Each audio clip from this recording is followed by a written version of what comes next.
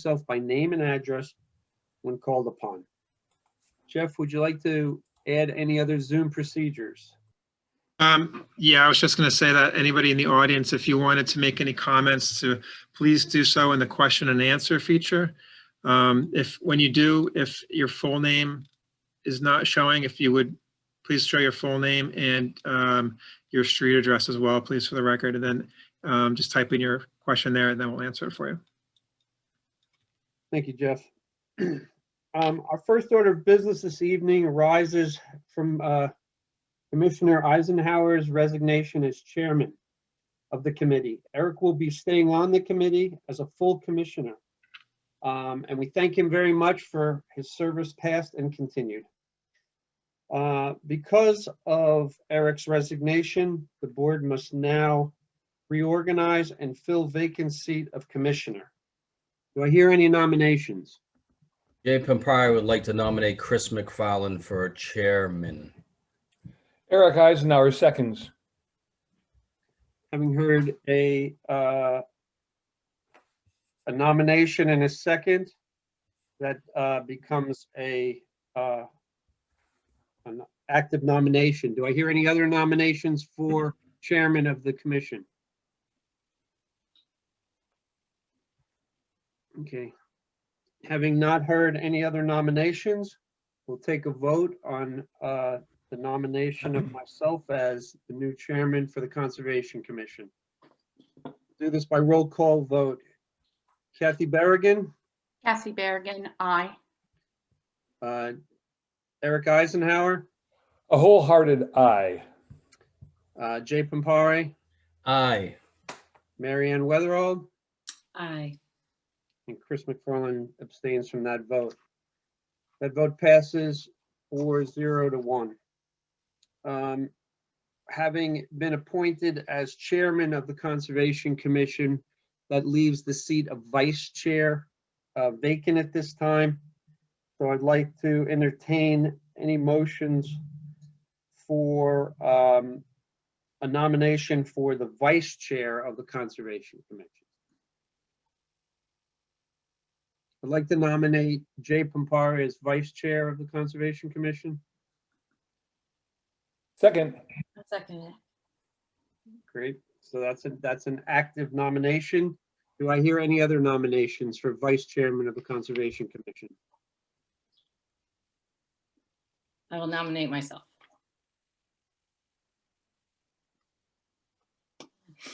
Okay. I second. I hear a Mary second? Ann's nomination. What's that?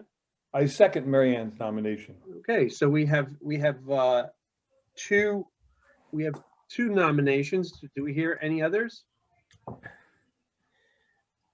Chris, I'll make this easy. Having heard a second nomination for Mary Ann here, putting herself out there, I'm happy to a vote in favor of Mary Ann if she's willing to take on that role. And you can take her vote instead of my vote. I'm happy to, if Mary Ann is willing to nominate herself, she's more than worthy. Happy to have her be vice chair if she's willing to do so. Nominate myself for vice chair and only vice chair. I Okay, think everybody should step up and I feel comfortable in this position. all right, thank you very much. Thank you. Thank So you very Jay, much, you're Mary Ann. You'll do a great job. So Jay, you're basically, you're denying your nomination. Is that what we're doing? If we have another, I mean, you can vote on it, but I would move Mary Ann's vote forward. If Mary Ann is willing to take on that role, then I support her in that role, and thank you for stepping up. And I would support her as vice chair, and I would remove my nomination, or we should just vote on Mary Ann. Then that's what we should do. We shall take a roll call vote for the nomination of Marianne Weatherald as vice chairman of the Conservation Commission. Kathy Berrigan, Kathy Berrigan, aye. Eric Eisenhower, Eric Eyes are an enthusiastic aye. Jay Pampari, Aye. Chris McFarland says aye, and Marianne I withdraw. will abstain. I So that Not withdraw. Hope not. so that vote Not passes yet. 4-0-1. Not for the tape. Thank you, Marianne. Congratulations, Mary Ann. Thank you, and I would look forward to working with you, Chris, and Thank Jeff, you. and the rest of the board. Okay. Our first hearing this evening is for NOI 21-3 and Stormwater Permit 21-02 at 87 and 124 Elm Street, continued from January 21st, 2021 hearing. When we continued this hearing, the applicant had informed us that our comments of concern were in conflict with the planning board. Our hope in continuing was to contact the planning board and discuss our concerns. Our agent reached out and provided comments in writing. These comments were acknowledged by the planning board, but without resolution. This leaves us in the position to continue this hearing, hear from the applicant as to any modifications they have made to the plans, and continue our review of the application.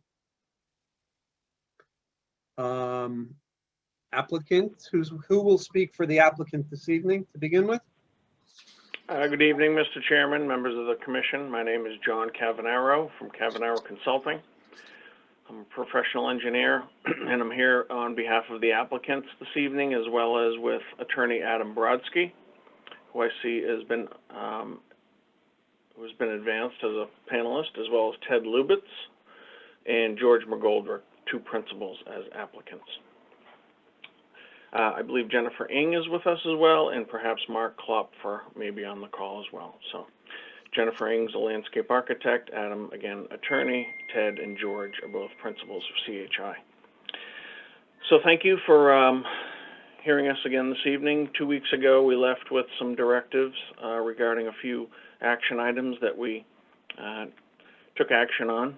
One was to reevaluate the existing and proposed tree inventory across the project. A second was to reevaluate the potential to add more green space across the property. And a third was to make mention and advance the proposed railing concept along the boardwalk, which was added to the landscape plan. And then another item that we had addressed on the erosion control plan, there was some mention about citing a truck washout during construction. So we had identified that on the erosion control plan, just outside of the construction entrance at 124, outside the 100-foot buffer zone. So overall, what we did, if I'm going to share screen, if that's okay, and pull up. If it's possible to interrupt, Jeff, can you bring Mark Klopfer to panelist, please? Yeah, thank you. I was going to ask when I had the opportunity.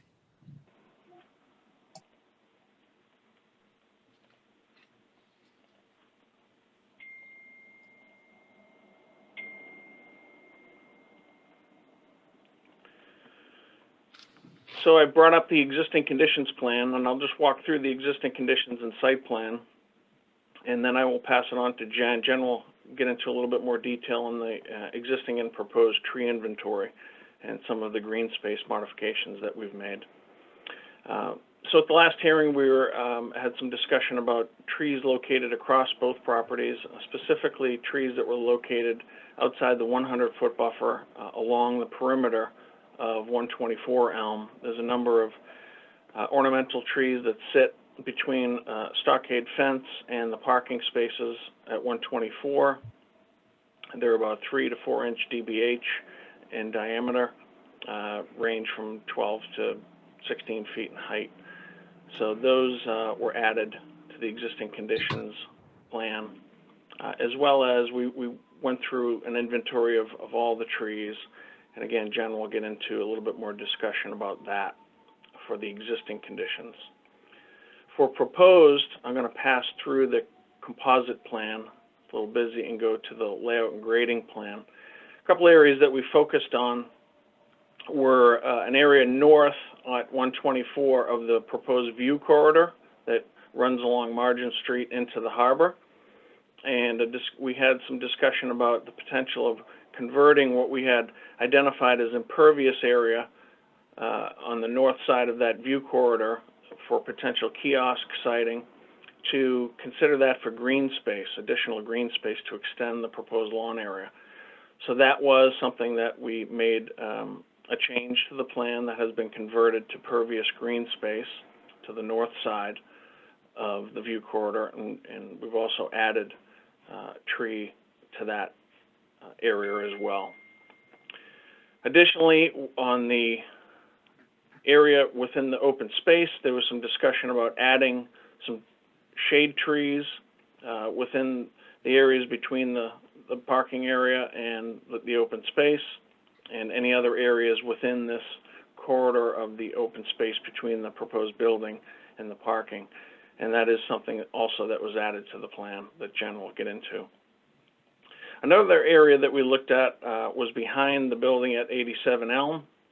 We talked about looking for an opportunity to increase the green space right behind the building, and also give consideration to the surface to convert what we had proposed as a straight gravel parking lot to a pervious parking lot with a geogrid material to provide some additional strength, which then leads to potential additional porosity of that impervious surface. So what we've done is we've spec'd out a geogrid to be sited behind 87 Elm Street that will maintain its pervious surface, but that also works as a nice leveling area as well for that parking behind 87 Elm. And I'm just going to touch on the other item that we talked about and pass through the details of the project. This is the new additional detail for the geogrid for the parking. And this is the area that we had identified previously on the erosion control plan for the truck wash area behind the construction entrance at 124 Elm that's located outside the 100-foot buffer zone.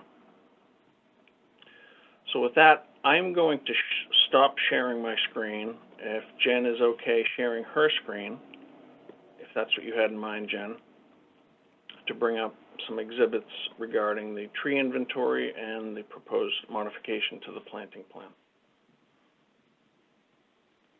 Okay. So everyone can see my screen okay? Yes. Great. So there are 37 existing trees between 124 and 87 Elm. 5 of them are showing either severe and extreme decline or are already dead. So for practical purposes, there are about 32 existing trees. This tree in particular was one that we talked about a lot last time we met, and we've ID'd it as a Norway maple. It's on the Massachusetts invasive list, and we should probably use this as an opportunity to remove it. It is also about 2 feet offset from the harbor walk, so it will struggle during construction. The other thing to note is that all of these trees are either in conflict with a proposed sidewalk, proposed harbor walk, or proposed building. But we did want to take a look at the trees and hear your concerns and see what were the opportunities for saving or transplanting trees of value.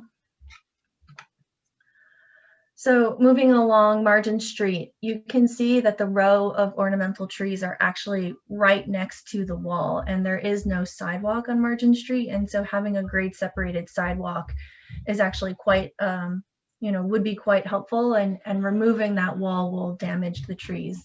These are the 3 trees, 3 of those 5 trees that I was noting as already significantly damaged. You can see that there's a lot of dead wood in the canopies, a lot of suckering, just a lot of problems. Again, so this is moving along Korean dogwoods.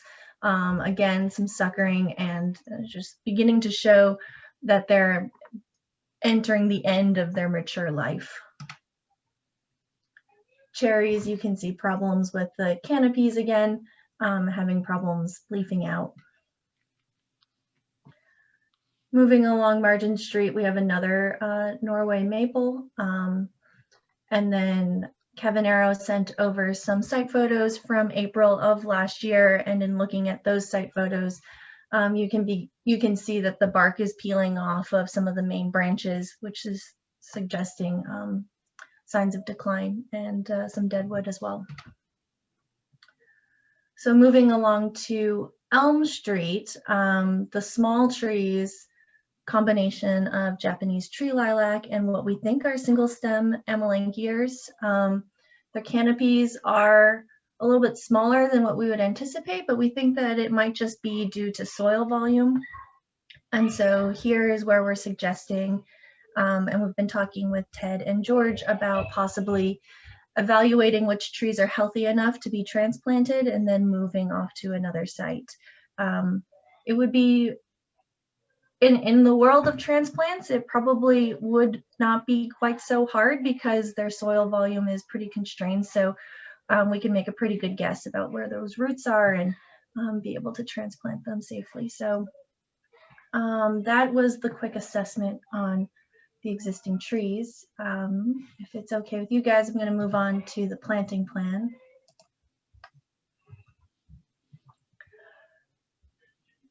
So just to kind of echo what John said, we looked at that northern area that was the plaza area, and we thought that we agreed this was a good opportunity to add more planting, and that we should do that, especially because, you know, the plan that you saw previously, it had like, you know, a tiny sliver of coastal planting, and maybe expanding that a little bit. We thought that was a good idea. We also looked at replacing the grasses and hedges with trees, and so we've included Mrs. Savatica as the tree between the parking lot and the open lawn. We think that it would be, you know, provide a good gateway in between, between the vet lot and the harbor walk, and hopefully start to frame that space a little bit more.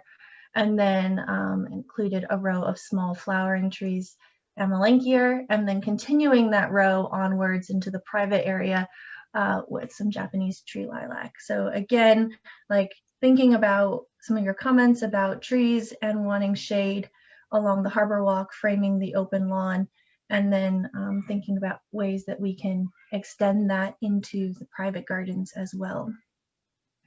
All in all, there are 38 proposed trees on the site, so hopefully that is helpful, which is an increase, obviously, from where we were last time.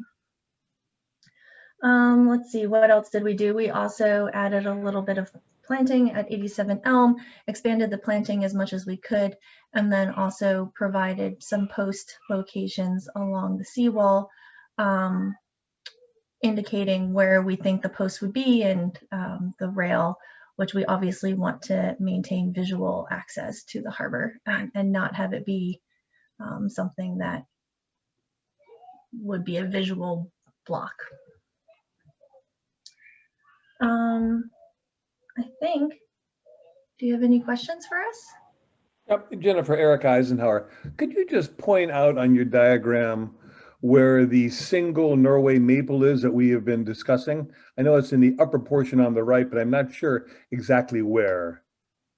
Yeah, it's in this upper corner. Actually, John, would you prefer, Sure. should we show the existing conditions plan instead? Yep. If you want to stop share, I can bring that up.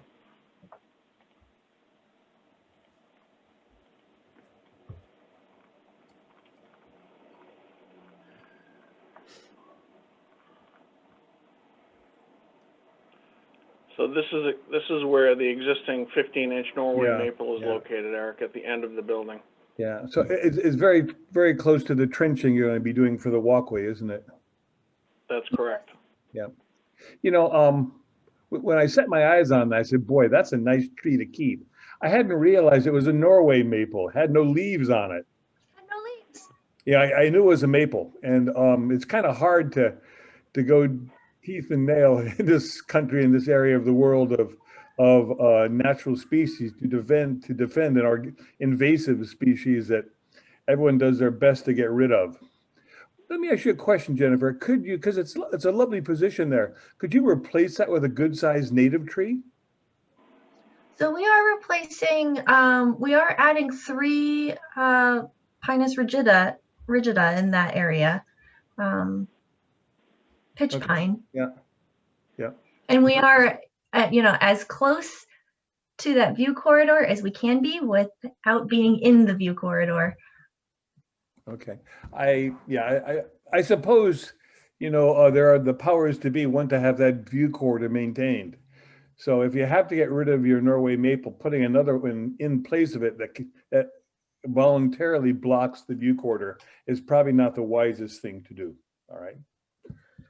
So this is Jay Pimpari. I appreciate the revisions to the plan in that upper corner. I was going to ask a question before Commissioner Eisenhower did along the same lines there. So again, I appreciate the revisions to that. From the last meeting, it appeared that the planning board, and I don't want to delve on it too much, but they were considering the whole entire area the view corridor. However, on our plan, we just have the area that's looks like the coastal mix is the actual view corridor. But so replacing the Norway maple with the three pitch pines, which are about 6 to 8 feet high as being proposed, doesn't that kind of fly in the face of blocking that view corridor a little bit? Going, I know there's a Norway maple there now, but when I think of the view corridor, if it's a true view corridor, I'm looking at that driving down the road. I'm not looking up 50 feet in the air. I'm looking at pretty much at eye level straight across, and eye level. I'm not 8 feet tall. Shit, I'm not even 6 feet tall. So, I think wouldn't we see those pitch pines, and wouldn't that actually block the corridor view there in that area? And as they grow and get bigger and bigger, while I encourage the planting, doesn't that kind of fly in the face of the view corridor? So the view corridor is noted in those green lines on the plan, so curb to curb on Margin Street, and the pitch pine are outside of that view corridor in that northern triangle. We chose pitch pine because it tends to grow taller and it has an open branching structure, so you're not going to get like those sort of dense canopies of a maple or an oak, and so that was the thinking behind it.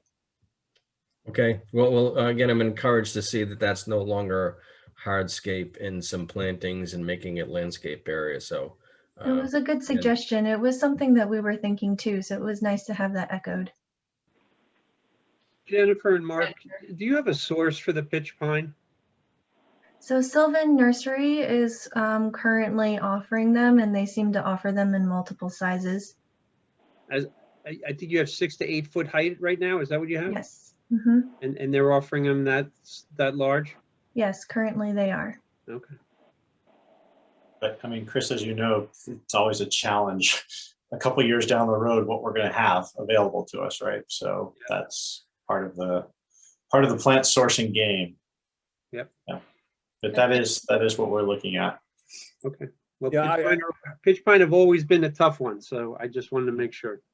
But Chris, you did bring up a good point. So when you brought that up, we actually reviewed all of the trees, not just pitch pine, and we found through that exercise that we had some spruce that we had proposed in the first round that did not seem to be readily available in the sizes that we wanted. So that's why you see the change in that area.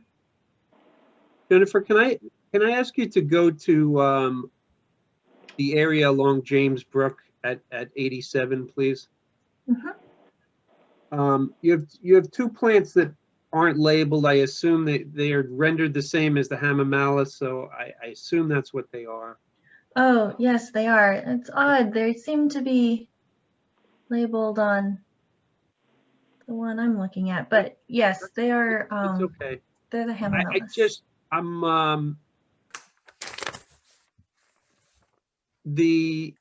I was there the other day.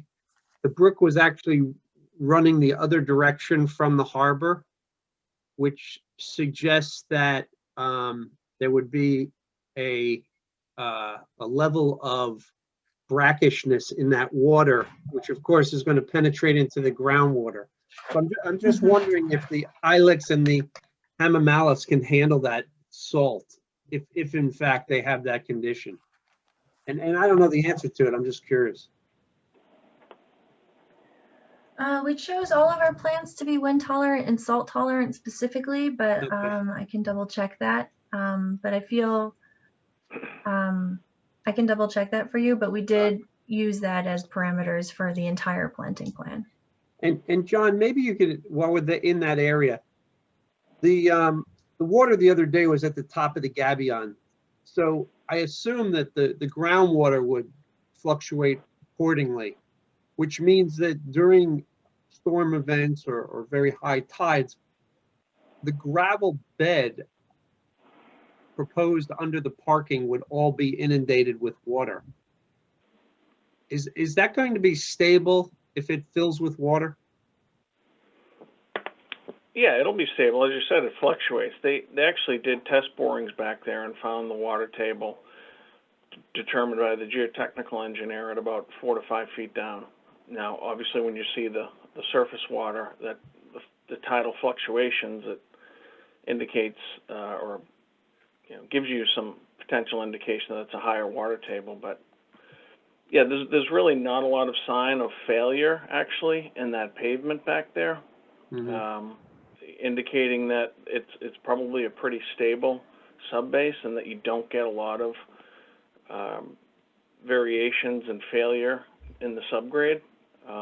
So I think where we're speccing a bank run gravel that will be compacted and lifts, and then you'll have this, the geogrid, I think it was a great idea, quite frankly, because it does provide, it takes that compression and tensile strength out of the stone. It provides a better leveling surface, and in turn, it actually creates a little bit more porosity at that level. So, but I wouldn't foresee there being a real issue with fluctuations of the water table as it relates to the brook. Okay. And John, since we're talking about this area here, I know it's been a sensitive subject at the last meeting and we haven't talked about it too much, but as far as the disturbance down there, can you talk a little bit about how the lawn buffer area is going to act as a true buffer from the gravel area there to the actual brook itself? So I think actually in looking at this geogrid material, you can infill that with different surfaces. And I think for this area, we would extend the geogrid actually probably for the entire footprint, including the lawn, and that would be a lawn edge. So it would be a more durable lawn edge, but it will still be, instead of being crushed stone, we can have that be basically a turf edge adjacent to the crushed stone surface next to it. So it'll be a more linear edge versus something that will get washed between one another. And that's another benefit of that geogrid. So the intent there would be that there wouldn't be stormwater runoff washing out the sediment from the lawn, et cetera, over into the brook itself? Right. I mean, you're going to have, this is really the limited area that you're getting runoff because this is all roofed. And so. And what is the actual distance between the stones, or those stones are very, I should say the granite. Yeah, the granite actual, blocks. Yeah, the granite blocks and the edge of the proposed gravel area there. It's about. It's a few feet. Yeah, it's probably 3 to 4 feet in here. Okay. And how deep would the geogrid be there? So I'm assuming if the geogrid is less than 12 inches or less than 24 inches, it would be difficult to get any potential plantings in that area for an additional buffer. Yeah, it's more to be practical with the maneuverability of the parking spaces as well. I mean, we've trimmed this as much as we can for all practical purposes. So we've designated this last space the temporary loading area, which will be at least used. But we want to be able to provide a true functional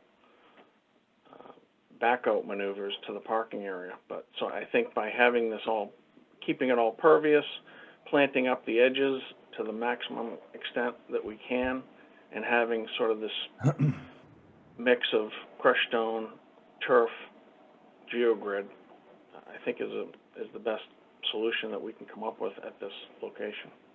And as far as day-to-day use, again, please remind me as far as what these parking spaces are intended for. They're not dedicated parking spots for any individuals. I understand. So what's the what would be the day-to-day use on these spots? So it's really going to fluctuate based on the commercial activity. These are primarily designated for commercial use. So it's really additional parking to the parking across the street at 124, in addition to all the street parking. So it's to provide as much parking as possible to this mixed-use project. And then in addition to the well, I guess it's not underground parking, but there's also parking under the structure itself, correct? Although it's at That's correct. It's Yeah, at so that's street level. that's per in se. here. Yeah. Yeah, all the residents have designated spots at 124 as well as 87. We have a handicap spot inside 87, and we have one actually inside and outside at 124. So the accessible spot is inside 87, but the majority of the spaces are for the residents. Jennifer, is may I there ask you any reason? a question? Jennifer? If you go to the west of the diagram where in that parking area, it says intermediate mix, I think, to the left, is there a saltwater channel that runs down there along the No. outer? No, No. no, that's actually the buildings come up close to that Okay. right now. All right. Yeah. This I was is gonna this say, is the Jen, existing conditions. Yeah, I was going right to say here. because the plants you have go in are authorized for saltwater in the air, but not saltwater in the root structure.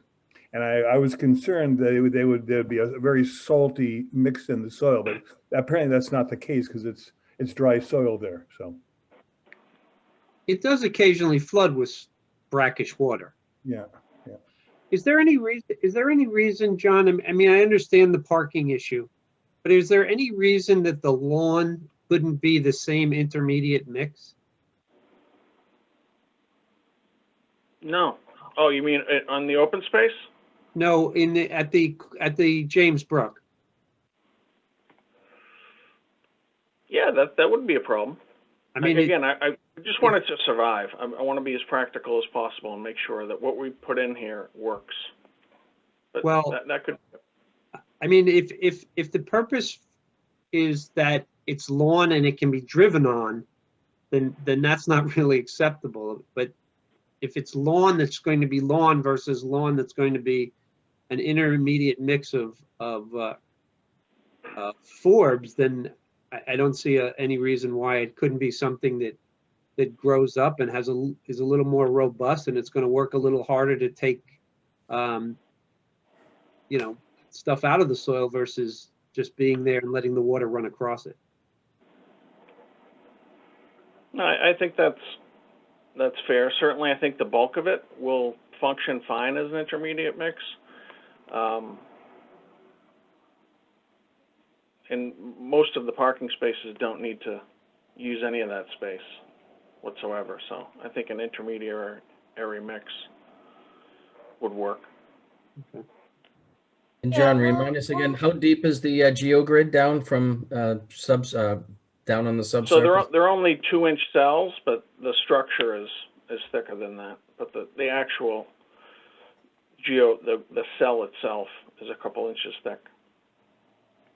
John, back to that same area. So a GeoGrid is a stabilizer, I understand, and it holds within the cells. Or can you explain it more to a layperson? Sure. Please. Yeah. So I'll go to the detail. Mhm. It basically what it is it's a hard shelled material Mhm. that serves to withstand the compressive, so the loads of a vehicle, Mhm. and the tensile, the strength, both vertically and horizontally. So what it does, it takes a lot of the stress off the stone, so it actually keeps the stone less compacted, and it provides a more level surface. They actually just built an entire lot on Martha's Vineyard near property that we visit over in Chappaquiddick, they did an entire parking lot, the commuter parking lot, with this mix of the GeoGrid cell with crushed stone atop, and adjacent to a very sensitive coastal area. Okay. And John, could you comment on the approximate longevity of this GeoGrid? Somebody put one in across the street from me, and looks like a really good system, but it is plastic, and of course, then it's subject to some extent to UV radiation. And you know, we all see what plastic does with time. What's the lifetime of something like this? So it really depends on how well they're maintained, which, you know, fortunately, this project will be permitted under specific guidelines with operation and maintenance plans. That's why, you know, part of the stormwater permit that we're applying for with this commission, as well as other documents through site plan review, there is an operation and maintenance plan to maintain these facilities.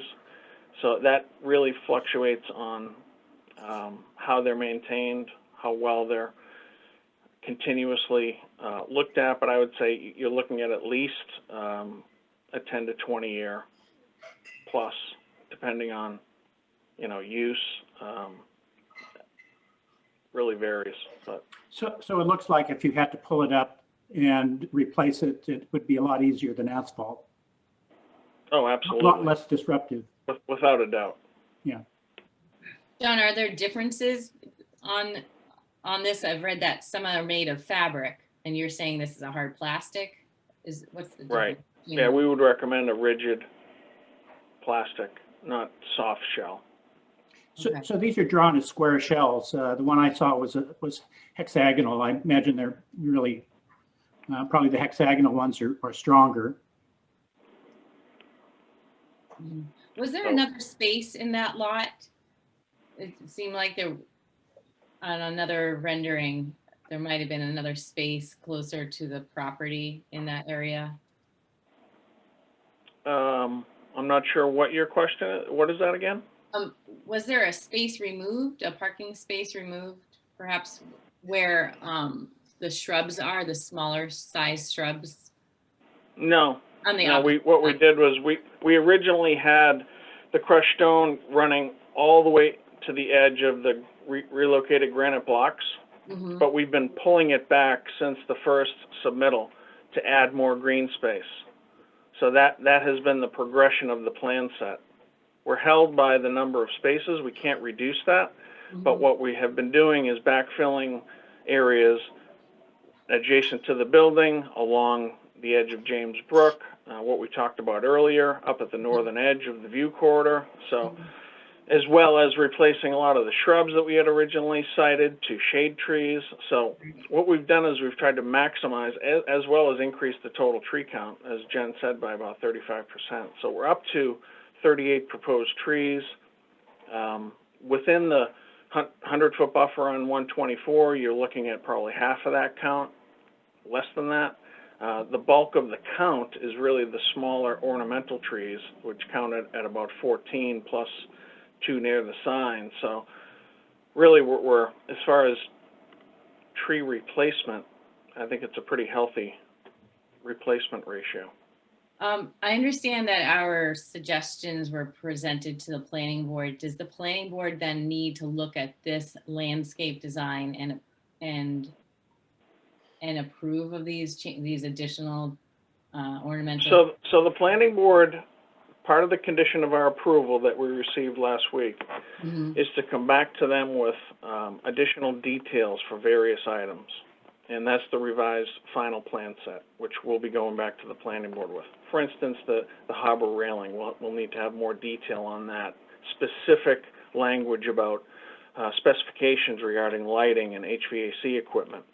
But what we tried to do with this Mhm. was the planning board, we did not get into any more detail about planting after the commission's letter that was sent to them last week. But what we did do is we tried to strike a balance between what we heard from the commission and what was reflected in your concerns sent to the planning board, what the site can actually support, and really try to strike the balance between the two. Maintain a healthy open space, add more shade as suggested by this commission, address more green space north of the view corridor. We had 2 trees in the original landscape plan that was submitted to the planning board. We've added 1 more.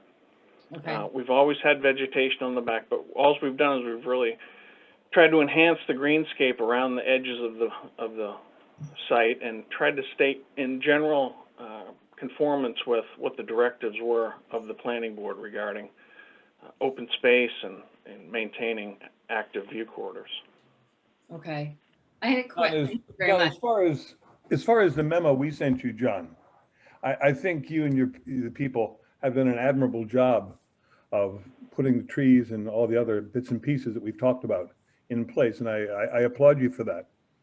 One remaining small little maintenance issue, certainly in the 100-foot area. Last time we discussed, it was mentioned you were not planning on having any watering or irrigation system here. You know, No, that's not true. That's Okay. not true. all right. We're actually required to have irrigation as part I of was the going to say planning with board. 3,500 plants, you're going to need something. There will be irrigation at this, Okay. The irrigation. Mhm. yes. Enough said. Thank you. I had a question for Jennifer. She has disappeared off my screen, so there you are. Thank you. You had mentioned along the wall that the trees had reached their mature life. Can you tell me what the typical lifespan of those trees are? I mean, And- cherry trees Mhm. are probably more, and Mark, you can correct me if I'm wrong, but we have a cherry tree in our front yard and it's like around the 20 to 25-year range, and it is not a happy tree. And I've seen that elsewhere in the Northeast as well. You mean ornamental cherry? Well, my parents decided they wanted a calorie pear, and so that happened. Yeah, no, you're talking about cherry trees because the fruiting cherries are more susceptible to disease and all that. So Yeah, and I think one of the challenges is that it's one thing to have it growing in the middle of a lawn, and it's another thing to have it growing through pavement and along a wall. So, its context is important. Did you mention, Jennifer, and I may have lost you somewhere in there, that the trees along the parking lot, like 3 of them, are they going to be transferred or they're not? I didn't So understand that.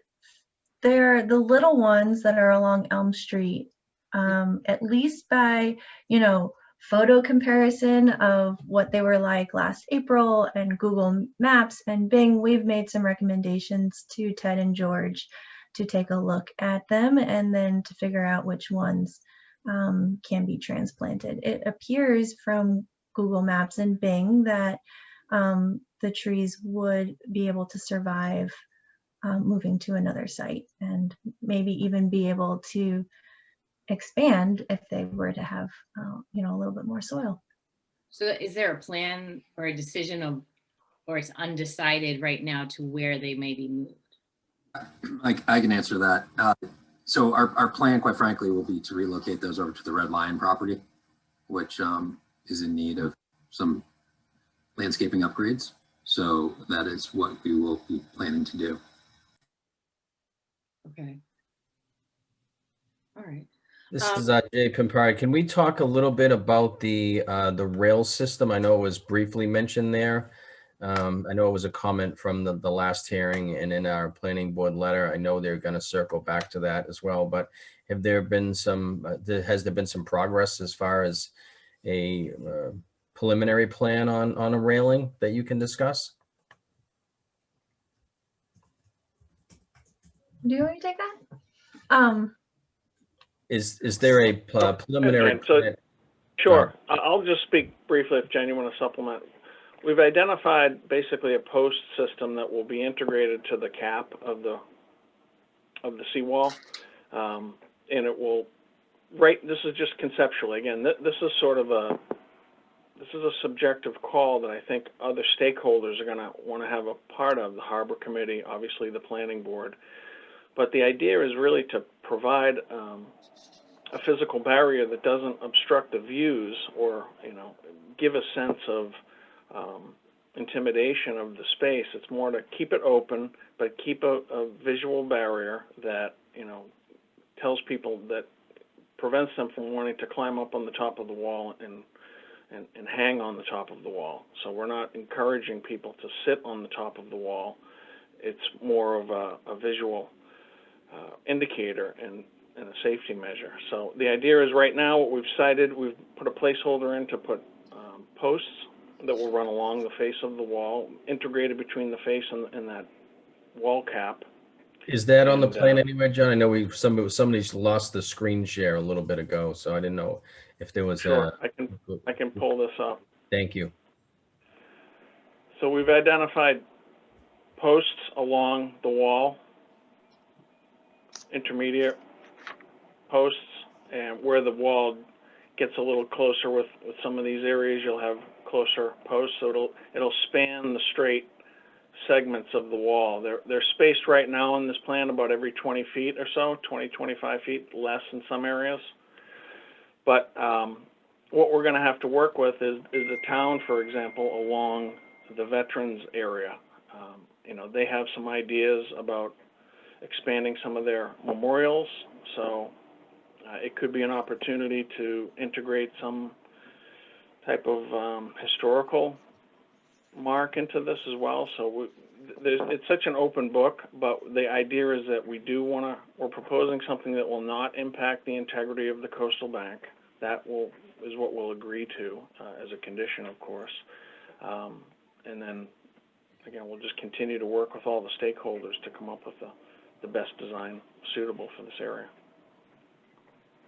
So it's fair to say what we have in front of us here are a post type of a system at the spacing that's dedicated here, anywhere from 20 to 25 feet, but narrowing down to 8 or 10 feet on the northern side. Yes. Okay. I know we had talked about truck washouts at one area time, having a washout facility. Have you considered what type of washout containers that you would recommend for this area? So it'll be a hard, large, durable stone area that will be extended beyond the construction entrance. So again, this is something that's part of an operation and maintenance plan during construction. So there's a construction pollution prevention plan as part of the stormwater permit. But there's going to be housekeeping that's required throughout the course of construction that will be maintained. But we wanted to identify an area about 500 square feet outside the 100-foot buffer zone for that activity. And there'll be a curb a temporary curb there on the street side, John, so that runoff doesn't go into the street as well? Yeah, so this actually slopes down into the lot slightly. Okay. I heard that there's different types of washout containers, like a metal washout, vinyl washout, concrete washout. So that's why I was interested in what would you recommend along this bank, this area? So I would recommend that, you know, at a minimum, we'd be looking at a fabric underneath large stone. Again, this is all to be removed, but it's really to prevent areas that are going to get stockpiled with large areas of concrete, but this will be continuously maintained and kept clean. Right, for the maintenance plan. Thank you.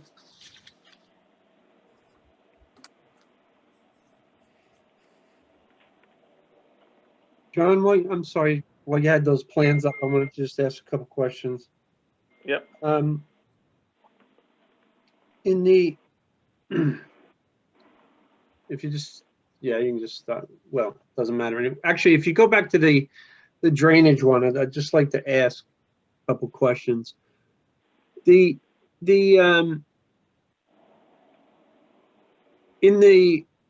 the current condition, the majority of water within the 50 and the 100-foot buffer, it just infiltrates into the ground, correct? No, there's a large, I'll look to the composite plan for the 50 and the 100 with everything. This sort of tells a little bit of a story. So this is the existing building right Yep. here. Yep. Here's the existing parking, and of course, the dark tan, this is all pavement all around. So Mhm. this is captured, that's outside the 100, but that goes into catch basins that drain into the street. There's catch basin in the back of this facility that drains the parking lot. Right. All the roof drains mix, a lot of them go into the ground, some of them daylight. And then you get some hard surface in the back that this generally is all sloped towards the harbor. Right, but the harbor wall is proud of the ground surface, correct? Yes, So the majority of that is infiltrating at this time. yeah, to a degree, yeah. Good. That's not hard plumbed through the roof into, because there's drains that daylight out into the seawall too that capture the roof. So a lot of the roof actually just goes right into, depending on, we can't inventory every interior roof drain throughout this building. Right. But I think there's probably a fair bit of this roof that actually goes right into the harbor. Okay. And I know that you've done calculations that talk about pervious and impervious, but I was wondering, did you break those out by area, or is it just an overall? Oh, no, they're broken out in the stormwater permit. Broken out, you mean between the 50 and the 100? Yes. Or, yeah. So, with there's not a tremendous, well, it depends what we did. We made a conservative assumption on the decking, in the proposed decking. We consider that all impervious, just for a conservative design assumption. Mm-hmm. But really, what decking usually typically is considered pervious because it'll drain through the decking into a pervious surface beneath the decking. But assuming that it's all impervious, the decking, just for the drainage sakes, which is what we assumed, there's about a 2,200 square foot reduction between the 50 and the 100, and there's a couple hundred square feet reduction in the 50. So it's not a huge reduction in the 50 because of the harbor walk that we're proposing. It's about 2,800 feet. We're assuming that's impervious. And we have, a large patio area within the 50. That went up a little bit when we converted some of the space, but really with the deck being pervious, you'd be looking at an overall decrease within the 100 by about 5,200 square feet reduction. Okay. And that would be sort of split between the 0 to 50, it's about 3,500 square feet, and it's a little under 2,000 in the 50, with the deck being pervious. Okay. And Or just to do you know what the cut and fill change is in the 50? Do I know what? I'm sorry. What the cut and fill? I imagine it's a cut in the 50, an overall cut in the amount of soil Oh, material being. material. Yes. Yeah. Yeah, I would say it's probably, it does slope up, but for the 50, we are lowering the grade. That's right, with the harbor walk. Sure.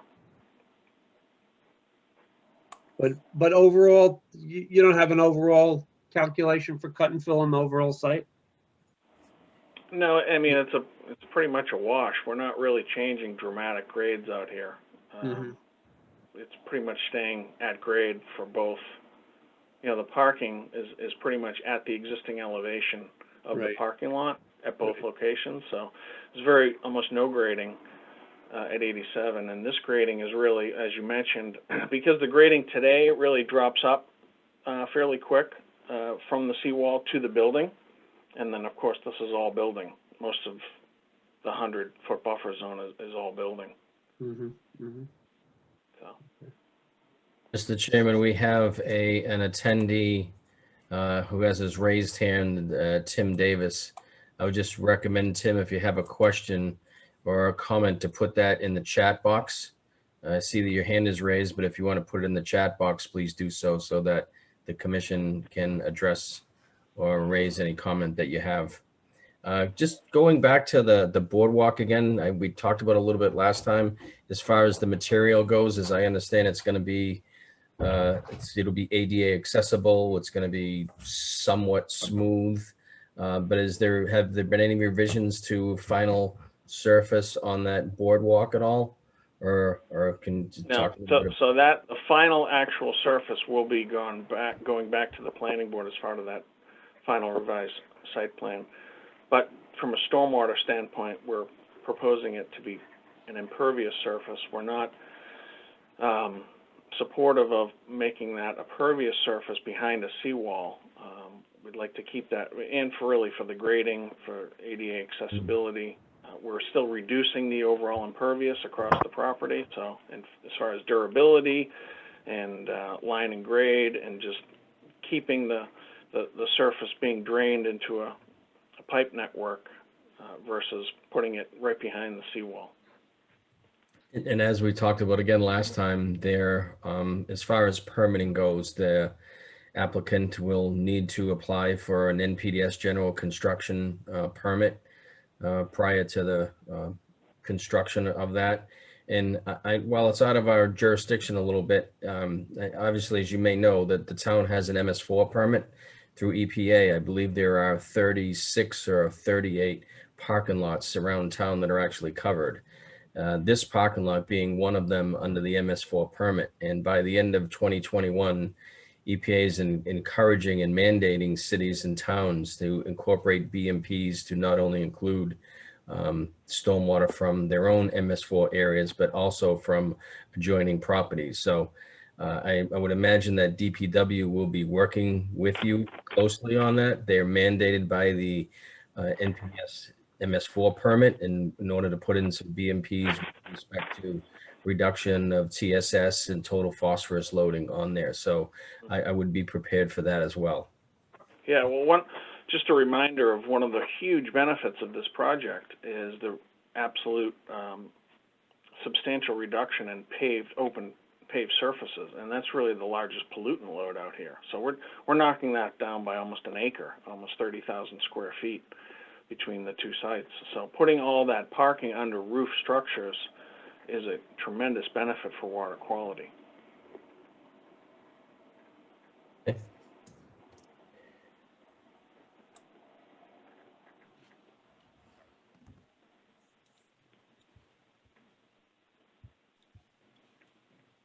John, I think the plans this week, you do show lighting, is that correct?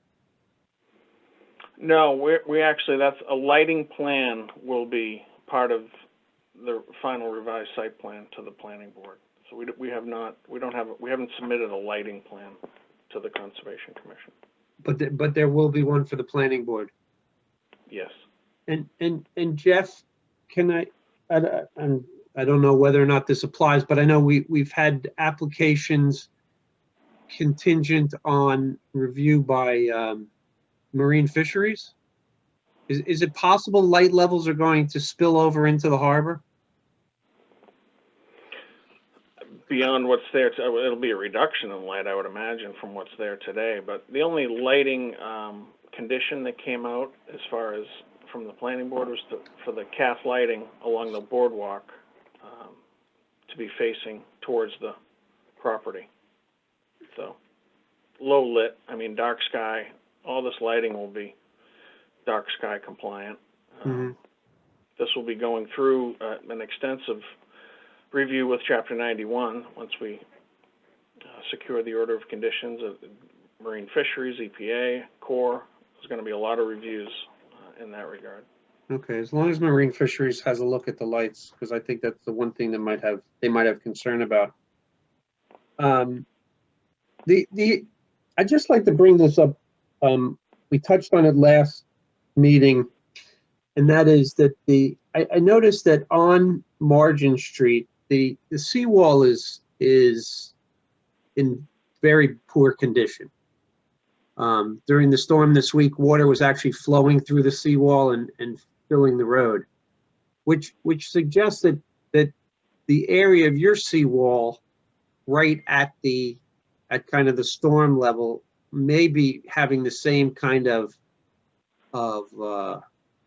deterioration. And obviously from our perspective, you know, we want that seawall to last for, you know, because it is considered the coastal bank on this property and protects the buffer behind it. So is part of any condition to have an operation and maintenance plan for that seawall? So it's of utmost importance for the applicant, obviously, to have a well-functioning seawall as well. It's sort of an overall part of maintaining the site, but really when the demolition takes place and further evaluation can be done on the overall site. Right now, there's no plan to do any work on the seawall as part of this application, but that doesn't mean that it won't be in the future. So certainly the facility itself will be covered under operation and maintenance plans just as part of the homeowners association. That'll be part of the infrastructure for the property. But that'll be something that certainly will be, with all the stakeholders on the property itself, that'll be incorporated into their ownership documents. Well, I think it's important that we have an operation and maintenance plan for the harbor wall itself. We know that from other situations that the harbor wall around the harbor is starting to have problems, and it's important to us on this project that from a conservation standpoint that harbor wall be maintained in a reasonable fashion. So I think that's important. The other thing I'd like to mention in your erosion and sedimentation plan, you mentioned dust control, portable toilets, and one other thing I'd like to have you consider is an interceptor trench at the bottom of 87. Right now you have a silt sock there. You know, that site is very steep. It's going to have a lot of construction going on, a real opportunity there for some real erosion. So I don't think it would take a lot to dig an interceptor trench at, you know, at the line of where you're going to put gravel in later, and make sure that you catch anything coming down that hill.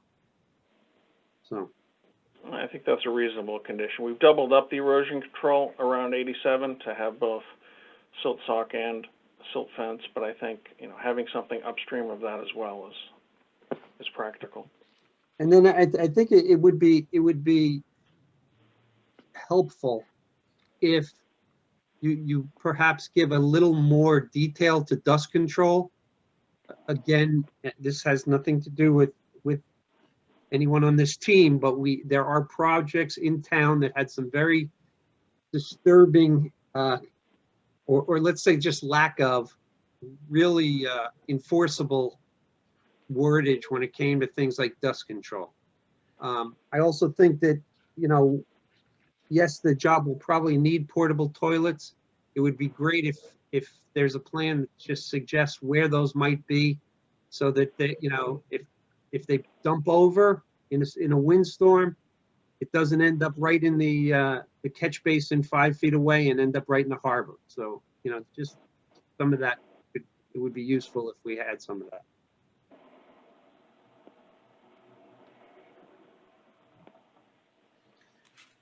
So I think I can at least address the thing about dust control. So that's something like the building department will be responsible for.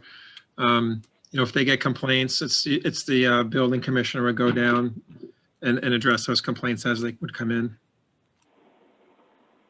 Jeff, Well, you want to read into I'm the hoping- record I'm hoping David's to avoid comment the on the chat complaints. box? Yeah. Also, while we have a little bit of a lull here, I just wanted to read into the record. Timothy Davis, who had his hand raised, has a comment. So I'll just read that in. He's saying that first, let me say that we as a community are very fortunate to have all the commercial properties in Cohasset owned by residents of Cohasset who are dedicated to improving both the harbor and the community. There will be many community constituents who will be working with other owners to integrate the various interests of the community. The Historical Commission will engage with owners on the Harbor Walk. The Harbor Committee will engage on the seawall as a protection for storm surge, the view corridor, and the Elm Street redesign. We are, excuse me, I guess as a community, are looking at a very much improved future. Thank you.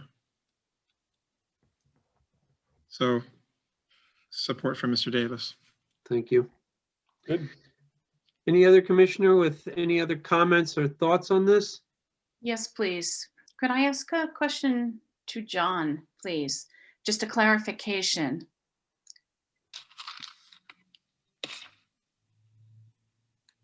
Sure.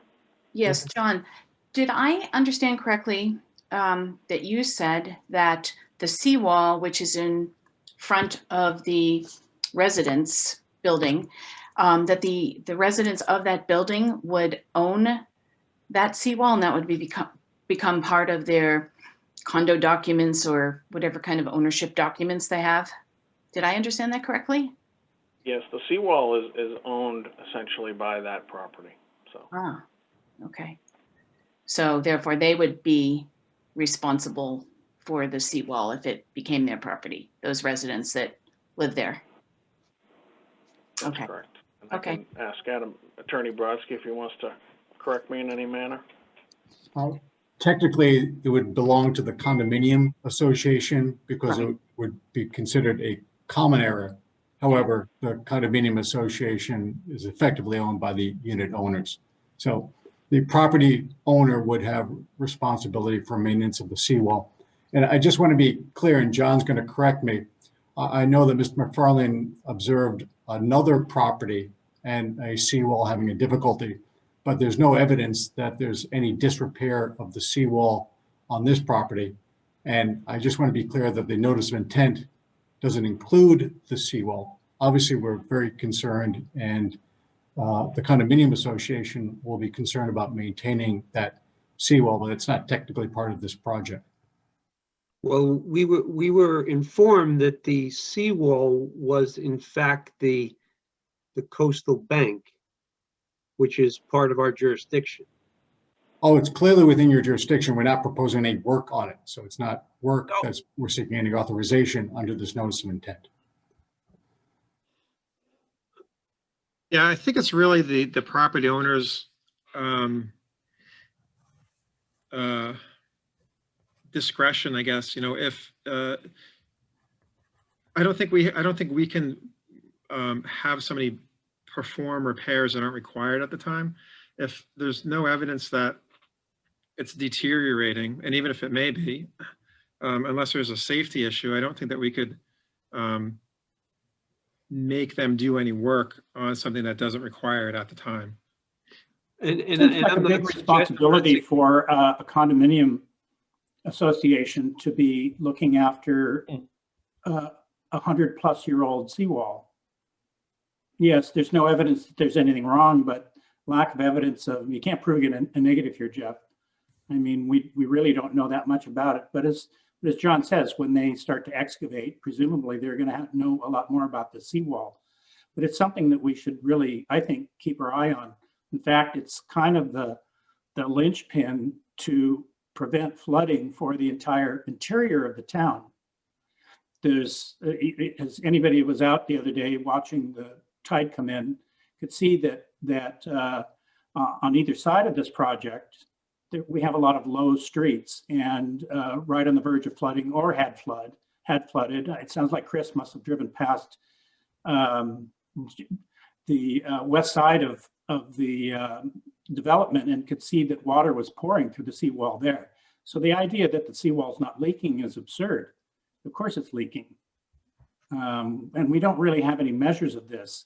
So sure, if you don't ask any questions, if you don't look, you don't know. So it's easy to say, oh, nothing wrong.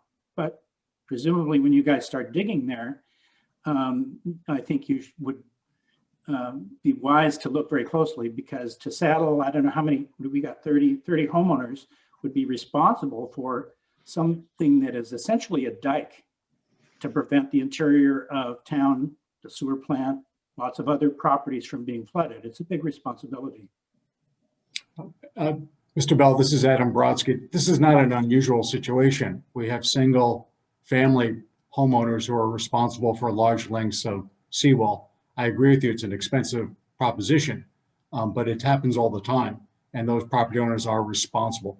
Again, John's going to correct me, there's no visual evidence of a failure of this particular seawall, and you can observe seawall failures, in various parts of the town. They're fairly easy to observe. Mm-hmm. Mr. Brodsky, I'd remind you that everything looked good in Milan, or not Milan, but Genoa, before the bridge fell down. So it's disingenuous to say everything looks just fine now, until we have some All I can say, Mr. Bell, I'm not evidence. I mean, it seems like it's your responsibility to be looking carefully at this engineered structure and to give us a somewhat greater assurance than to say nothing's happened yet, so it must be good. It's going to last another 100 years. All I can say, sir, is that, again, we're not proposing any work on this coastal engineering structure. And if it does need to be repaired in the future, that the homeowners association will have to come to the Conservation Commission as well as the Department of Environmental Protection and get the permits necessary to perform any necessary repairs.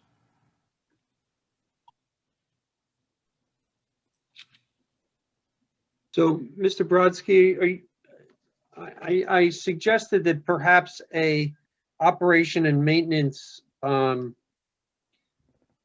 plan would be part of an order of conditions were this project to pass. Are you suggesting that that's not in our purview to suggest that something like that would be recommended? If you're asking for my opinion, we're not proposing any work on the coastal bank other than the installation of those railings on the cap to it. And so I don't see how you can condition work that's not within the scope of the project. But yeah, I'll leave that to the commission to decide. I wouldn't mind speaking a little bit. I think we're all in agreement that it is in the applicant's best interest and the future homeowner's best interest to maintain a structurally sound seawall, period.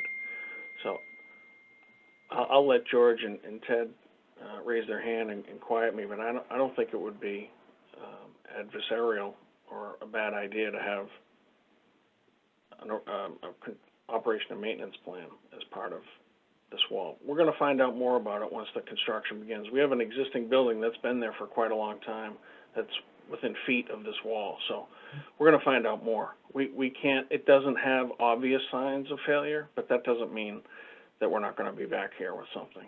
We don't have it today, but we can't predict tomorrow yet, but we can certainly prepare for it. And I guess just to add to what's already been said there, if the unknowns arise and there is a need to remove, replace, restabilize the wall in any shape or manner, an application would need to be filed, and the applicant would, in any situation, would be back in front of the commission anyway with a plan to further stabilize or reconstruct the wall in the event that that did happen.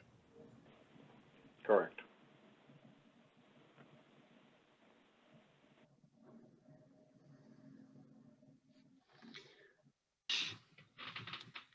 Do any commissioners have anything else to add? No, I guess I just on overall comment. I know the applicant has been in front of many different boards and commissions, etc., and in front of this town. I know it's been a long process for you, so applaud you for hanging in there through this all. To Mr. Davis's comment about the owners being members of the community, and that wonderful, and that's great that we don't have outsiders coming in and changing this and putting up Marriotts, etc.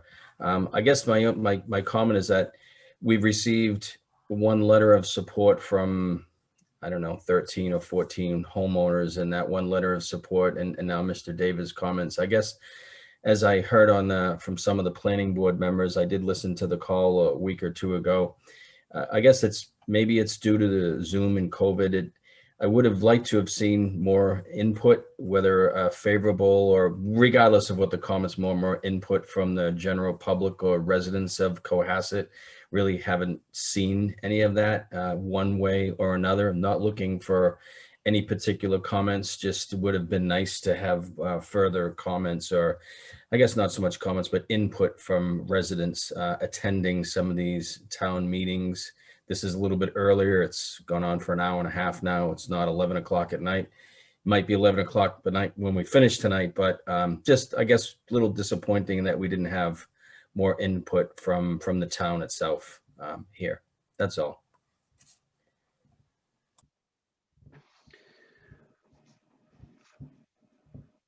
I agree with that too, Jay. Just had one question. We've probably covered it, but I had a note from the last meeting to myself about it, about the property at 87, which is on the other side. We've had a lot of storms and they seem to increase and get more worse every year. What's your expectations for a 100-year storm on the lot? I assume it's going to be flooding more, but can you address that? Sure. So we're designing the building for the 100-year flood event, which is a flood that would reach the street level, essentially. So it would encapsulate the entire building. So the building will be designed with that as a design parameter. That's on the opposite side of the street on Elm, you mean, with the lower lot? Yes. So essentially 6 feet or so of water across that lot from the brook towards Elm Street. That's what it's being designed to accommodate. For 6 feet of water in a 100-year storm. Correct. Okay.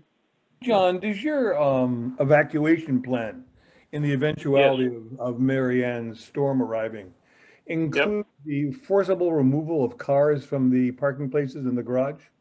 Yes, it does. It's not a voluntary. It's not a voluntary thing for the people to take their cars to the St. Anthony's. You would actually bring in your wreckers and take the cars away, because there's a substantial pollution, obviously, risk if the cars were to remain there. Right.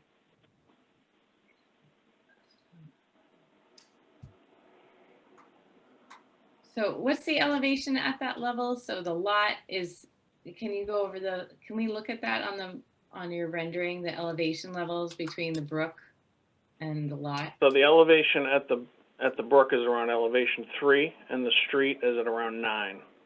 So it's a 6-foot differential between the back of the lot and Elm Street.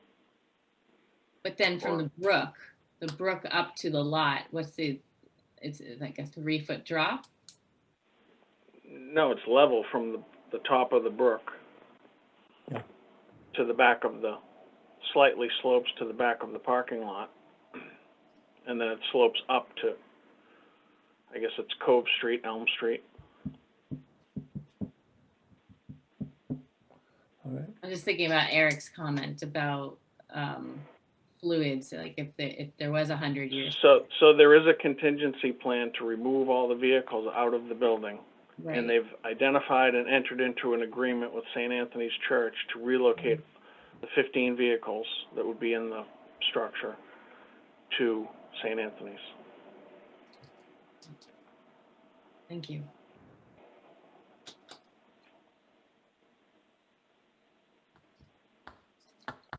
So I'll just throw that out there again. If there's anybody from the audience that wants to comment on this project, please do so in the question and answer. There's none at this time.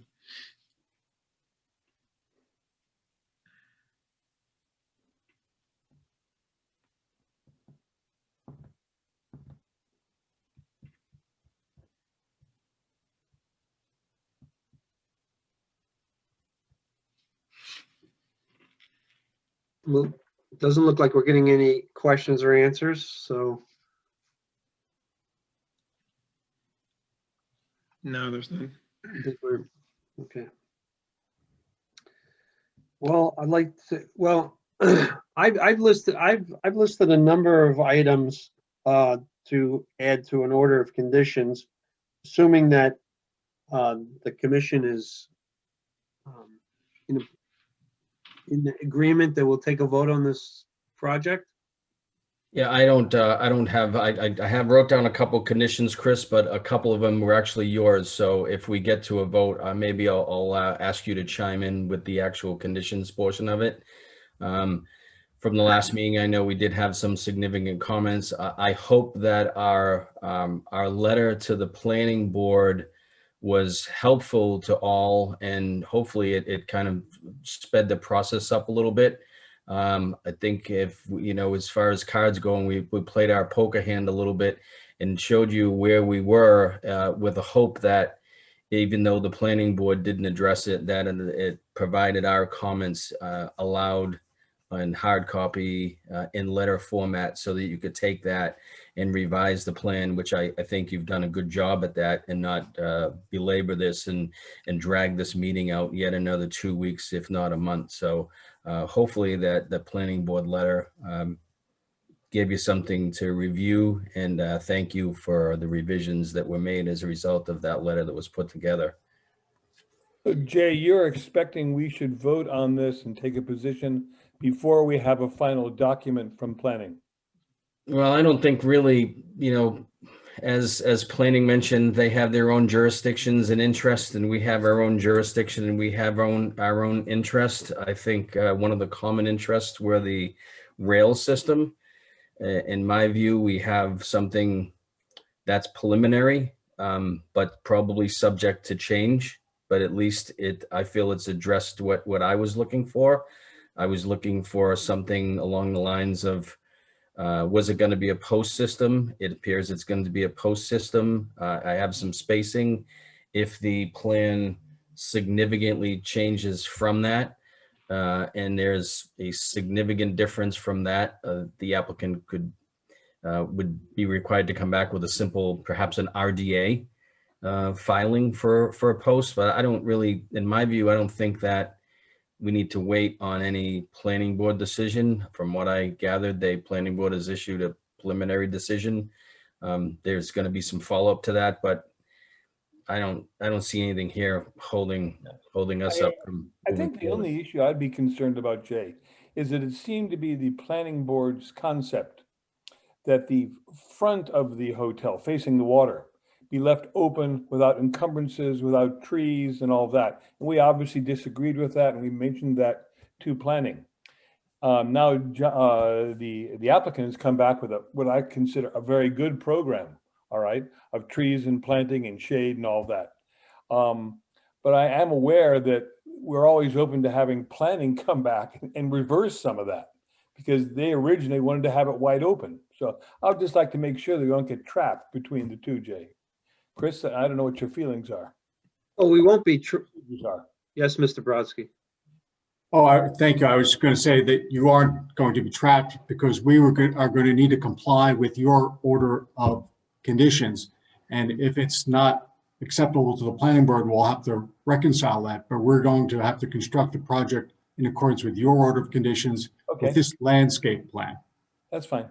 Right. And so from our perspective, we've been at this for several months. We would request that the commission please close the hearing tonight and issue their orders in due course. Thank you. Agreed.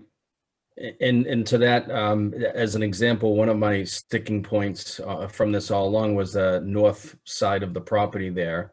That being originally a hardscaped area, I'm encouraged to see that it's now landscaped with the proposed 3 pitch pines. So that's what's on our plan, as Mr. Brodsky says. If 2 years from now, when the project's completed and those 3 pitch pines are not in there, then the applicant wouldn't get the certificate of completion from the Conservation Commission, et cetera. So they are going to be working off of the plan that Conservation approves. Mhm. So You still have to condition it though, and even though it is in the plan, it has to be added as a condition. that those pitch pines be in there. It's on the plan. It's part of the, it's it doesn't need to be a part of the special part of the condition. If it's on the plan, it's to be installed. Yeah. Let me, are there any further comments here from the commission? Can I just say, I think they've done a tremendous job since we last saw them. I think you've come a long way. The trees are there. Most everything we wanted has been achieved in what I would call an attractive and efficient way. And I personally thank you very much for making such a good effort. Thank you. I like the improvements at 87, so I appreciate that. Okay. So if I'm not mistaken, I believe we have a NOI and a stormwater permit for each property, Jeff, is that correct? Yes, that's correct. Okay. So how are we treating this, Jeff? Is that what we have on the agenda here? We have this as one project, 80, we've got NOI 21-3, 21-02, 87-124 Elm Street. As far as keeping this formal, what's the process here? We need an NOI, we need an order of conditions, we need a variance for work in the 50, and we need a stormwater permit. Are we doing this under 87-124, or is it No, two separate? you have to do one set for 87 and one set for 124. Yes. Okay. All right. So, Jacob- so to add to the order of conditions for 87, I would like to see an interceptor trench during construction. All right, Chris, if I don't want to overstep here, but maybe when I'll make that motion, and when the time comes for the condition, I will have you speak on the conditions to add to that, if that's okay with you. That's fine. All right, so why don't we do 87?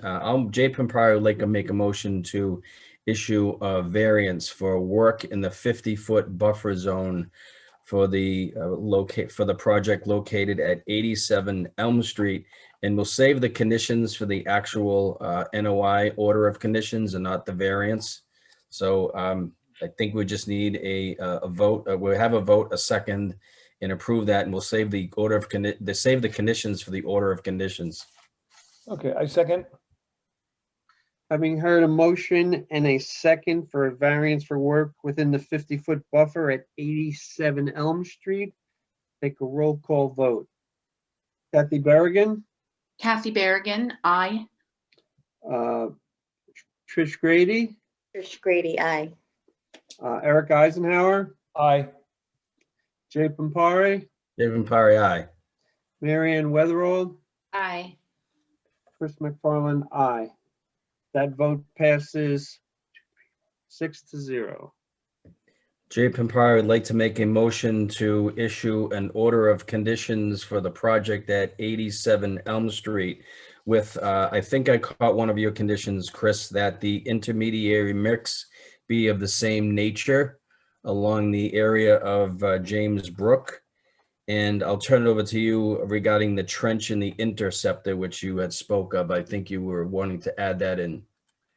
Yes, as an order of conditions, I'd like there to be an interceptor trench at the limit of construction at the bottom of the hill to pick up any erosion and foul runoff that runs down the hill. I'd also like to say that portable toilets will not be located directly next to James Brook.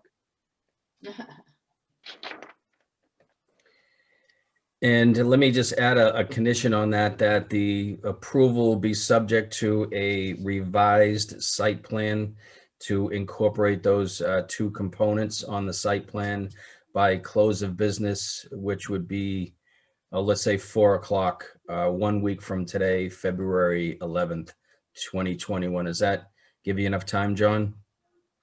I just happen to be leaving town tomorrow morning at about 3 o'clock, and I'll be back on the 16th. Could we just have a couple weeks for that? It won't take a long time, but I'd like to be present and see everything, if that's okay. Okay.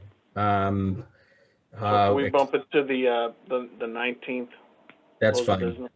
So revise that order of conditions to such that the plan or the project or the order of conditions reflecting condition that a revised site plan be submitted by close of business on February 19th. Is there a second? Do I hear a second? Hey, can I add to the order and conditions, or Sure. Yes. that the condition, I'd like to add a condition that the washout areas be covered. And the condition that there is a washout, a truck washout and a concrete area washout as well. Oh, I think we're just talking about 87 Elm Street, and is that condition pertaining to 124 across the street? Well, that I question that. So should there be two washout areas for if we are addressing them as two properties here? Let me ask the applicant that, whether or not I guess the project is constructed as one project and what the washout area would be for 87. So it would be similar on the back side of the construction entrance, so up high. Okay. Well, where would that be? Then when you say up high, is that So along? closer to Elm Street as the project works its way out of the property. So we should probably have that marked then. Yeah. So John, can we just have the site plan Sure. reflect that washout area as well as a condition?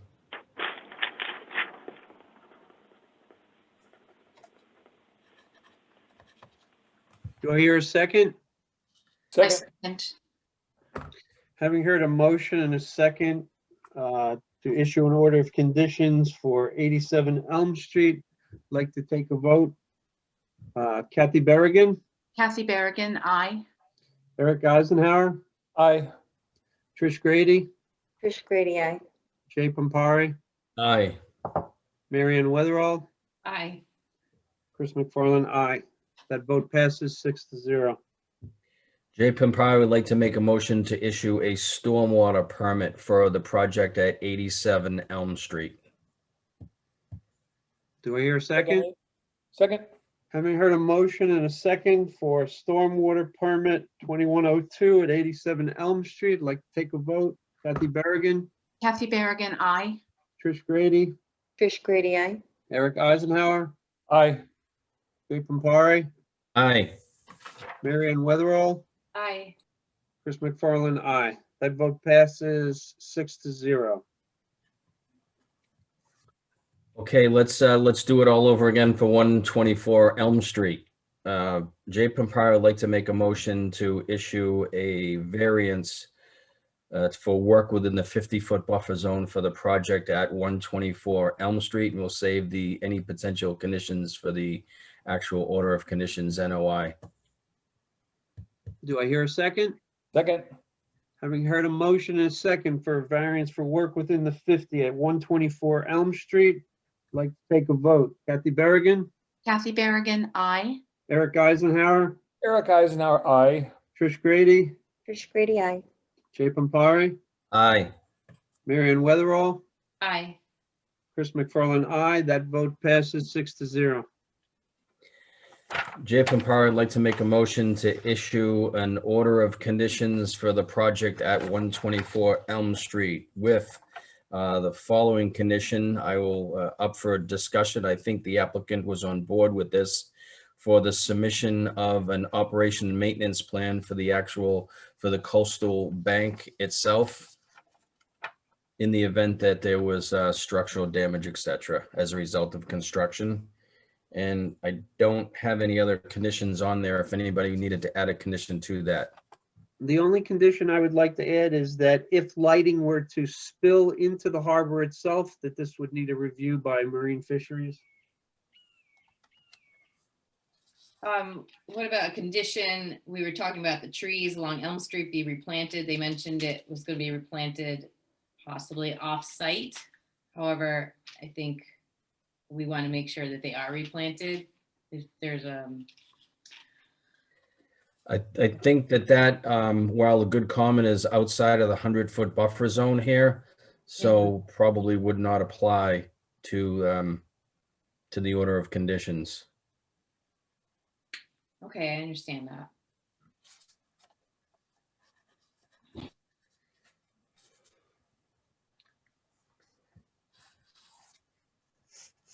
Is there a Any other- second? Any other conditions?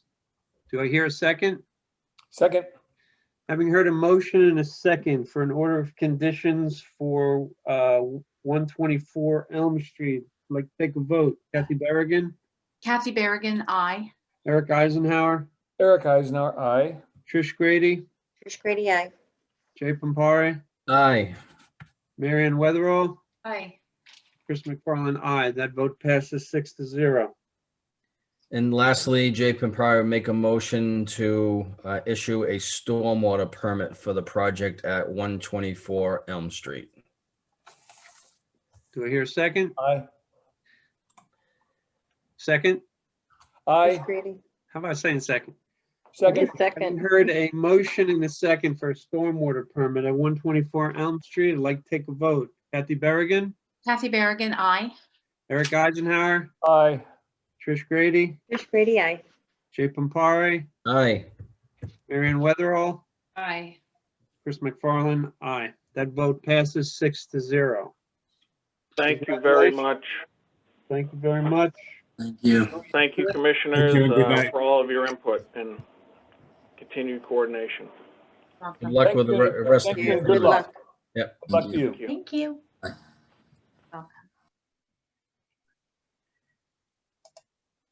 Okay. Don't go away, there's plenty more. The night is still very young, Chris.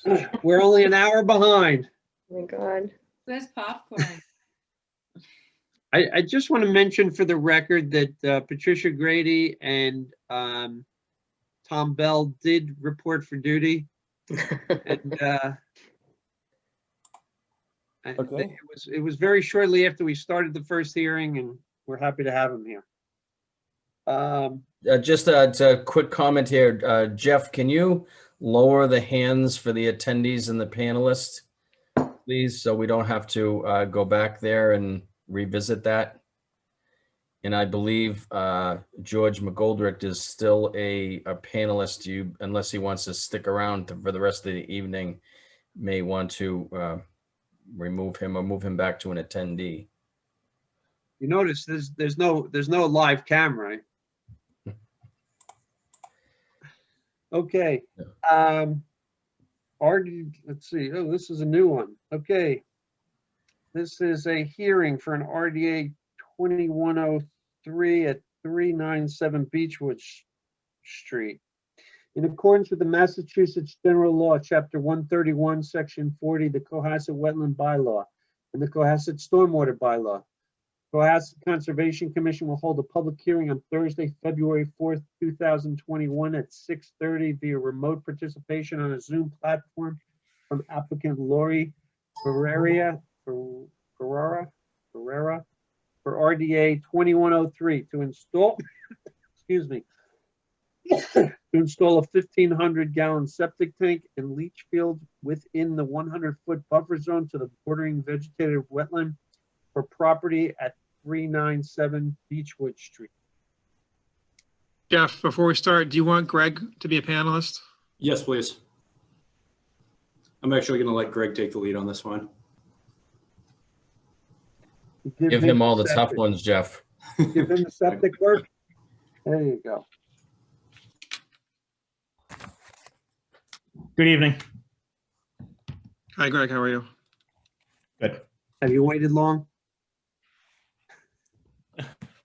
A little while, but All right. that's all right. Perfect. Good to go? Yeah, can you pull up a plan? Or Jeff, can you pull up a plan? Whoever wants to pull up a plan. I guess, Jeff, if you could pull one up, that would be great. Sure. Thank you. So for the record, this is Gregory Morse, registered engineer, Morse Engineering. This is a RDA request for a septic system upgrade located at 397 Beechwood Street. The property owner, Lori Ferreira, wants to upgrade the septic system for her house. Property is approximately half an acre in size. There's a 4-bedroom house on the property right now. There's wetlands off-site, but the 50 and the 100-foot buffer zone extend onto the property. A Title V inspection was done on the existing septic system. The existing septic system is a cesspool. It failed to pass a Title V inspection. And what brings us forth tonight is the request here to upgrade that cesspool to a new Title V system. Looking at the plan here, you'll see at the top of the screen in blue is the bordering vegetated wetlands, which is off-site.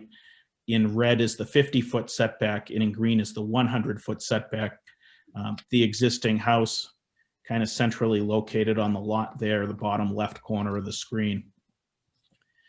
The new septic system would be located in the backyard. It would consist of a new 1,500-gallon septic tank, a distribution box, and then a Presby EnviroSeptic leaching field.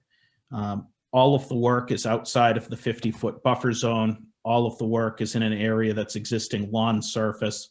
It would be restored as lawn surface when the project is done. We have erosion control barrier proposed at the limit of work, and again, everything is outside the 50-foot buffer. The presumption in the wetland regulations, 310 CMR 10, lists that a septic system upgrade on an existing residence, if located outside the 50-foot buffer zone, is presumed to protect all of the interests of the Wetlands Protection Act. This plan was approved by the Cohasset Board of Health, and we'd look for a negative determination. Greg, is the home itself, is it on water or is it on well?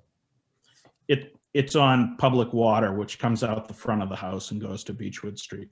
And all I assume that the surrounding properties are all on public water as well? Correct. Okay. Jeff, do you have anything to share with us on this one? Jeff Summers? Yeah, I'll just, Conservation Agent? yeah, I'll just say that, so this little wetland area, I'm not really sure how this little kind of inlet formed, but this is all, the wetland is off of the Aaron River further to the north or to the west. The location here where the fields and the tank are going to be located are presently lawn. There's no vegetation to be removed. Okay. There's currently a septic system there? Is that correct? It's a cesspool. And this is being built on top of that position, or is it are they breaking new ground? This is all new ground. Okay. Where's the current cesspool? Thank you. It's approximately in the location where the proposed septic tank is. Okay. Oh, So- right there, okay. So Yep. one's going on top of another, basically.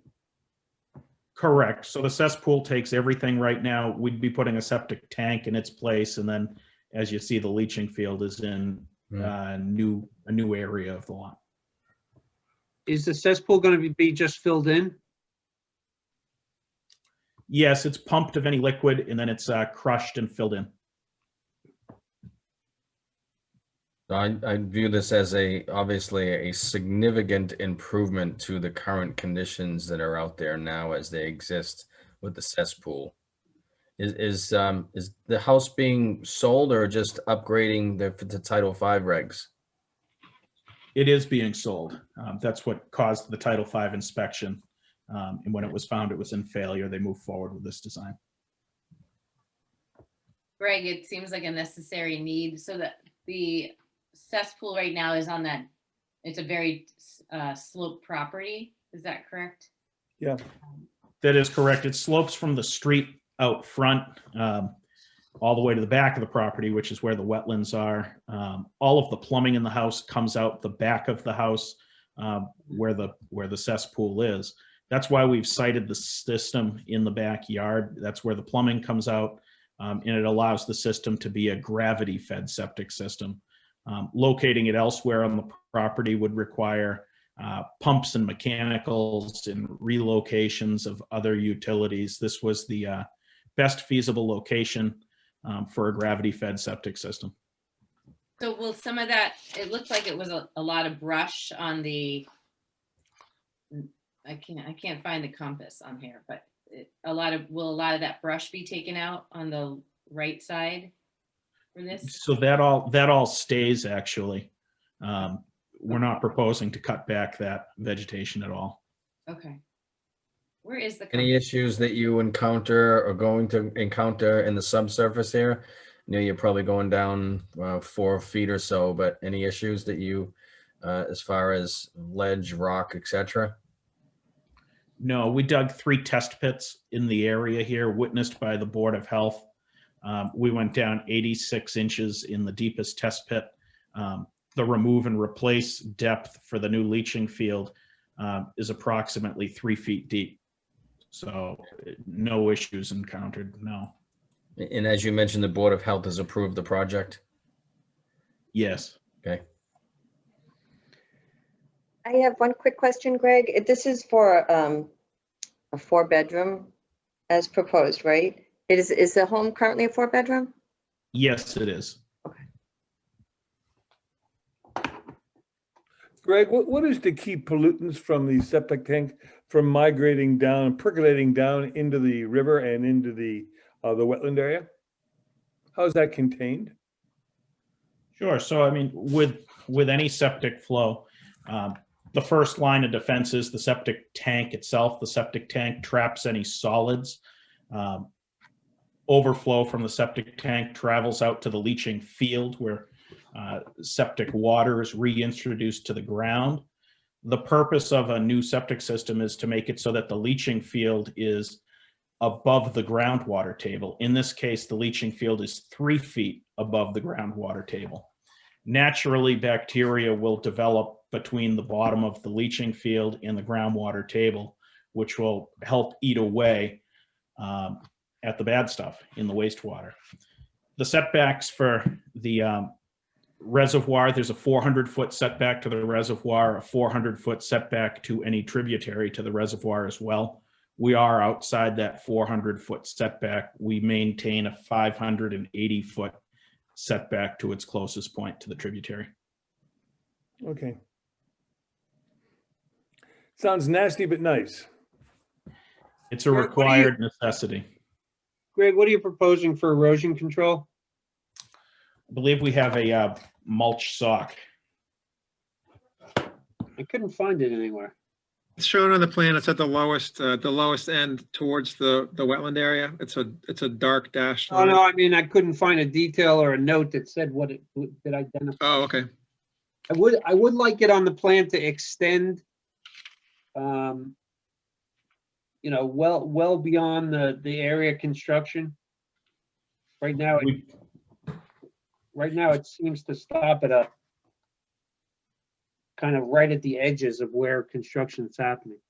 Sure. If we extend it up to the 100-foot buffer zone. Oh, no, even out to the side, just so it catches. I mean, Okay. it looks like the right side of construction could go right past it. Okay, so we'll run it along that brush line all Yeah. the way up. Yeah. Absolutely can do that. Greg, a basic question. If the septic tank is being built on top of the cesspool, how does the family live in the house during the period of construction? Really, when the system is constructed, there's maybe an hour to 2 hours when the drains shouldn't be flushed. But other than that, the system is online the whole time. So it's not actually, one's not actually on top of the other, whereby the original one is incapacitated. No, they're directly next to each other. And so there would just be a small period of time when the pipe is rerouted from the cesspool to the new septic tank. But aside from that, the house is online the whole time. And as soon as they're tied into the new septic tank, that has 1,500 gallons of storage to fill up before it would ever overflow into the leaching field. Typically, a project like this is a week to construct. It's not a problem. They give me quite an education, Greg. Greg, I just have to ask, is there going to be any trees removed, particularly that tree in the backyard? No, this is all lawn area where it's proposed, and it would go back as lawn. Okay, thank you. Any other questions? I was under the impression that we had a condition here, so message to Jeff Summers. Would this be a -3 with a condition here? So yes. And so what I understand that the condition would be that a 12-inch diameter mulch silt sock be extended Up to the along the 100-foot tree buffer? line at the west, on the east side of the property. Within the 100-foot buffer zone, is that correct? Yes. Actually, on both sides, just to make sure it extends out as far as the construction is extending out. So looking at the site plan, we'll just say within the 100-foot buffer zone. I think that will probably be sufficient. That's fine. Okay. Right? Okay. Jay Pimpari, I'd like to make a motion to issue a -3 determination for the project at, where are we? 397 Beechwood Street with a following condition that a silt sock be installed or extended up to the entire 100-foot buffer zone. Do I hear Trish a Grady, second? second. Trish Grady, Any- second. Having heard a motion in a second, I'd like to take a vote for -3 determination at 397 Beechwood Street. Kathy Berrigan, Kathy Berrigan, aye. Eric Eisenhower, Eric, I. Trish Grady, Grady, aye. Jay Pampare, Aye. Marion Weatherall, Aye. Chris McFarland, aye. That vote passes 6-0. Thank you very much. Good luck. Thank you. Mr. Chairman, Yes. can I make a request for a 5-minute break? I think this is going to be a long night in front of us here. And can I request a 5-minute break in action here to stretch the legs? You're not going down to get a beer, are you, Jay? I'm out of vodka. I second that. Hey. Okay, do I have to I'm do anything starving. special with that? Or do we just take a 5-minute? I I have to think go take my dinner back. just let the applicant know that we'll be on a 5-minute recess here before we pick up the action for the remainder of the evening. I believe it's Jeff. So Jeff, we're going to take a 5-minute recess. We're going to come back at 8:05. Thank you. 8:05. Okay.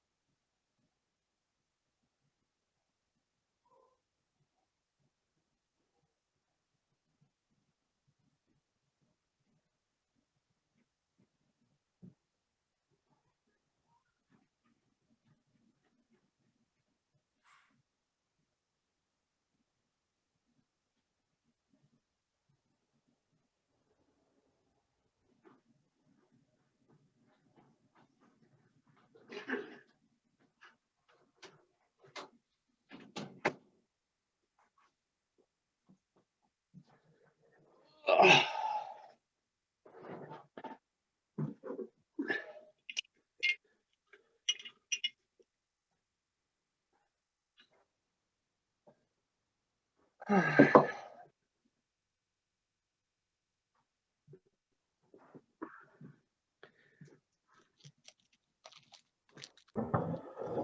me see that glass. Is it full?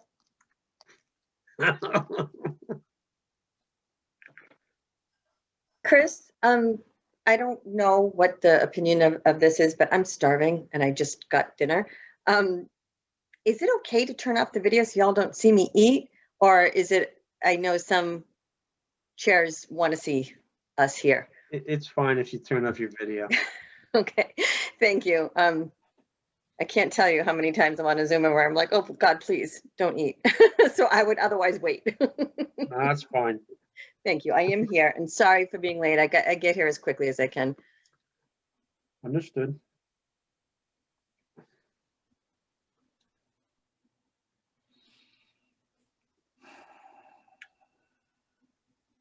Trish, did you ever see my email today? No, I didn't. Oh, To the Cohasset?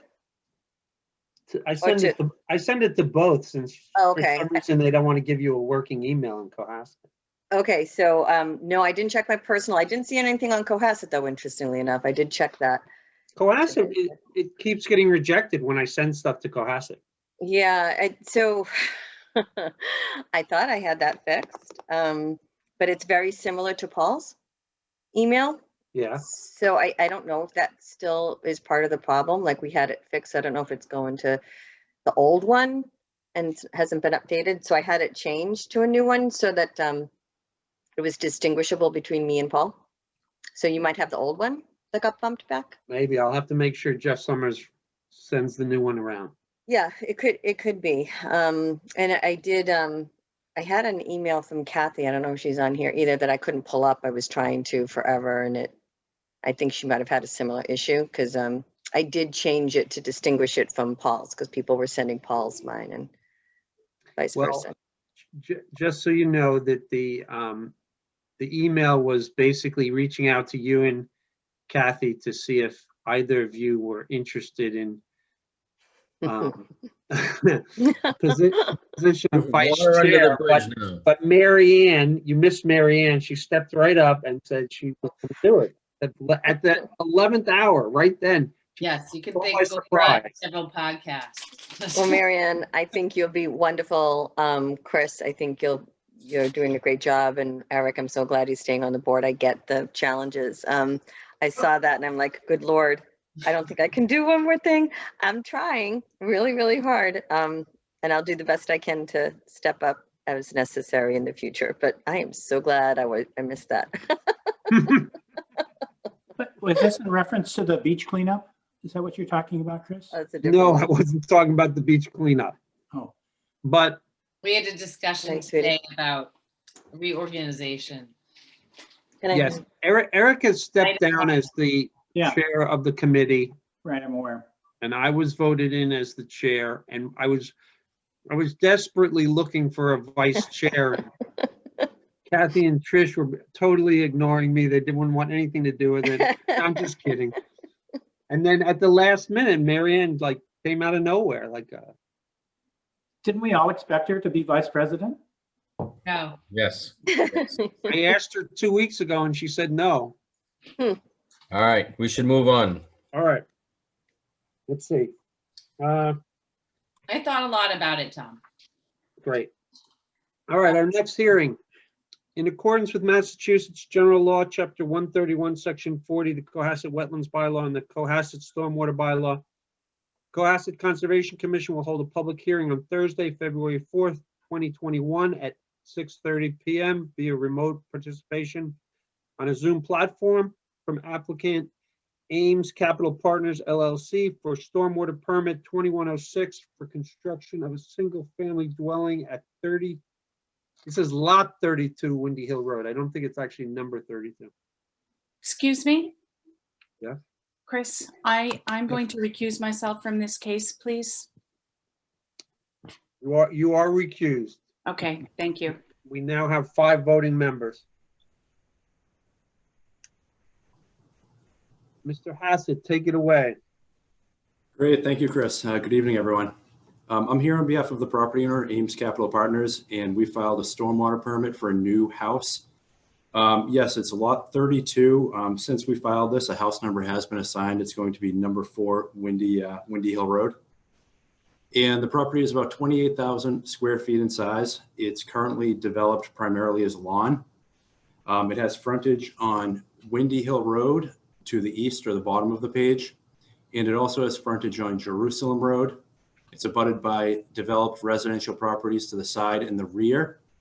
And then to the front is currently a vacant lot, but you have issued a stormwater permit for the development of that property. And the footprint that I'm showing is that footprint that was approved. Jeff, is there any way, I'm sorry to interrupt you, just to make it a little bit larger on this end? Even with my glasses, I'm struggling here. Yeah. Thank you. Why is it so far down? Okay, so currently there is a paved driveway that comes up from Windy Hill Road, and it's servicing number 10 Windy Hill Road. And Jeff, that driveway if I will could say, remain. if you could make that even larger, that would be great. Sorry. Sure. Thank you. All right, so currently the driveway comes up from Windy Hill Road. That driveway will remain, and it'll be a shared driveway splitting off in this vicinity of the new lot. And the house is centrally located on the lot, meeting all of the zoning setbacks. There's a pool in the backyard, which is 14 by 32 with a paver patio. And for stormwater, we have 2 relatively large underground infiltration systems. There's one, the bigger one in the front yard and a smaller one in the backyard. Those are Cultec chambers. They're each 3 feet wide by a little more than 6 feet long, and they're 20.5 inches tall, set in crushed stone. So the roof will have gutters and downspouts, and all of the runoff will be directed to either the front or the back system. All of the driveway runoff from this area, the new driveway, will also be directed to the front system. The water is going to be captured in a stone trench along the downhill side, which that stone trench will capture the water, and then it has a perforated pipe in it. And so in the bigger storms, the water would be collected and then conveyed to this underground infiltration system. In addition to that, there will be a metal grate across the driveway to capture the water sheet flowing down the driveway, and again, tying into the infiltration system. So with those systems, the rates on average are reduced by about 15%, and the volume is by about the same, 16%.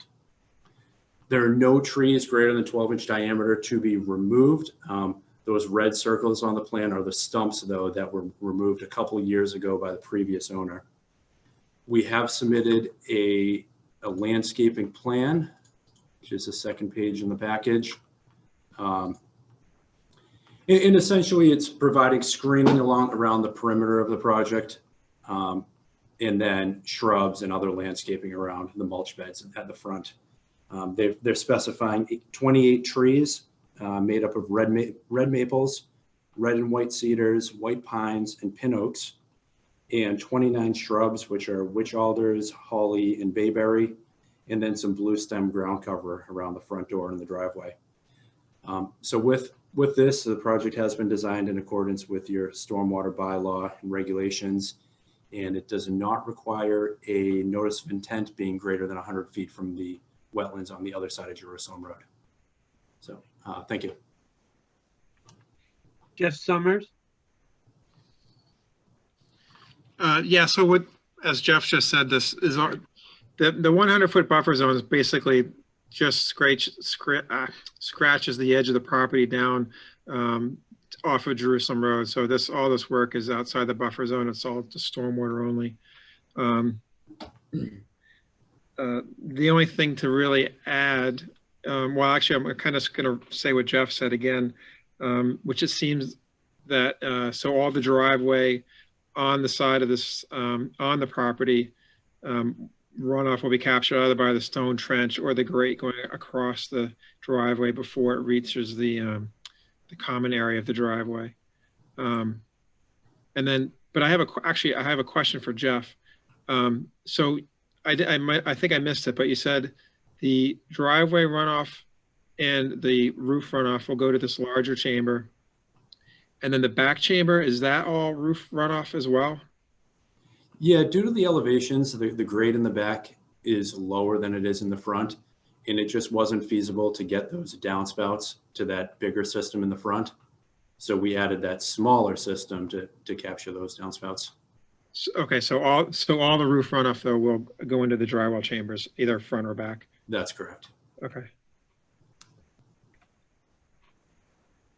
And then I was just going to add to the, Jeff mentioned tree stumps and the previous owner. So I think this was like 2017.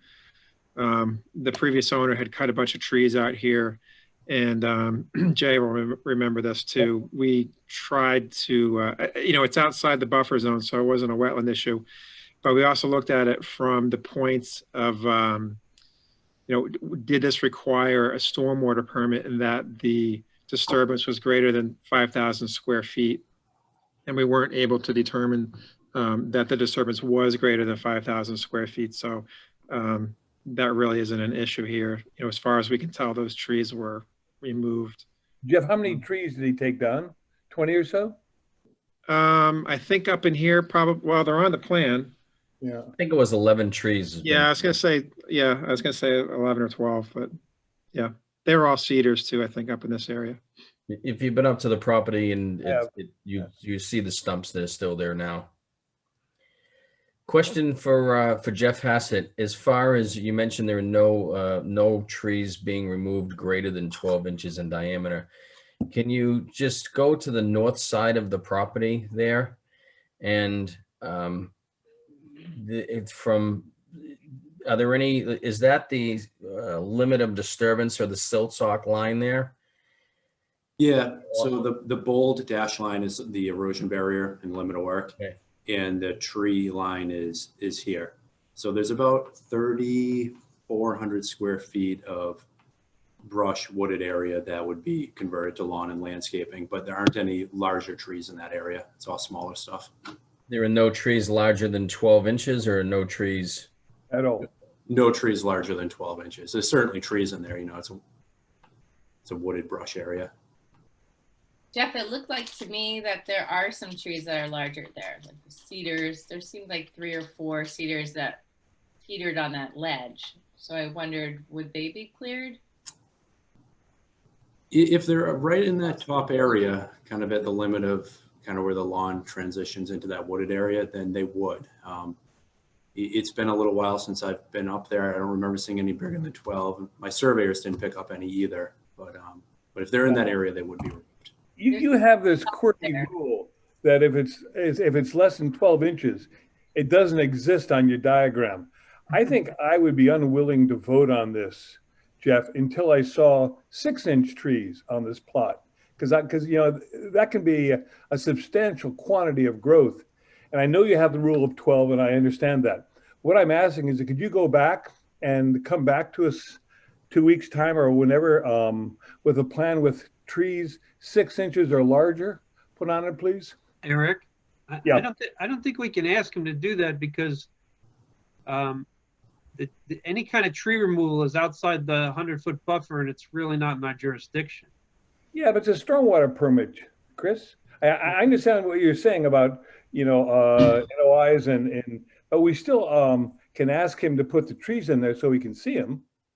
I mean, if you look at this now, you'd think it was wide open spaces, and it's not. And we run into this problem time and time again.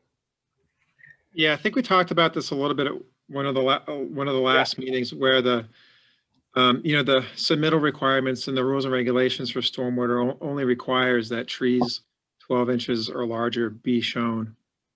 So I don't think we can ask for something beyond what our regulations say is required. Are you sure about that, Jeff? Yeah. I think we can ask for whatever we want.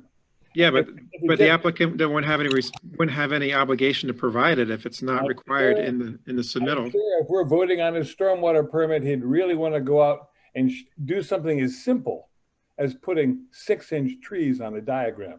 It takes him about an hour to do, Jeff, if we were to ask him courteously. So I'm that's just telling what the, I'm just telling you what the regulations say. I think we should just note that I think there are some trees to the north on that ledge, and I think there are some cedar trees to the west, then to the top of the property. Do we know if those are going to be cleared? Because I don't see them on here either. It's just such a high elevation property that there's so much cascading down. I just Jeff Summers, do you have some pictures of the site? I thought I saw some pictures there. I don't know, maybe in your, if you could share your screen, that might help with the situation here. Oh, I'll stop sharing so you can. Thank you. I know you've been out there and have taken some pictures.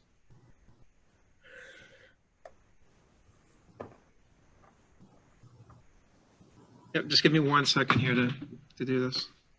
Yeah, they're on the OneDrive. Can everybody see this? Yes. Yeah. Okay, so this is going to be the shared driveway. Right in about this area here is where it will split off, and then the house is going to be up over here. This is kind of looking at the split from the shared driveway. So the house would be up in this location. Jeff, what are the trees? Could you go back, please? The trees in the distance there in the center on the right? Yep.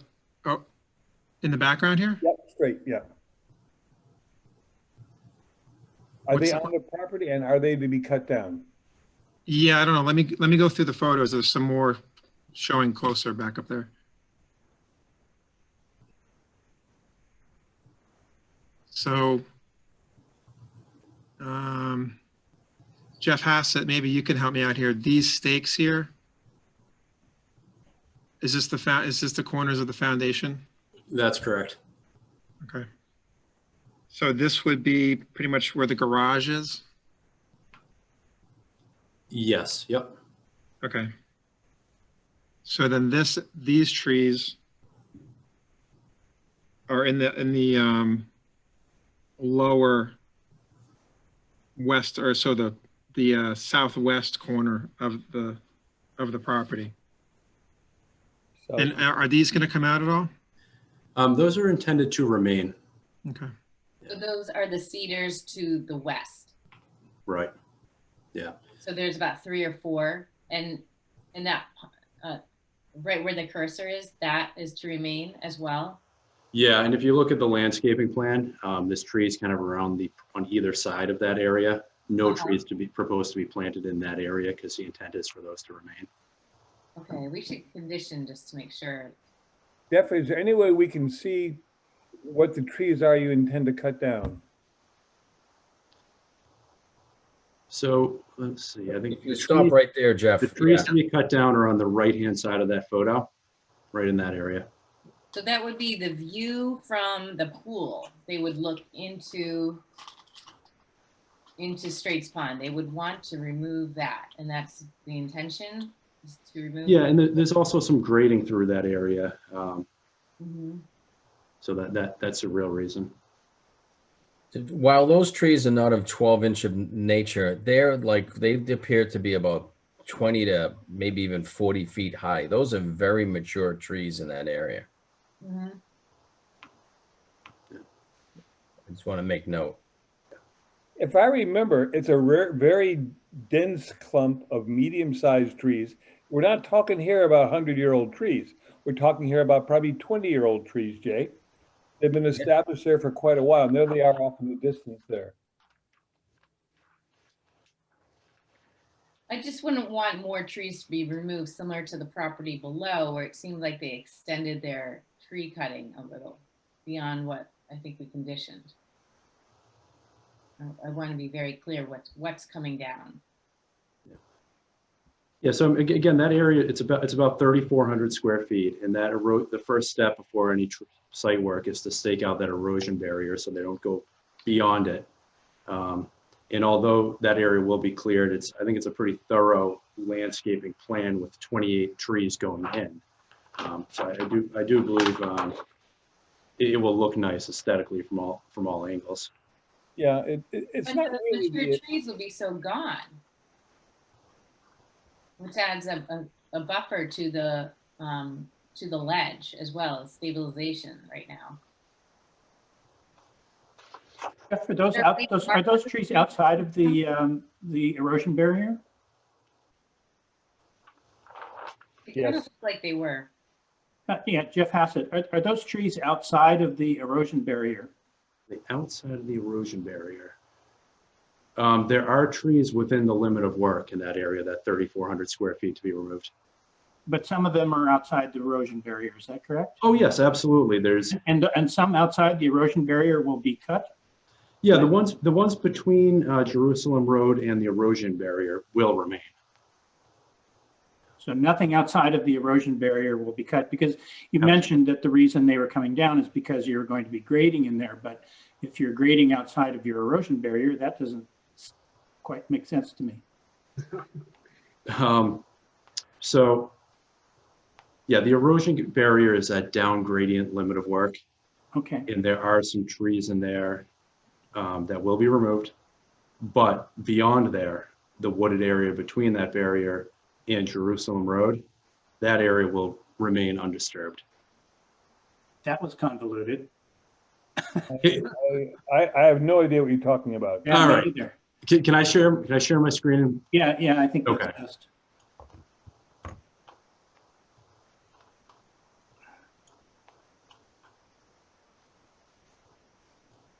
Okay, so here's the erosion barrier, and there are trees to be removed up gradient of it, right in this area. The trees down gradient, this whole area between Jerusalem Road and up to the limit of work is going to remain undisturbed.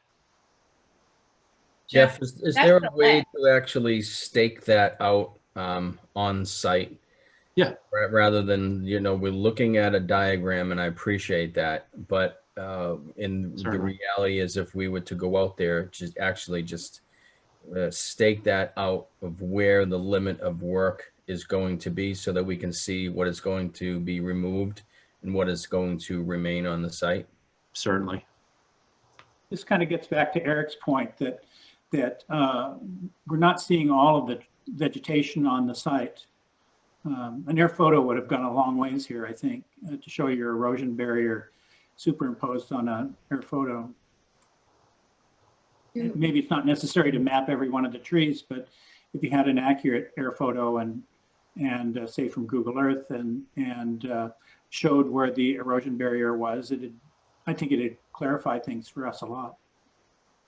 I think once you hit elevation 26, then everything drops down. So there aren't many trees after that because it's straight ledge down. So it would be. I think you'd probably find quite a few trees Yeah. in there, Marianne. There actually are quite a few trees in there, I think, on the ledge going down. Now, they may not be extremely healthy, maybe not very robust, but it is Right. well vegetated going down the bank. Mm-hmm. When I was there. We'll have to see the difference, the line difference. Like everything above 26 and below 26. Jeff, where is the storm drain on Windy Hill? Yep. All right, so just going back, and I'll come back to the storm drain. The trees to be removed are right in this area. That's the wooded area, and then a portion of this area here. I don't have the erosion barrier overlaid, but those are the two areas. And then this area in between would remain natural. Going back to Jeff, while you were still on there, sorry. Yep. There's actually can you, oh, you don't have more of it. I was going to say is that the property? That's not the property line. Actually, that's the other property, isn't it? No, this is the property. This is these are the trees in the west corner that we talked about near the garage. Yeah, but I'm looking at the I'm looking at maps, and it's showing that there's an easement, or there's a little sliver of land between this driveway and this property. between the driveway and this part. right? What are these orange lines, Jeff? I mean, they Right don't here. seem to correspond to the property lines. Stop moving, stop moving. See, right here, there's a sliver of land Yeah, right there. So yeah, the there remo- is. Yeah, it's labeled on my plan as owned by the Weirs Paul Association. Yeah, that doesn't comply at all with the, comport at all with the assessor's map. Who is that organization that has that corridor? It's a private lot, it's a lot, this lot back here. So have they given you permission to build through their lot? No, it's not through their lot. This is the property line right there. Where your red line is? Yeah, So he's referring to abutting property lines. Right. What are the orange lines? This is the soils map, and Oh, yeah, What, It- can you it's further it describe this? doubles as a easement here? fairly clear aerial image, though. Can you further describe the easement and what that is, going back to the site map or that easement that you just talked about there? I can. I don't think it's an easement. I think it's actually a dog leg on a piece of property that goes out right there. Okay. Exactly. This is an abutting property line, and I'd have to look it up to see who owns this and where these lines go. The But, where's, I mean, okay, There's a sliver of land on the abutting property here. Which gives somebody some frontage on Jerusalem Road. presumably. It must, yeah. yeah.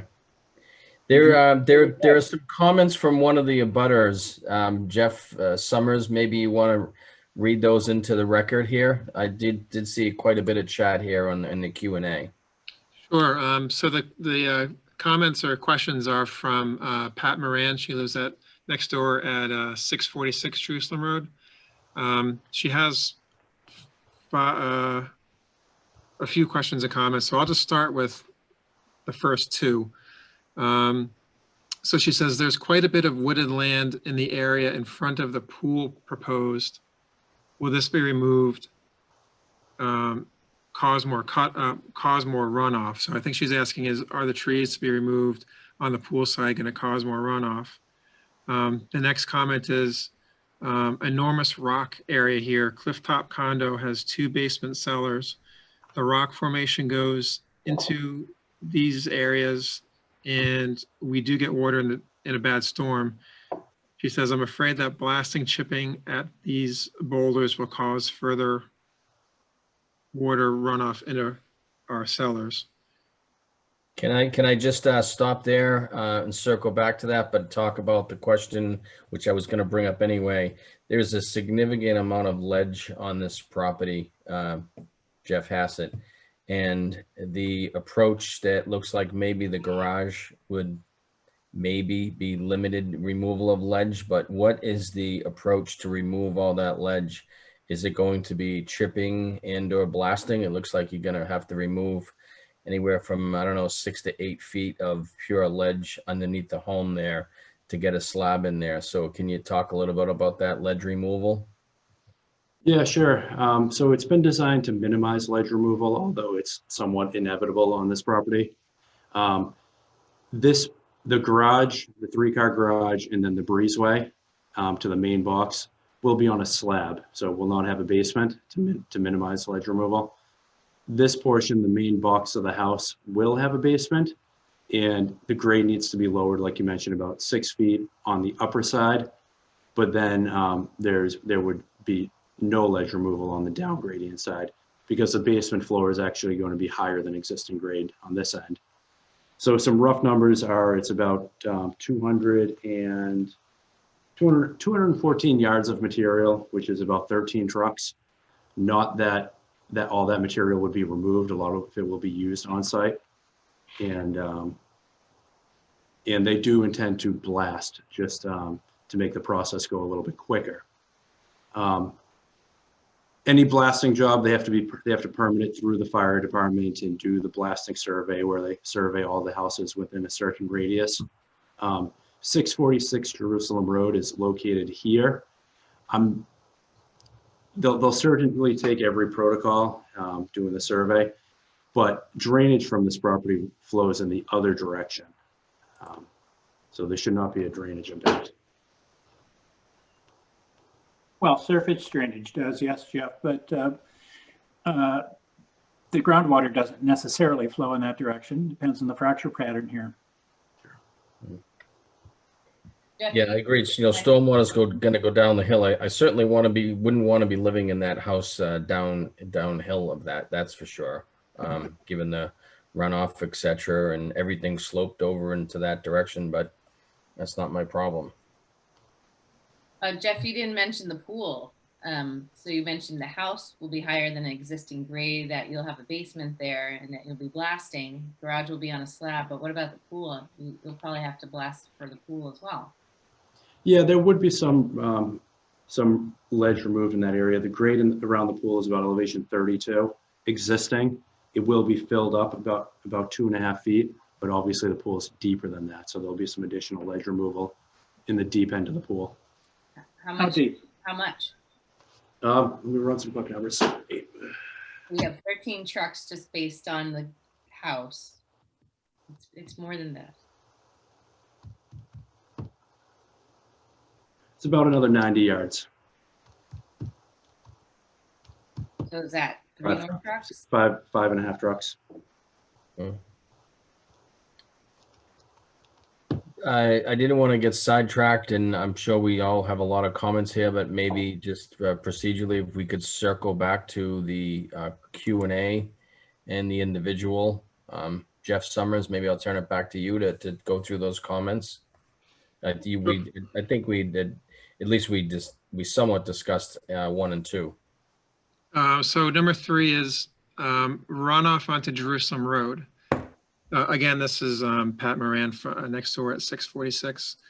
She's saying our front area has frontage on Jerusalem Road. If there is further runoff onto Jerusalem, there would be a puddle of water on Jerusalem after storms. Such is the case further up Jerusalem, where water drains out from land and driveway, causing large water puddle and large ice area after storms. So I think what she's talking about is further up Jerusalem or to the west, there's a drainage issue. Jeff Hassett, do you think this will have any impact on that? You know, it should be an improvement. It's a large watershed draining to Jerusalem Road, and this is just one small lot draining to it. But from this property, the volume of runoff is reduced by about 17%. So it will be an improvement overall. Well, I mean, Jeff, the runoff, the surface runoff, yes, but I mean, it's not like you're reducing the amount of water that's falling on the lot. It's going to go into the groundwater as it infiltrates, and it's going to go into the fractures in that granite and flow downhill. But that's, as I said, it depends on the orientation of those fractures, whether it flows towards Straits Pond immediately or whether it goes east or west. So you know, it's kind of, this is the way, I know this is the way the regulations are structured, where everyone ignores the groundwater. We're all worried about surface flow, sheet flow. And it's like we're pretending that the water is somehow being reduced. If it rains an inch on that property, you're not changing any of that. All you're doing is trying to put some of it underground. There's really no place on that granite for it to go. Honestly, sure, it's going to go into your chambers and the so-called infiltration chambers, but in fact, there's no soil really there, particularly after you've scraped it all off for it to go. So realistically, you're not really changing the runoff for the property. You're just changing the way it's going to leave the property. Yeah, what the stormwater system does is it slows the runoff. Right. It's controlling those peaks. So when you get a downpour, rather than the water sheet flowing right off the site, now it's going to be captured and some of it will be infiltrated on site, and then it takes longer to run off underground while it basically percolates through the soil, taking longer to get to its ultimate destination.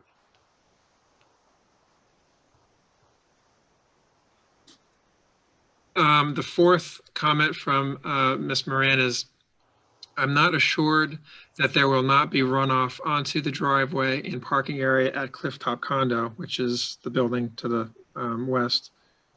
The land is either flat or drops towards our driveway. So her property is to the west. It's that building that you showed us before, Jeff. Yep. And I guess she's concerned that runoff will flow towards her parking area. Yeah. The area of all the work on this property flows in the other direction away from that property. Then her next comment is about trees. She says, trees, there's hardly any left in this area. Come look. We will be looking right into this pool. So I guess I can address that. I mean, this is a stormwater permit. So we're basically looking at rain falling from the sky and trying to reduce the rates and volumes that come off of the property, or to reduce or maintain the rates and volumes that exist now. Well, I understand that there may be some tree removal in this area. That's, really not the purview of the commission to, unless the applicant is willing to put in some screening, but they are going to, they do have a planting plan to put in trees along the top of the property line. But, I don't really think there's anything that we could mandate per se that would, limit your view into their pool. No, but I would agree with most of that, but the issue comes into play is whether or not those trees are acting as a barrier or a buffer and uptaking some of the stormwater, rainwater, etc., which now, being a somewhat forest area, if you will, is now being removed and stripped of all vegetation, which and the increased slope in there is allowing stormwater to now exceed the runoff rates of what are currently there now. So I think it's just something that we need to be aware of. I mean, I would just say right now, in the interest of time, I've been up to that site, but I would like to do a site visit up there. I think there are a lot of questions here with respect to the trees and the lines, etc., and where that is. And I would recommend a site visit. Hey, I would Jeff, certainly go with you, Jeff, Jim. before we get into that, would you read the chat, as the information in the chat as well? Chat. Kathy? Oh yeah, sure. 1 second. If it helps out, I know Kathy Berrigan has recused herself here, but if she's still on, and Mr. Chairman, it's up to you. But if you wanted to allow her to speak as an attendee or as an abutter, maybe that would move this along as well. That's fine. I mean, she wrote it in there fine, but Kathy, why don't you just repeat what you wrote? Explain it. Yes, hi, Chris. I'm speaking as an attendee, okay, not as a commissioner. I was also looking at this map and I noticed the strip of land, the north of this property. It belongs to an older plan, a former plan of the property that was an easement to the building across from us, going down our driveway, 660. I believe it was, I think it's 1962 is the date on the assessor's map. I've seen that before. So I contacted the assessor the other day to get a copy of the updated plan, and she sent me one without that easement there, and it's dated 1984, which was when the building was converted into condos. So I have a copy of that to show. So what you're saying is that strip is now part of the Of the 646 property. 646 property. That it's not there. So the 646 property goes right from that. Okay. The border back. Yeah. So are the cedars on your property or on this property for Windy Hill? the cedars where along the, which ones? On the west side. Those are kind of, I'm not exactly sure, to be honest, because I think it might be like right on the border between the two properties. I didn't get under the tree with the, look where the stump is actually going in. I think it's right on the border between our property and theirs. They would have to do some measurement.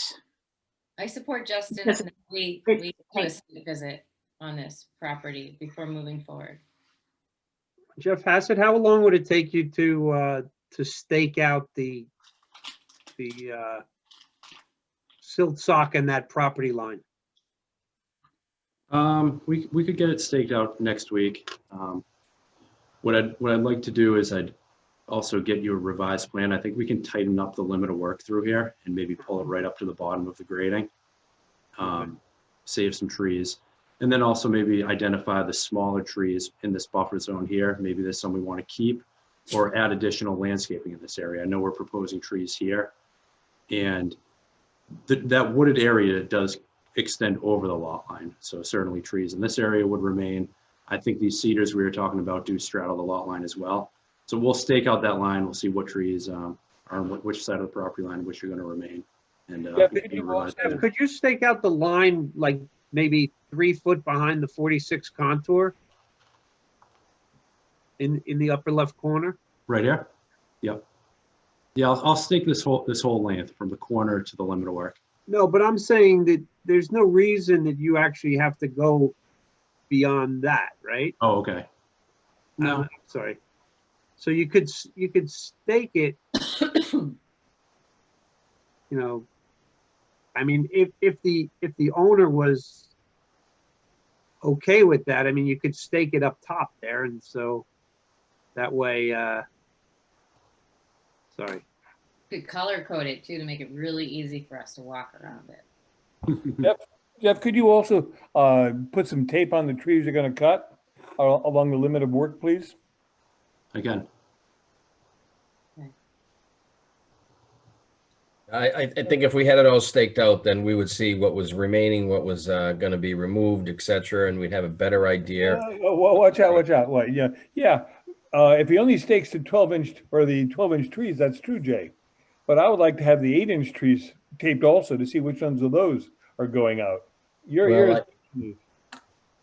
As been said, the silt sock will be the line in the sand, and where the silt sock lies will be the limit of work on the project. So it'll be very clear.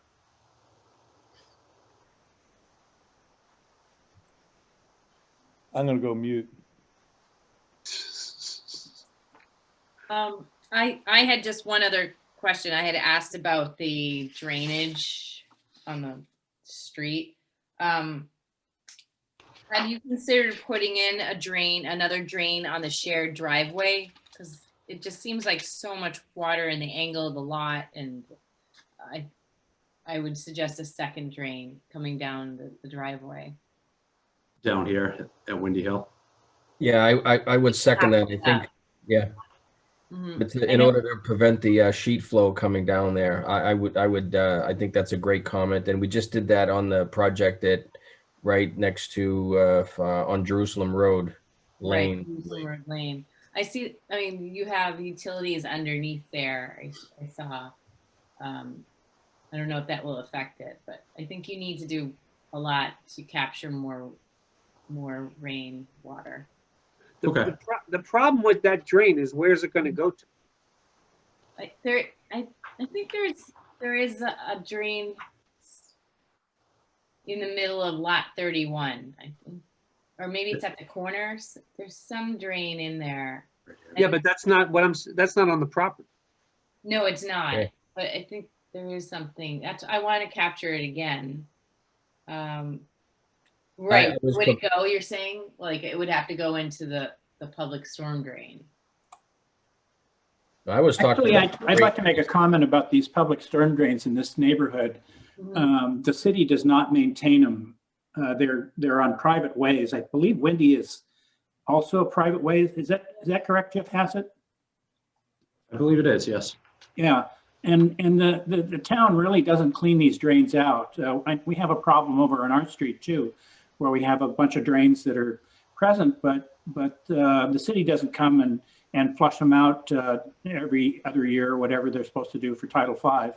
And so this is an ongoing issue in this neighborhood that most of our storm drains really don't work.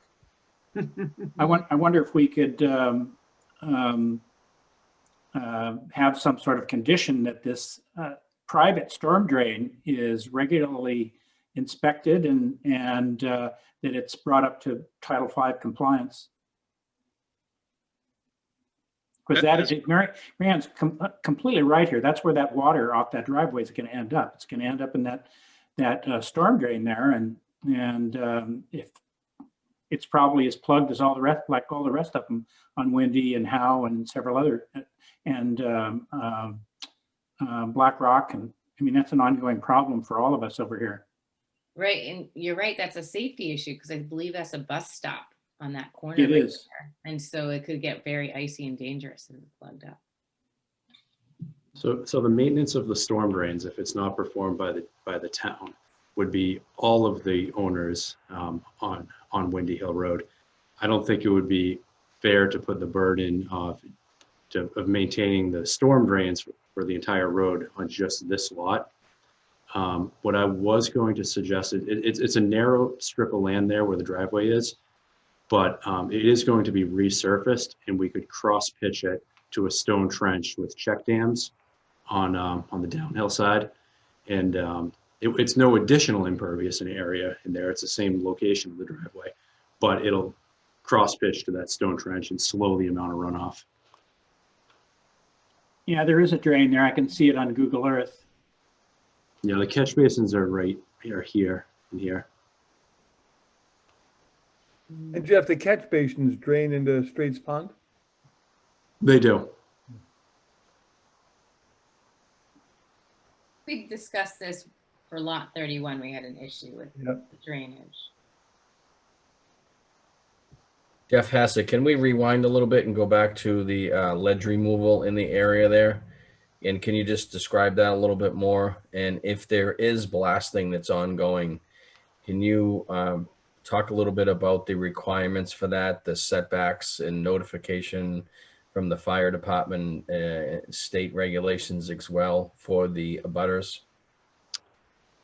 Yes. Anytime you're doing blasting, it is permitted through the fire department, typically by the blaster themselves. Right. And they have an independent company that does a survey of all the abutting properties. I don't typically get involved in that process, but I'll get some more information before the next hearing or before the site walk on, say, who's doing the work and such. Thank you. I've been the receiver of blasting, and so an outside company comes along and they ask if they can film your house from the outside and inside, and then it's up to you to buy the tape to see the photos so that you have a copy of it. But they film it, and it's really for the blast company to have, and then you can ask for that as well, just so you have it for background. So Jeff Hassett, our next meeting is on the 25th. We skipped a week for school vacation week. So any revisions we would like to have by the 18th. So just to kind of discuss the site visit, when do you think you would have everything in place? So then we can discuss which date we'll meet there. I think Monday the 15th or Tuesday the 16th would work well. Gives us plenty of time to do the stakeout. And then a couple days after to get any additional information in. So to the commissioners, the week of the, so 2 weeks from now is the week of the 17th is a Wednesday. Would we be able to meet that day, I guess, the Wednesday, 17th? No, he needs time, he says, to get it back to you. So he wants to, but the Monday, the 15th is school vacation. Yeah. I don't know if people are around or not. I am not around, but don't let me hold you up. I live right down the street. I go by this property about 400 times a day. So if it was staked out, I could see what was ongoing here myself. So Want Jeff, to do Friday Monday the is, 12th? Jeff, Monday is the 7th, correct? The 8th.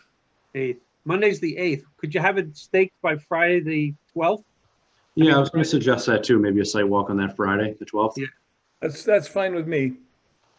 I could do that. Oh, That works. can you do the morning? It seems that 8 and 8:30 work for us, Jeff. I can make that work. Thank you. Yeah, I could do 8 o'clock 8 a.m.? 8 or a.m. 8:30. 8:30, either one. 8 a.m. Okay. What was the date again?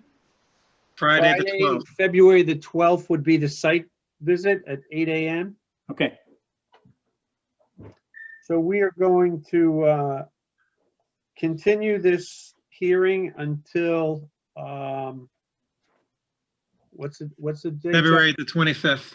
February 25th.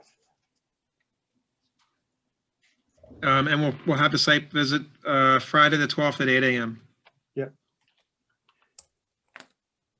Okay. Thank you, Jeff. Thank you. Thank you, Are you Jeff. still up?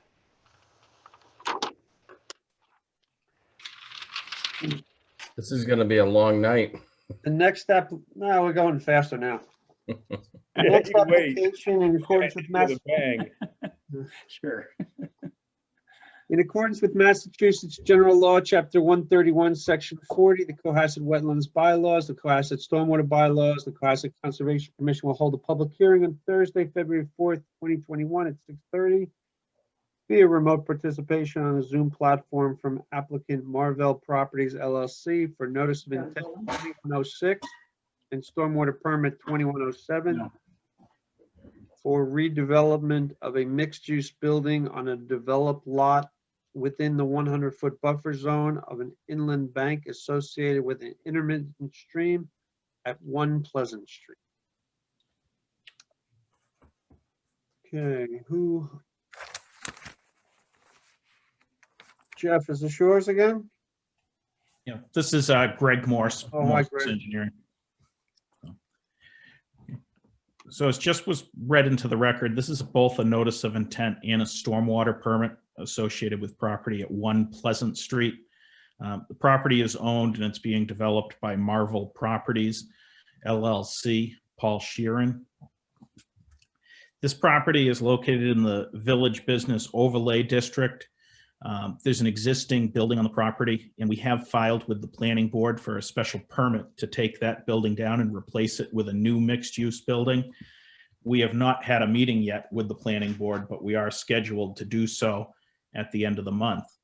I'd like to walk you through the project and then continue the meeting till your second meeting date in March. That will allow us to go to the planning board, receive comments from them, and make some plan revisions in the interim before we come back to you at that second meeting in March. So Greg, are you not looking for comments from us tonight? No, I'm looking for comments from you tonight so that I can start to address them and make any plan revisions as necessary. But I would not be submitting revised plans until after I went to the planning board, so that way I could include any of their comments as well on a revised submittal. Greg, would you mind just blowing that up or as you focus in on particular areas of the plan there, please? Sure. So I'm going to switch to page 2 of the plan set.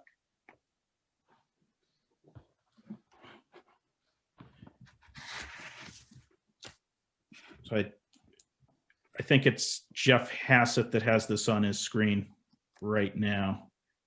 Yeah, if it could get switched to page 2. Page 2 of 8, Greg? There we go. Yep. So page 2, if we scroll a little further, perfect.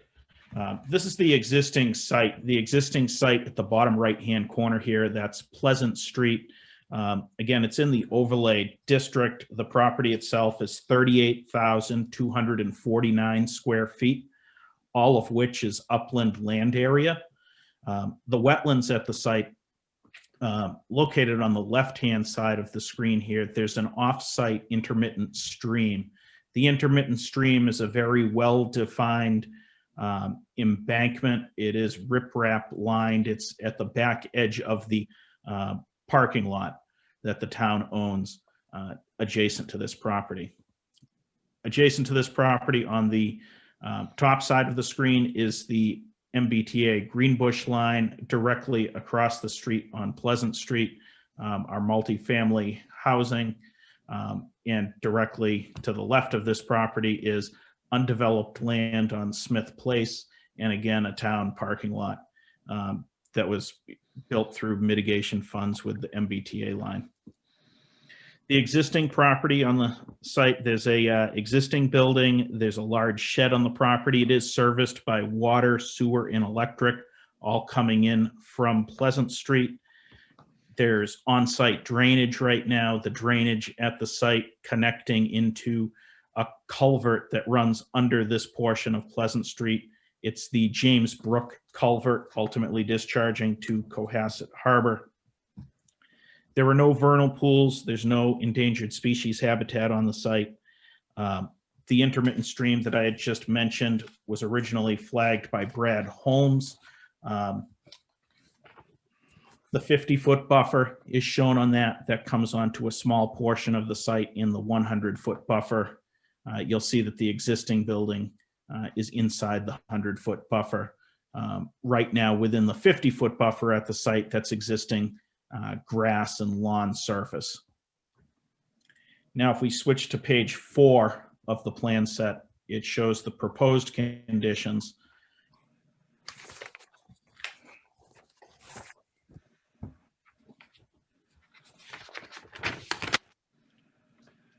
Who's controlling this? There we go. Yep.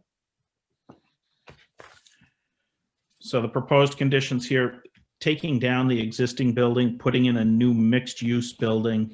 The first floor of this building would be office space and retail space.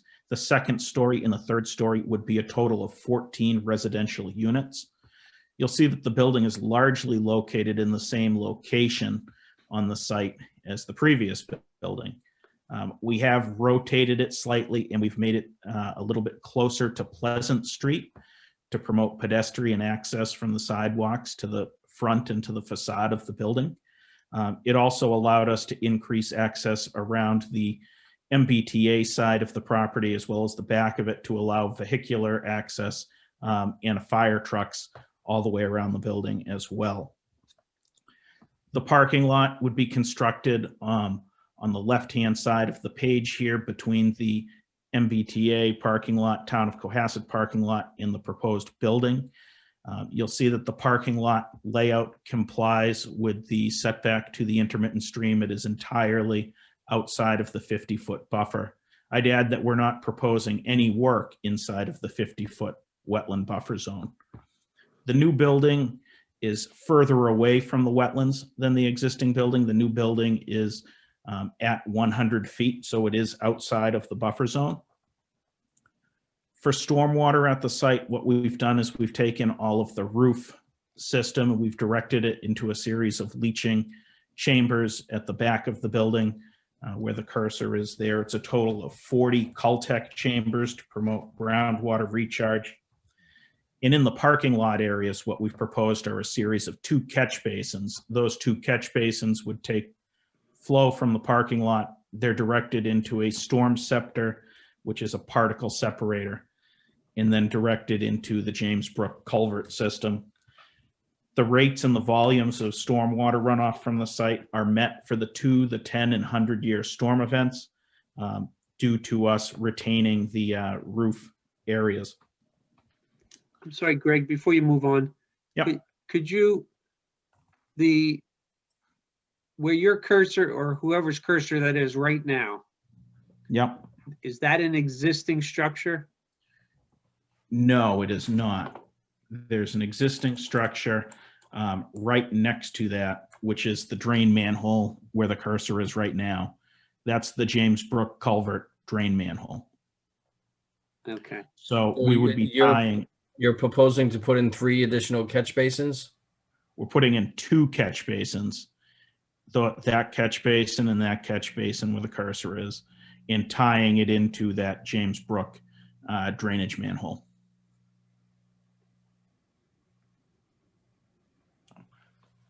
Okay.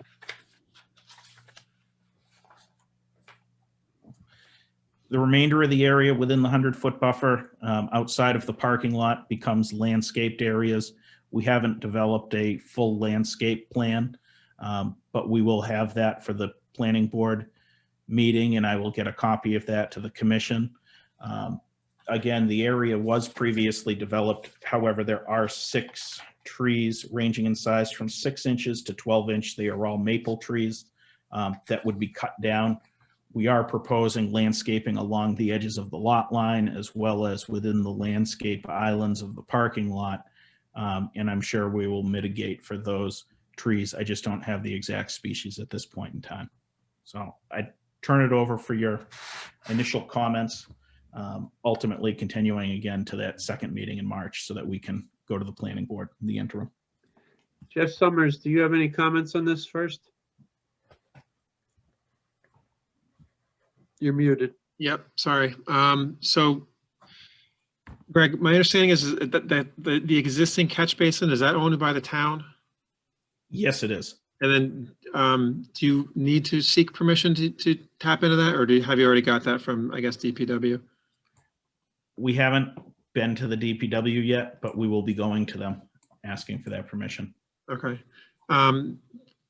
There was a comment too that Chris McFarland made earlier when I was talking to him about there possibly being wetland up in the area around the intermittent stream. And I just, so Chris knows, I went back out there and looked again, and I don't believe that is wetland. And the third party wetland scientist that did a survey of Two Smith Place a couple of years ago said there was no wetlands on that lot other than the intermittent stream itself. So I just wanted to clarify that. Okay. Okay, I'd like to just, is that the only thing, Jeff, or am I interrupting? No, that's all I was going to say for now. I'm just going to repeat myself for the group. I do feel that the vegetation in this area is suspiciously like wetland vegetation. Now, the fact that we know that this is a culvert and it's down low, it's hard to imagine why this would become wetland, except that currently all the water that collects currently on, I'm gonna foul this up. There's a lawn right here. And where are you pointing? Oh, okay. All the water on here does that. So my question is, has it in effect become an isolated vegetative wetland? Now, I'm willing to, if the rest of the commission feels that the what was submitted for Smith Place is valid, then we can move on. But I have to say, I don't remember. I'd have to review the wetland delineation that was done for Smith Place. I remember it, but not in that great detail. So I can't comment on that. But I mean, certainly the commission could, and I haven't been out here in quite some time, if you wanted to do a third-party review, a wetland delineation, or go back and in the short term revisit that delineation. There are 2 options here to go. Well, it's relatively easy to go and determine the hydric soils, the type of plants. And I think if there's any concern, before we go much further in this project, we should ascertain one way or another what the position is of that is. And it's not going to be complicated to do. It can be done very quickly, not expensive. Yeah, I was gonna suggest if, since Brad did this, I don't know when it was, 3 or 4 years ago. 5. If so Brad Holmes is the applicant's wetland scientist. I mean, if he wants to go out there, reevaluate that, I'd be happy to meet him out there at some time and we can take a look at it together. It I have seems like no, there's gonna Is be, I there, have no problem with that. it seems like there's gonna be plenty of time to have that done. Is this delineation based on 5 years ago? Like 4 years ago. Then is that, 2016. then we have to it has to be done within 3 years for it to qualify. So it needs to be more updated. So I'd So it- be glad to set up a meeting between, Agent Summers and Brad Holmes. It was a very well-defined wetland. It's contained within a man-made bank with riprap embankments on it. And at the time that Two Smith Place was before the commission had hired Art Allen of Ecotech to do a peer review on it. And I believe he was in agreement that it was confined to within that embankment, just this intermittent stream. But I'm glad to have Brad go out and walk it with the agent and re-review it if you'd like. Well, I do. Do you remember the date of Smith Place, Jeff? No, I don't remember the exact date. That was like, I might be able to find I that. want to say it was like the winter of 2016, 17, something like that. No, it was after that, Jeff, because I was, I haven't been here that long and I went through the whole thing. Chris and I went through it. I was on it then too. I would say more like 2.5 years, Jeff, I would guess. Okay. Yeah, but I think we have to bear in mind that just because it's moist continuously doesn't mean it's a wetland, all right?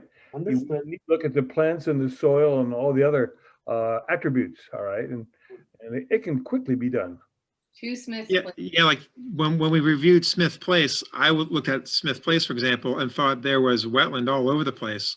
And then Art Allen said, no, I was wrong. That wasn't actually wetland. That's That right. there was no wetland on Two Smith Place other than the intermittent stream. But if Greg can arrange for me to meet Brad Holmes out there, we'll take a look at it together and reevaluate it. do you mind if I make a suggestion? Is it possible to have a third party do that actual assessment versus Brad Holmes?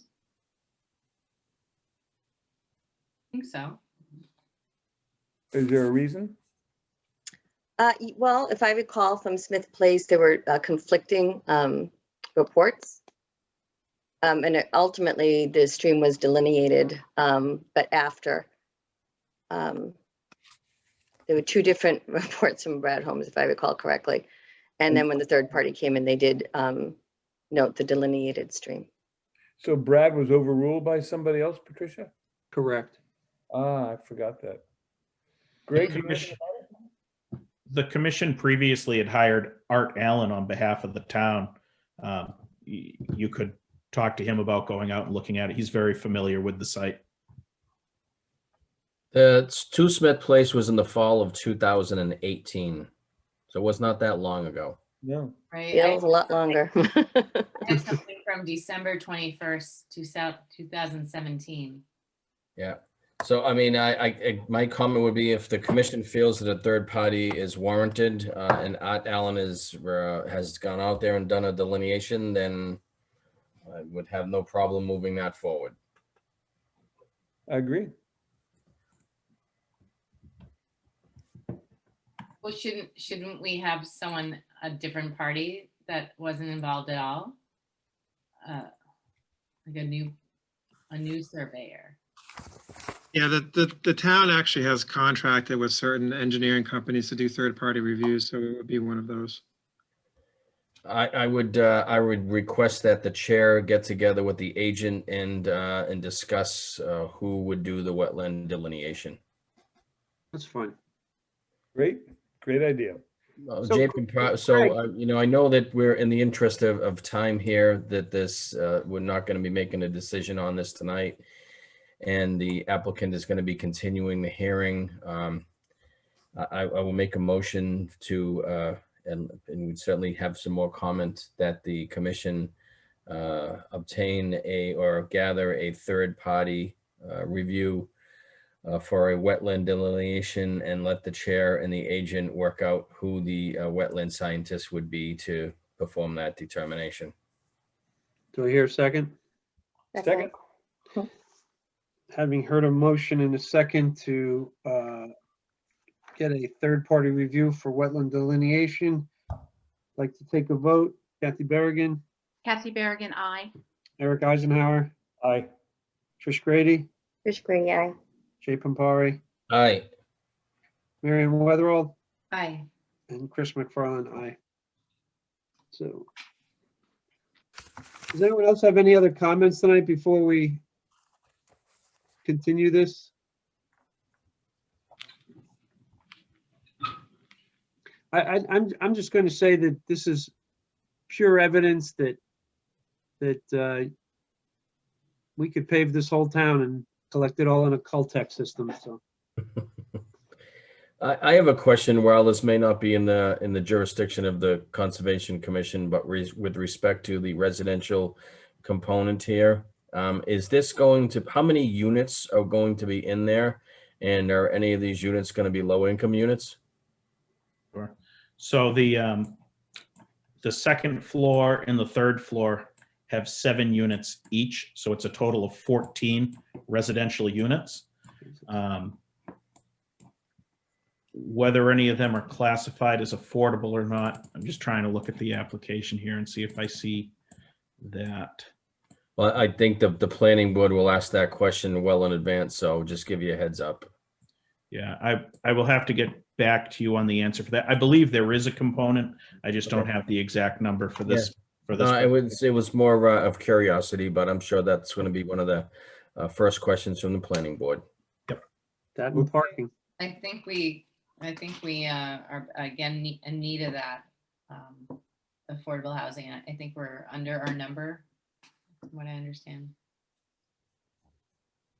Okay, sounds good to me. Okay, Jeff, Jeff Semmer, can you give me the date of the second hearing in March? It's March 25th. Okay, so we're going to continue the hearing for 1 Pleasant Street to March 25th.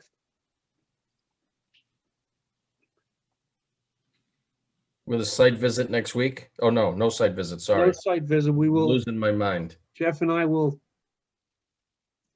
figure out when we can meet a third party that we took a vote on. So we're good on that. Okay. Okay. Thank you, Greg. Thank you. Thank you. Moving right along, we're going to NOI 2102 and stormwater permit 2101 for 102 Howe Road, which is continued from January 7. And who's gonna speak to this one? Should be Hey, Jeff. Chris, Jeff Assett here. Okay. That's got a lot of business. So Jeff, have there been any changes or modifications that we need to be made aware of, or? Well, not many really since our site walk. I did submit some information the day prior to the site walk that I think at that time you hadn't seen. Okay. Since the last meeting, we staked out the limit of work and we had all the trees flagged greater than 12 inches within that limit of work. The day prior to the site walk, I submitted a revised plan showing these trees as well as an erosion barrier along the existing driveway. And then in addition, a letter, which I'm sure you've seen at this point, which gave you some additional information on the driveway. It's located within a right-of-way that dates back to 1916. And it's currently utilized for access to 726 Jerusalem Road, seeing occasional traffic accessing the backyard and a 2-car garage at the rear of the house. Mm-hmm. There are utilities in it, buried water and sewer and overhead electric. The applicant, following the last meeting, did go to the property with their site contractors and wrote a letter saying that their contractors have no issue using that driveway for construction, other than this one limb that they want to prune outside of the 100-foot buffer. I note that Maintenance of an existing driveway is an exempt activity under the Wetlands Protection Act, so they can repair it if it does rut. In that driveway, we note, has seen construction traffic periodically over the last several years. They installed a water and sewer line. They repaired that water line, ultimately replacing it. They also have used that driveway for numerous projects at 726, where they use it for access. So we had a site walk the following day on the 19th, and based on that site walk, the changes were, there were 2 trees within the limit of work that I specified to remain, which were previously being specified to be removed. And then there were 3, along the existing driveway, there were 3 dead trees and then 1 leaning tree that a couple members noted to me that we may as well remove. And that's the extent of the changes that we've made since that first hearing. Jeff Jeff, Summers, do you have any more comments on this project? No. Okay. Jeff, which are the trees that you decided to leave? I'm looking at your map. Could you point them out, please? These 2. Okay, all right.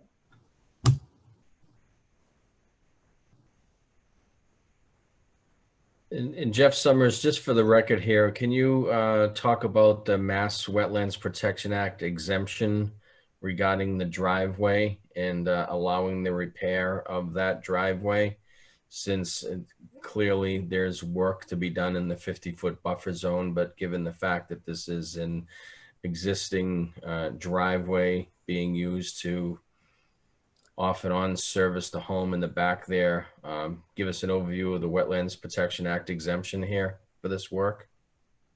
Yeah, I'm just trying to find that. I'm looking for it right here. I can read it to you in just a second. Basically, it's there are certain. This is considered a minor activity. Basically, it's saying that you can repair an existing driveway. Yeah, here it is. So it says, so this is the exemption. The repair or replacement of an existing and lawfully located driveway servicing not more than 2 dwelling units, provided that all work remains within the existing limits of the driveway and all surfaces are permanently stabilized within 14 days of final grade. So it's basically saying that a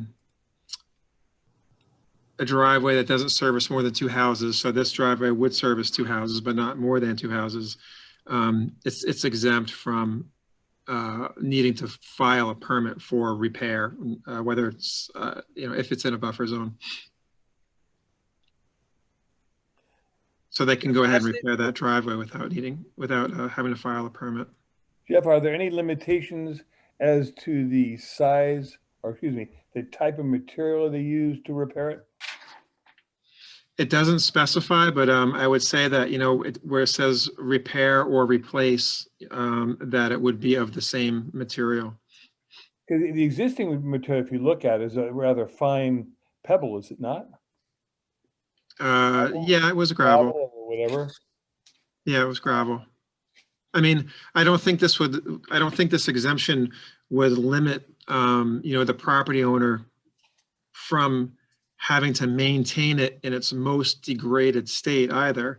If this was a gravel driveway at some point and, a lot of that's gravel's washed away, for them to put down, gate spread gravel from the back of a truck, I don't think that would, I don't think that would, need to be permitted either. But I think if you're going to change the type of material, then, if you were to pave this, then you would need to certainly get a permit. So if we were to end up with a situation like we have on Spring Street, our friend there, I think they put in they put a driveway down, which is substantially larger aggregate than what was there before. That would not be allowed in your interpretation? No, I'm saying my interpretation would be that you could do that. So, what I'm saying is that I don't think you are required to maintain the driveway in its most degraded state. Okay. That where it says repair or replace the driveway, that you could bring it back up to what it had been previously, whatever that may have been. It's hard to tell with a lot of these driveways when they hadn't been touched in 20 years. 50 years. So it's a gravel driveway and we would accept repair or replacement with a gravel driveway. Yes. Jeff Hassett, what's the average width of the current driveway? 10 feet. And is that acceptable to the fire department? They do have to sign off on the building permit ultimately. So they will have to okay it. So if the repair of the driveway was limited to 10 feet, well, I guess we could make that an order of condition, correct, Jeff Summers? Well, I guess what would happen here is if, so the driveway is 10 feet wide, they can, repair or replace up to 10 feet wide. If the fire department at some point says, you know what, that needs to be 12 feet wide, then they would either have to come back and modify, well, actually, this isn't even a wetlands permit. This is just, well, actually, yeah, they would have to come back and they can modify the notice of intent to include widening the driveway or file a whole nother permit. Yeah, if you went to 12 feet, Jeff, or 13, you'd be talking about more trees being cut down in the buffer zone, correct? Most likely. Potentially, I haven't analyzed that. If I think, as Jeff noted, if they wanted to widen the driveway, we'd have to come back in front of you for your authorization. Jeff, would you zoom in, please, to the area of new driveway, which is within the buffer zone?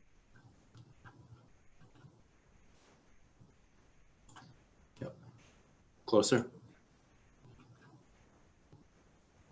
That's fine. How many square feet is that, Jeff, of disturbance in the 50? 33 square feet. I'm sorry, Jeff, what is 33 square feet? So this is the edge of the existing gravel driveway. Yeah. And this triangular corner, that's within the 50-foot buffer to the wetland on the other side. Yeah. And Jeff, you're proposing that area of disturbance in the 50 is of a pervious material being the gravel? We were proposing that to be paved, but we could certainly keep it gravel within the 50-foot buffer. So say where my cursor is now would be the transition to asphalt. Okay. I would We're support looking that. at stormwater in this as well, right? We do, yes. We filed for a stormwater permit. And is there any kind of stormwater management at the base of the driveway there? There is. If you're driving down the driveway, it'll be on your right-hand side in this low-lying area. Okay. There's a rain garden. We're holding back stormwater in this case, but ultimately where it would run off to, that'll overtop, run across the driveway as it does now, and into this wetland. It's a vast wetland resource area. Yeah. It does not drain to Howe Road, where I know there's a lot of issues. Mm-hmm. Jeff, is there any work expected within the 50 going along the driveway to the right of your diagram? No, there isn't. No. Just the bringing of the material for the driveway. Right. And Jeff, can you just outline the black digitized line there would be the silt sock, correct? Yeah, so it first comes in following the 50-foot buffer, keeping work outside of the 50-foot buffer. And then it comes around back to here, following the property line back and returning to that point of the beginning. And why does it go around those trees? In the backyard? Yeah. To give them a bigger backyard, although those trees they're staying. No, but that's a silt sock, right?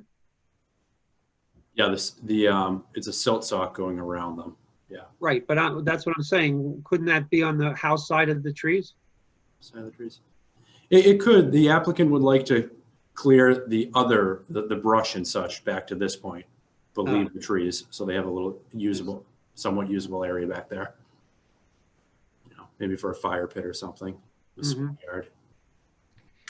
And then could you just talk about the silt sock that runs along the existing driveway now that's there a little bit, please? Yeah, I added that at, per a comment, I think from your agent, or as there will be Yep. truck vehicles coming down this driveway, there should be an erosion barrier on the down gradient side. Definitely. Yep.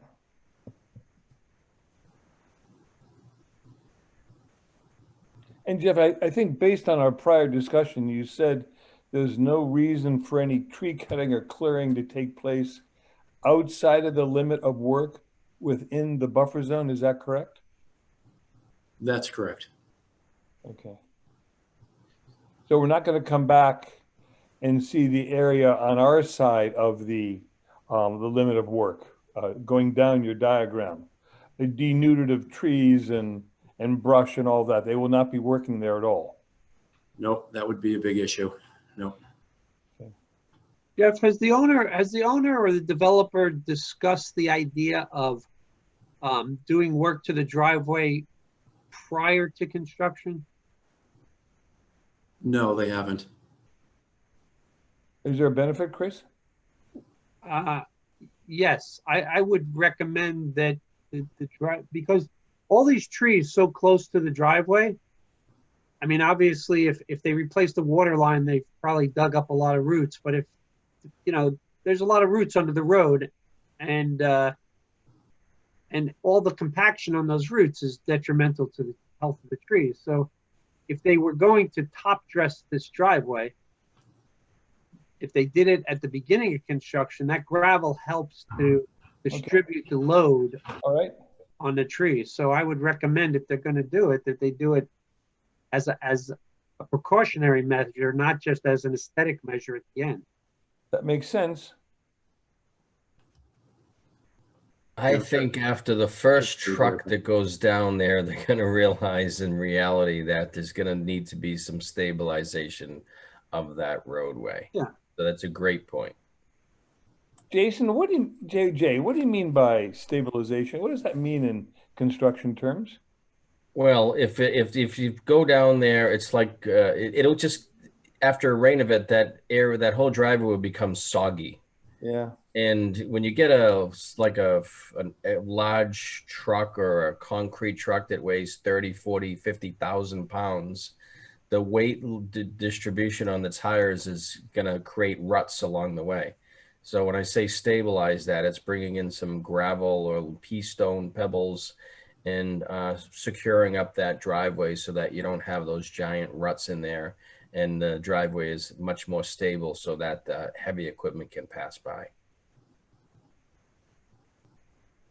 I think one way or another, I expect that driveway to be substantially changed and upgraded.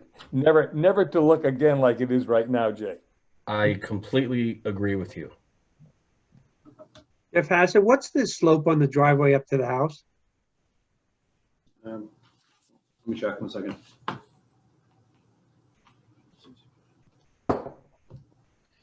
Yeah, while Jeff's looking at that, I just want to make a comment too. I think that's a great idea about, you know, when I suggested to Jeff about putting the silt sock in along the driveway, I was just envisioning it turning to mud and then having, you know, erosion issues.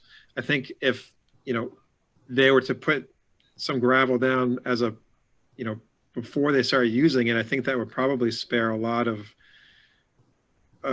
aggravation down the road in dealing with that driveway. Agony and remorse, Jeff. Yeah. Okay. 15% to answer your question. 15. The paved portion of the driveway going up to the garage. I can see an Amazon truck in the future. Mm-hmm. Yeah, good luck getting in there. Jeff, can you zoom in back to the property itself or the driveway itself? Thank you. And just talk a little bit more about the infiltration chambers for the stormwater controls, etc. Sure. So this is the low side of the property as it grades out, and all of the downspouts will connect to this infiltration system.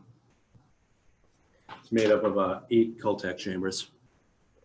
And as you see on the plan there, underneath the proposed patio and the proposed dwelling itself, There's a significant ledge outcrop there.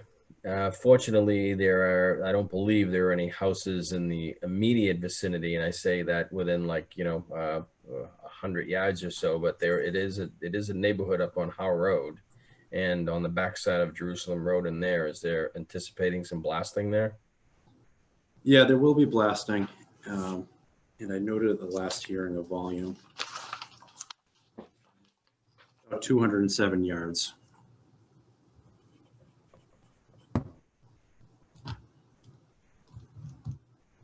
Okay. 13 trucks. Again, though, that material will be utilized for the driveway base. Mhm. Okay. Tell me, Jeff, just to confirm, in this relatively isolated bit of property, there's a sewer line running down there?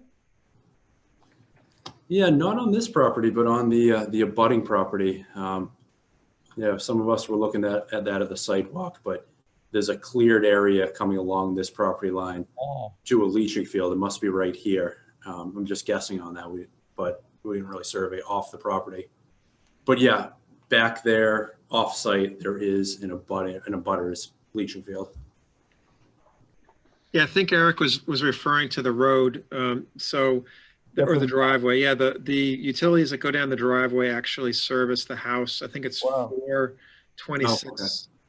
I think it's 426 Jerusalem Road. I can't remember, but there's another house that's to the top of this site plan. It's across the wetland area. Okay. That's where those utilities go to. Okay, and he just hooked up, he's gonna hook up to those. That's right. Okay. And they had just replaced that water line probably about 2 years ago, so that whole gravel driveway has been trenched out and backfilled with a new water line going up to that residence. So that whole driveway's already been previously disturbed. Yeah. Okay. And the sewer goes down the main driveway as well? It does, yes. Wow. Okay. Any other comments? Well, I Questions, think concerns? go ahead. No, go ahead. There's nobody here except for Brad Holmes and Jeff DeLisi, so I don't think they probably want to comment on this. So there's no public members to comment. I think the big concern here is obviously the driveway, and if the project were to be approved, to condition the driveway such that the existing material be maintained, whatever that is, and this project, in my view, the only reason it's being approved is the fact that without a variance, or still would issue a variance, but it's the Mass Wetlands Protection Act exemption, which Jeff was referring to, allowing for existing driveways to be maintained, etc. Yep. Yes. Agreed. So, Otherwise, you need a donkey and a cart. well, yeah, it's a beautiful piece of property. I'm not sure I would want to personally live back there with that driveway. I think, as Eric said, that a year or two from now, this driveway will look nothing with what it looks like right now. I would be interested to see what the fire department says with the distance and width, etc. But that's something that someone else will have to worry about. Yeah, exactly. If there's no further discussion, I'll make a motion. Please Uh, go. Jay. I have one. Oh, wait, hold on. Yeah, I have Jay. one condition. Yeah, Jeff? Go ahead. Sorry. I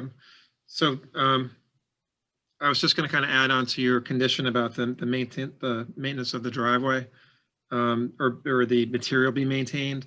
So I was going to suggest that the existing material driveway be maintained as gravel, and that its existing width of 10 feet not be exceeded.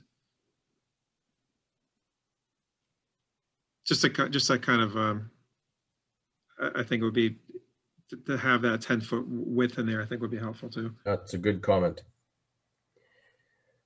And a layer of gravel be placed prior to construction to help both in the process and also to minimize the compaction over the heavy construction compaction of the roots of the trees.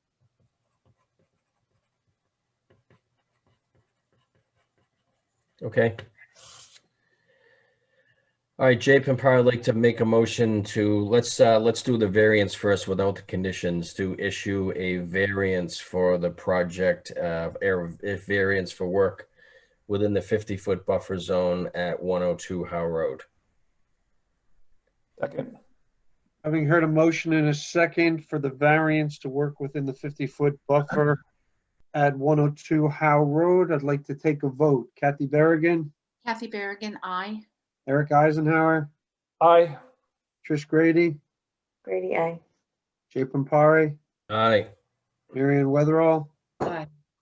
Chris McFarland, aye. That vote passes 6-0.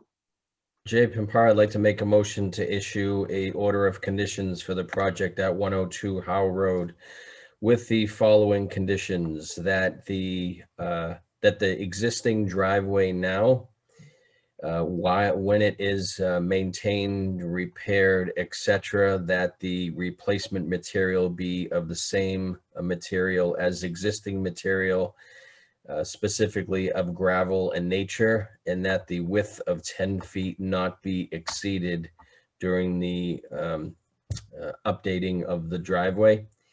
In the second condition, that a layer of gravel be installed to further assist with the stabilization of heavy equipment, etc.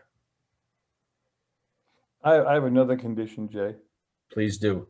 Yeah, I'd like to add the condition that additional removal of trees and of shrubs will be limited to inside the work area, and that within the buffer zone, there will be no further removal of trees, and that only in the case of safety would dead wood and dead trees be removed.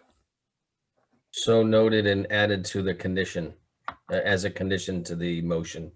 Do I hear a second? Second.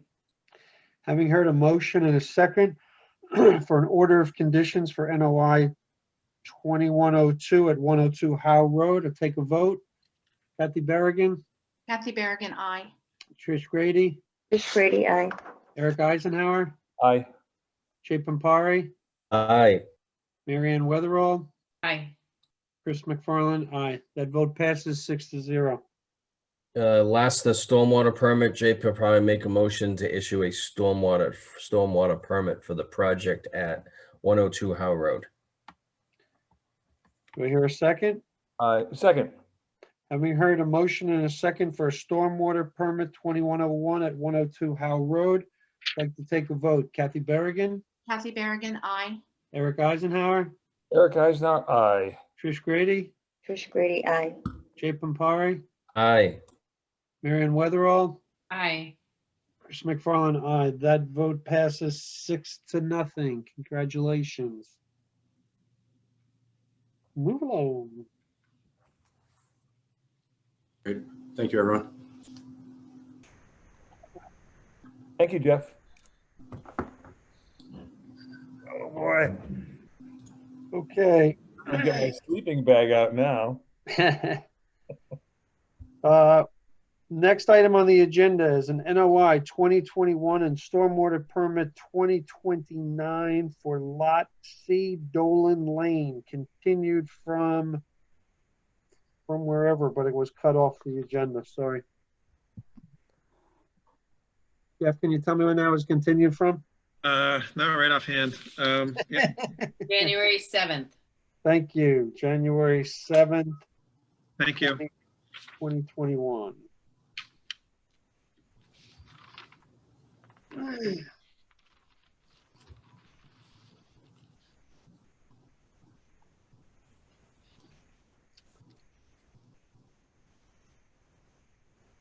Okay, who is going to address this application?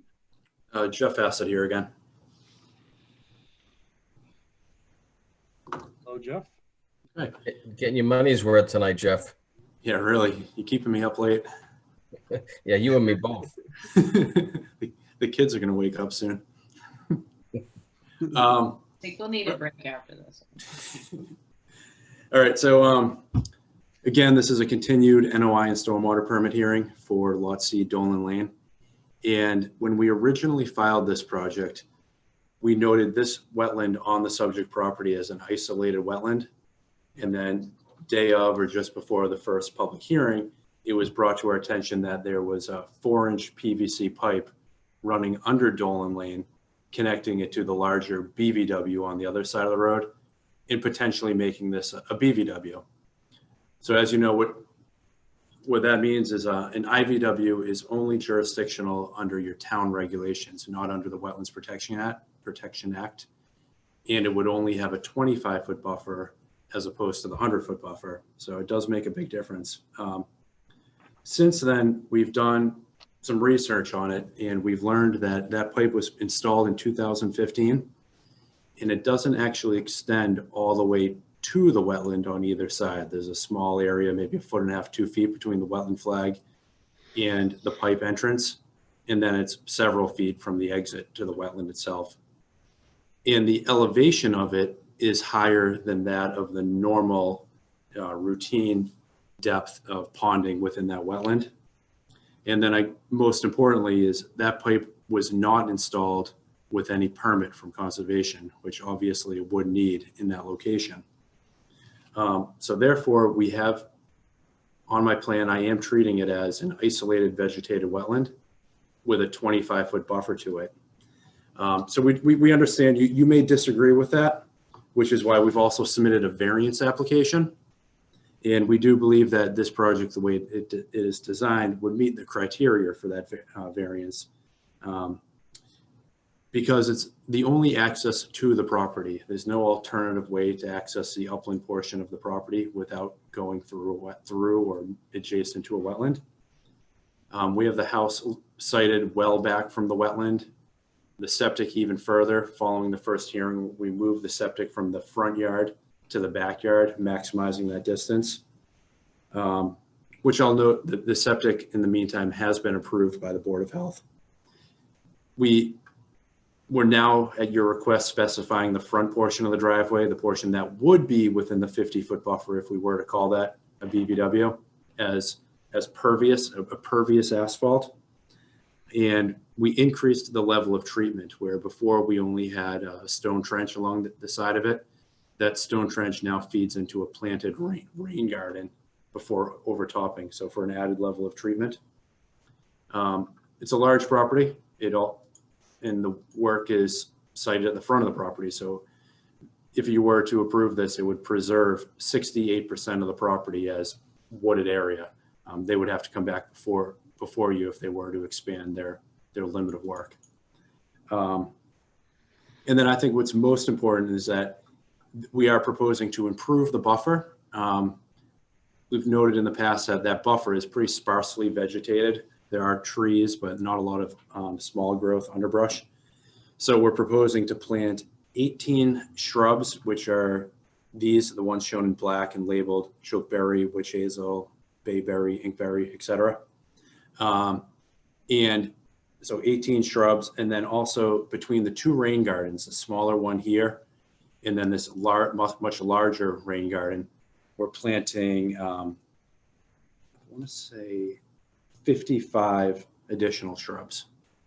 So that will really improve the buffer zone. And then as far as what to do with that pipe, the applicant's willing to, as a condition, either permit that pipe to remain or even replace it if that's what you as a commission feel would be preferred. Even though it's not permitted, I mean, it negatively impacts the owner as far as permitting.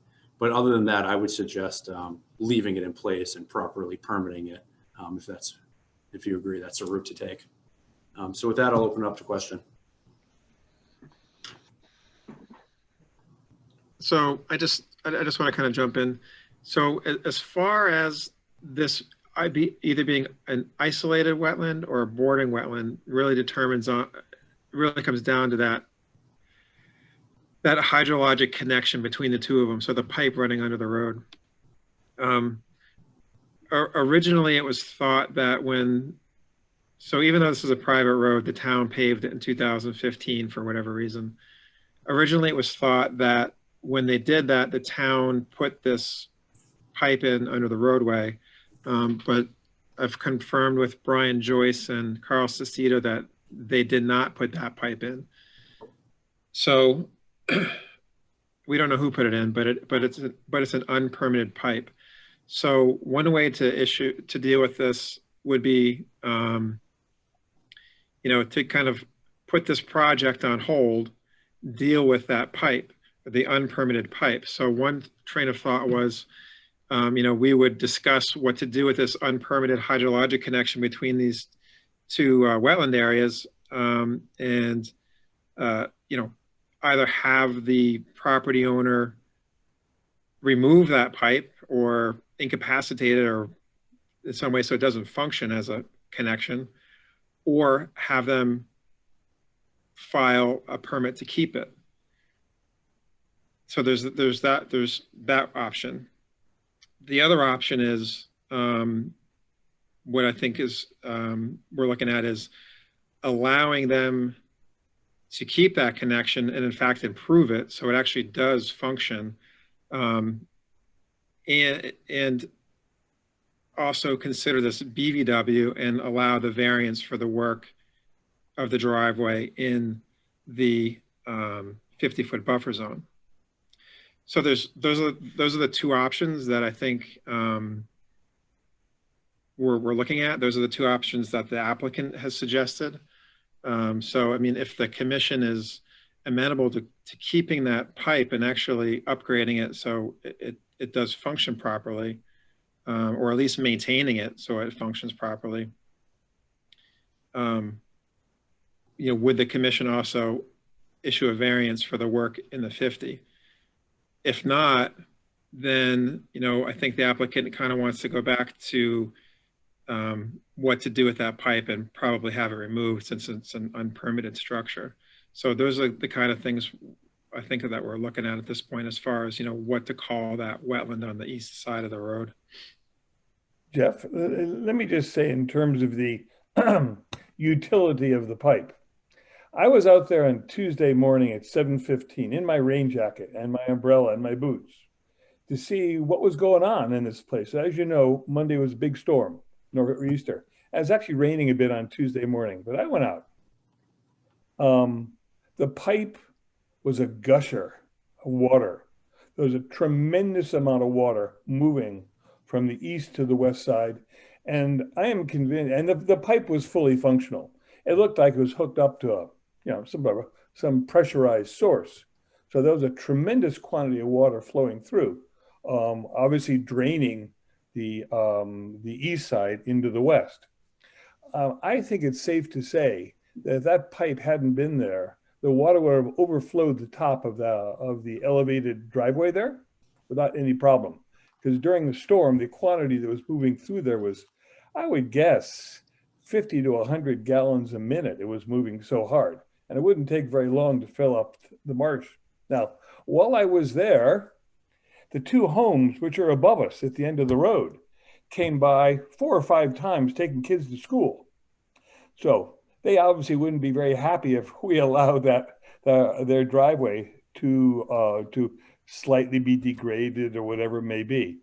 And then it brings up the question, how do you repair this thing and still meet the habitability needs of the homes that are on the far side?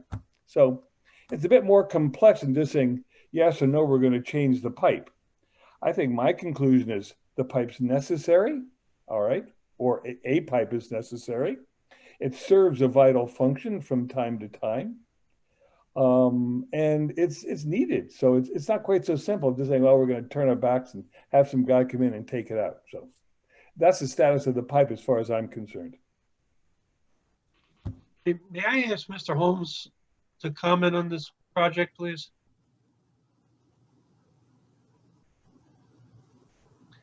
Evening, members of the commission. Brad Holmes here. Happy to comment. Let me step back for a second. When I first visited the site, I delineated the limit of the vegetated wetland as shown in the blue line. there wasn't a pipe visible. There isn't any signs that there was flow or direction to that location. I think it was covered at the time. So it wasn't visible to me. So I treated it as an isolated vegetative wetland. Certainly after the delineation, we've come to the observation that there is a pipe there. So I'm not disputing that for sure. My thoughts are, as Jeff was saying, it's an unpermitted pipe. So it's more of a policy question than science question. So let's think of it as if I had a bordering vegetative wetland and I filled a section of the wetland to create it isolated, well, I don't think the commission would allow that to pursue. So it's kind of along that lines of what do we do policy wise? So as far as the science goes, it's different from the policy. As far as the pipe, what I haven't observed the pipe during a flow situation, I understand what Mr. Eisenhower said as far as a pressurized pipe, and that makes sense. What that means to me is that that pipe is undersized and not functioning properly. It wouldn't be permittable by the Cohasset Conservation Commission because it's not functioning correctly. So if it were to be designed and properly permitted, it wouldn't be a 4-inch pipe. But that's all I have to offer as far as your question, unless you have more questions towards my direction. Could you, I mean, looking at this as either a properly functioning pipe that makes this a single wetland or two connected wetlands, however you want to call it, and an isolated wetland and a bordering vegetated wetland, is either one of those scenarios a healthier environment?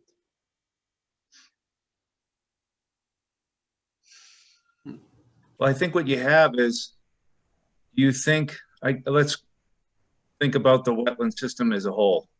Okay. You think the bordering vegetative wetland to the west was a wetland that expanded over to Dolan Lane and was always there? Or was it more of a situation where Dolan Lane was constructed and water wasn't allowed to pond and the wetland was formed? So that's what I would look at if I had to evaluate the wetland as a healthy wetland, towards your question. Mm-hmm. I'd have to do a little bit more research on that in order to get you some more detail, but that's where I would start. And I don't. The applicant, if in a perfect situation here, I understand that the 4-inch pipe probably is not acting the way it should. And in fact, I didn't go out there on Tuesday. I have no doubt that it was probably flowing, but I have been out there on many different occasions in the past month or two driving by there, and have not noticed that there's been any flow or any connection between the IBW and the BBW.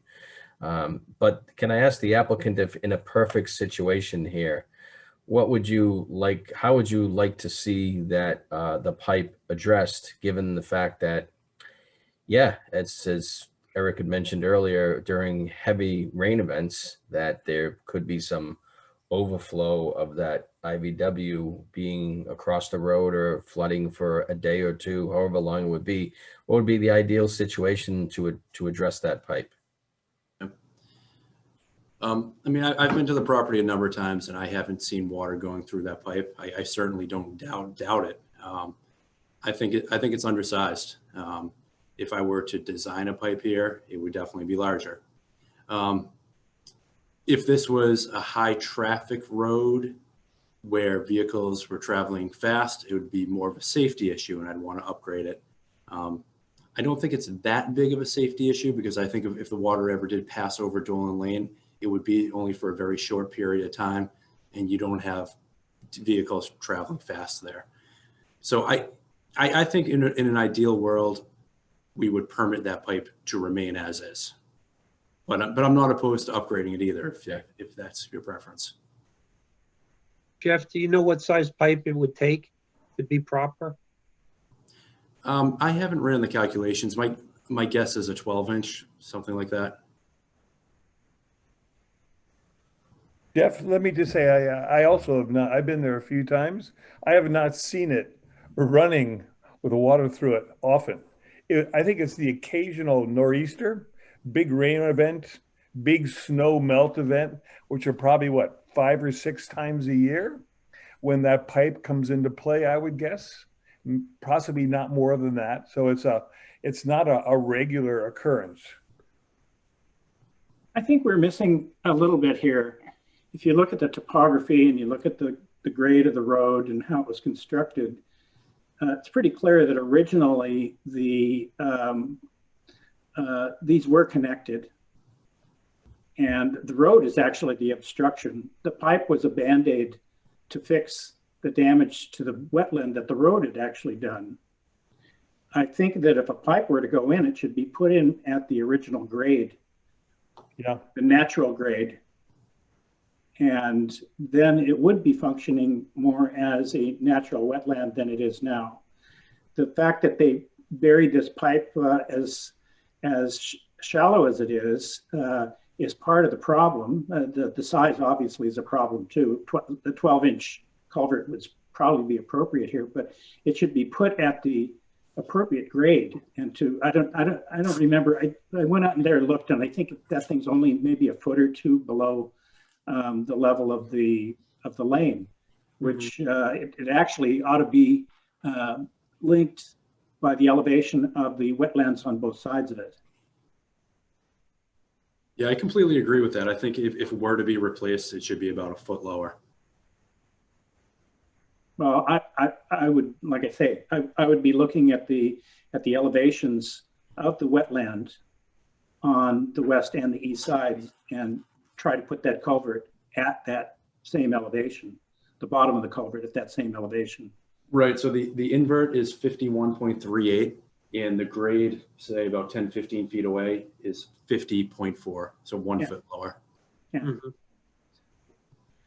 Yeah, so how my view on this project, and I've gone back and forth looking at it here, is what I see is we have an IV, potentially an IVW, but I think it sounds like everyone would agree that it would be in the best interest of the environment and safety here to upgrade that pipe to, I don't know, throw out a 12-inch, 14-inch culvert, whatever the size would be, and connect these two water bodies, therefore now making this a BVW.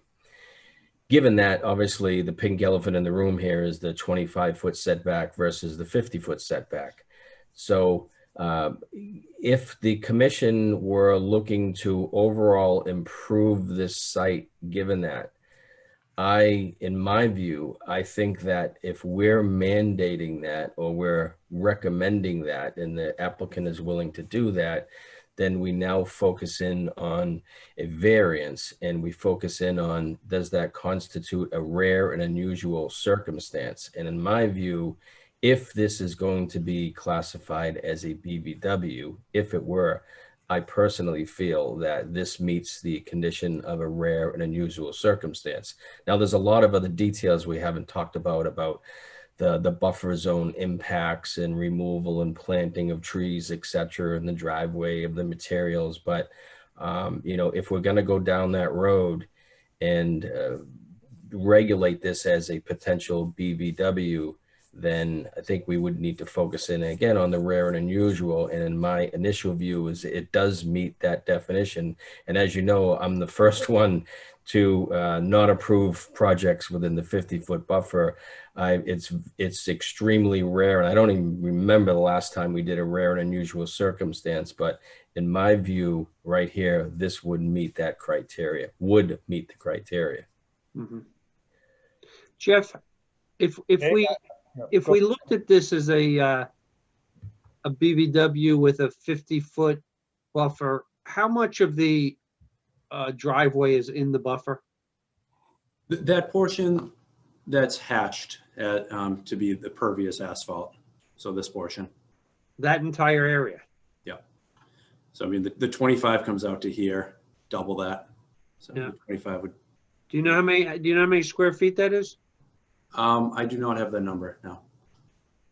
I could get Jeff, it. Hassett, I don't have it in front of me. correct me if I'm wrong, but in our last meeting, and you can see the topography on the up gradient side of the driveway.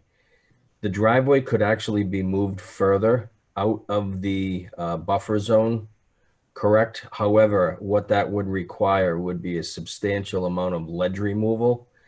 And I'm guessing, and I would agree, that the ledge removal there would actually cause further environmental damage by removing the ledge for the sole purpose of getting the driveway further out of the buffer zone as opposed to leaving the driveway as is now.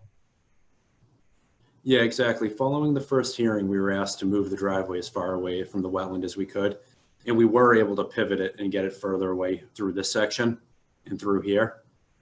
Through this area, I wouldn't put it any closer to the property line because now we're talking about removing ledge to do so. And I just think that it doesn't outweigh the pros. Yeah, that's like almost a sheer drop right there. Exactly. Jay, you talk about this being rare and unusual because it's a difficult engineering environment. I take exactly the opposite viewpoint. I say every now and then you run into plots of land, and we had another one just a few months ago that may not be buildable lots. And that what we're trying to do here is twist and contort the rules and regulations, trying to make a silk purse out of a sow's ear. To me, this may not be a buildable plot. We can say what we want. We have to probably break all the rules to make it a buildable plot. And at some point, you have to say to yourself, each one of us as commissioners, enough is enough. Well, I can certainly understand that. And, I'm not lobbying for the project here, but it's very clear and obvious that as you mentioned earlier, that this IVW acts as an IVW for probably 360 of the 365 days of the year. Probably. It only acts as a BVW, if you want to call it a BVW, on those extremely high storm events. So in all intents and purposes, I didn't even see the pipe when I first went out there. So as the wetland delineation specialist went out and didn't realize it either. So again, I guess the applicant could turn around and say to us, I'm just going to plug the pipe is not permitted. I'm going to remove the pipe. I'm going to take the hits for those 5 days of the year when it overflows. And it's a IVW, and we're faced with the 25-foot setback. In the picture that we have in front of us now, that the diagram, there's no encroachment in the 25-foot setback. We don't even need a variance, and all of the work is outside of the buffer zone. So it's kind of like a catch-22 here. That's why I say that if it's a BVW, then I think it meets rare and unusual circumstance, but we can certainly discuss that further. You're forgetting the two homes up the road from this that have to get through. This is their lifeline, getting to school and getting to work and all that. They go through it on a regular basis. If you block it off and you make it a real IVW, then at some point you're going to probably wash through the road or deteriorate it, and you're going to have a big problem of a civil engineering problem with the road being partially washed away or weakened, whatever it may be, Jay. So I completely agree with you. As we go through this, I always look at these from a legal standpoint, and is that within our jurisdiction? Our jurisdiction is to make sure that there's no further stormwater leaving the site as a result of the construction activities. And so I ask myself, is that true and accurate? I'd like to just read from our bylaws also. I know this came up on another project, and I mentioned it, but I'm actually going to read it.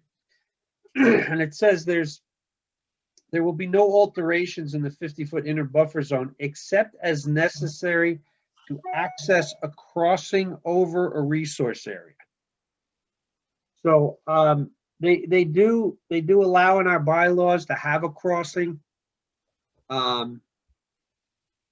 Unlike some other projects where they not only did they cross, but they actually stayed in the buffer zone. This really is a crossing. So in my opinion, however the commission wants to see this, either as a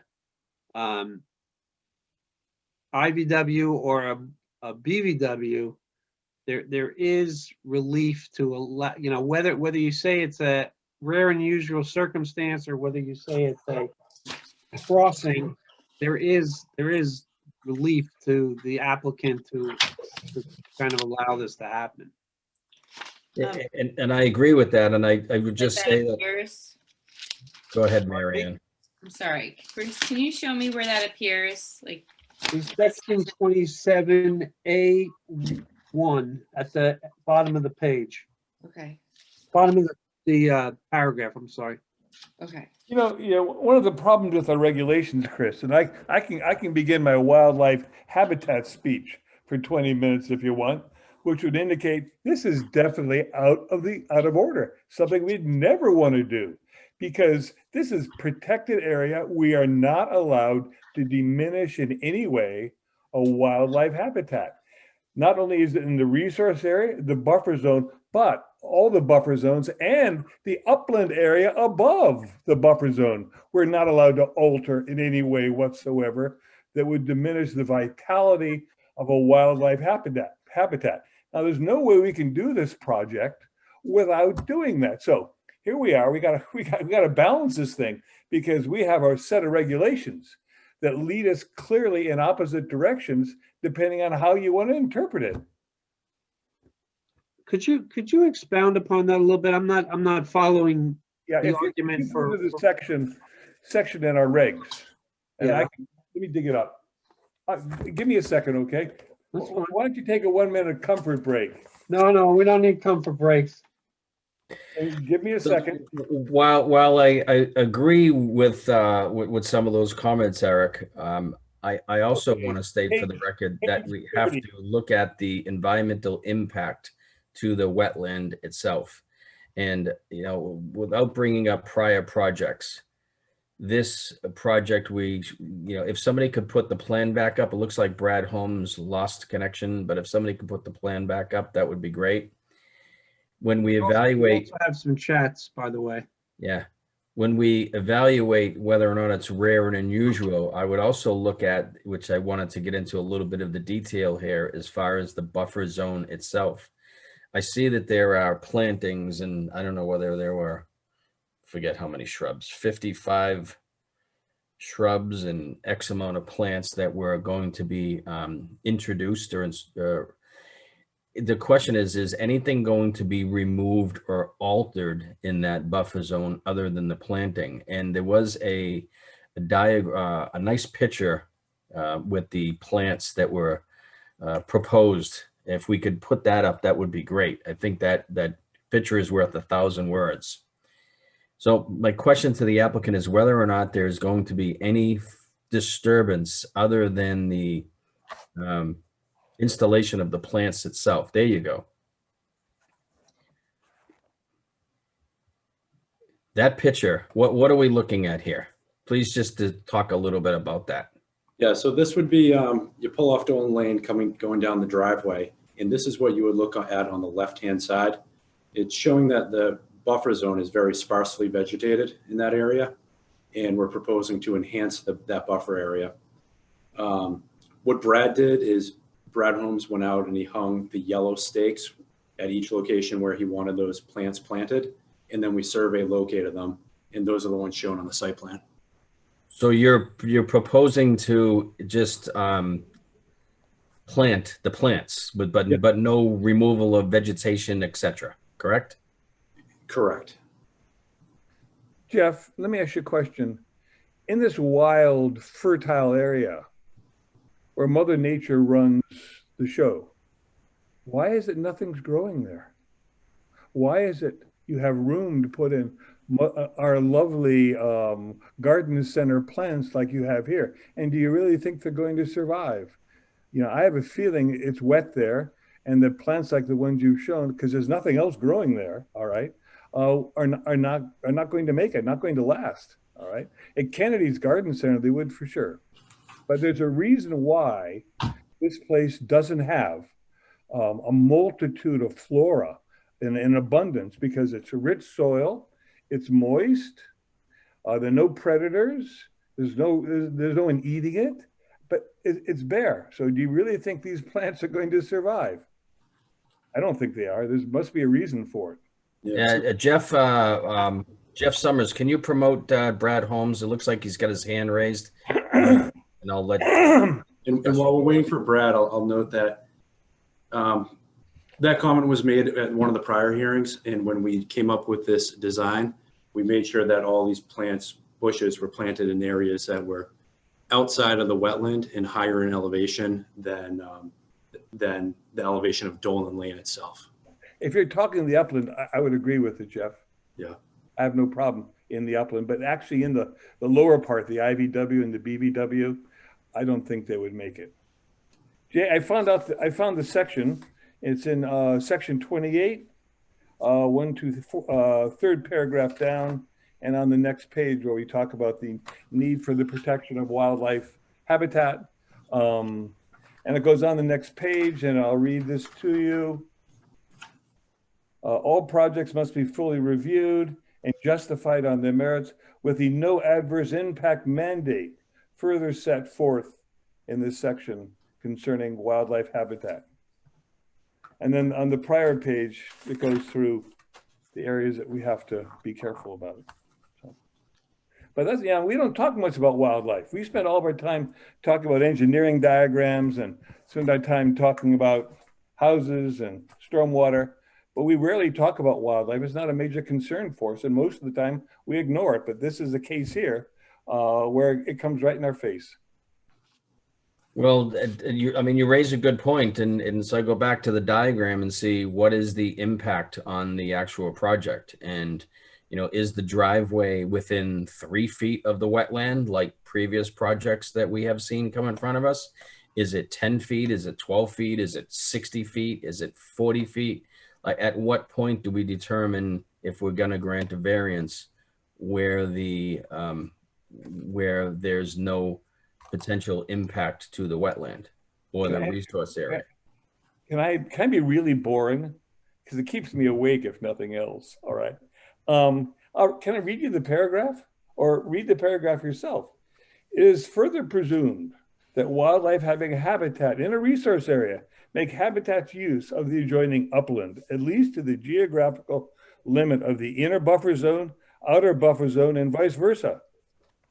Consequently, the Cohasset wetland regulations apply equally to all these places. And this is a value that's inherent in our wetland regulations. So, Eric, what wildlife have you seen a lot in this area? Like, if you look at the definition of wildlife, yeah. Can you explain that more? Because I'm not seeing this.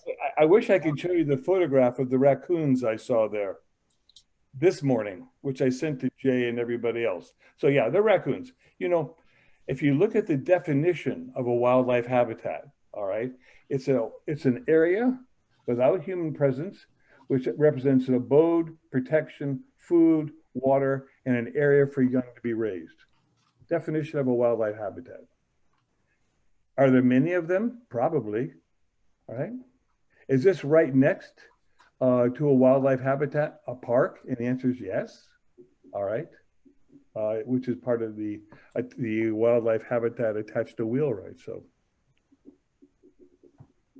may I jump in quickly regarding wildlife habitat? What I would like to do is, as we proposed, is make a betterment. What we designed is native berry producing shrubs to be added into areas that could use it to increase wildlife habitat. And if we really want to talk about wildlife habitat, let's make the connection from this wetland to the larger bordering vegetated wetland to the west as a connection for wildlife habitat.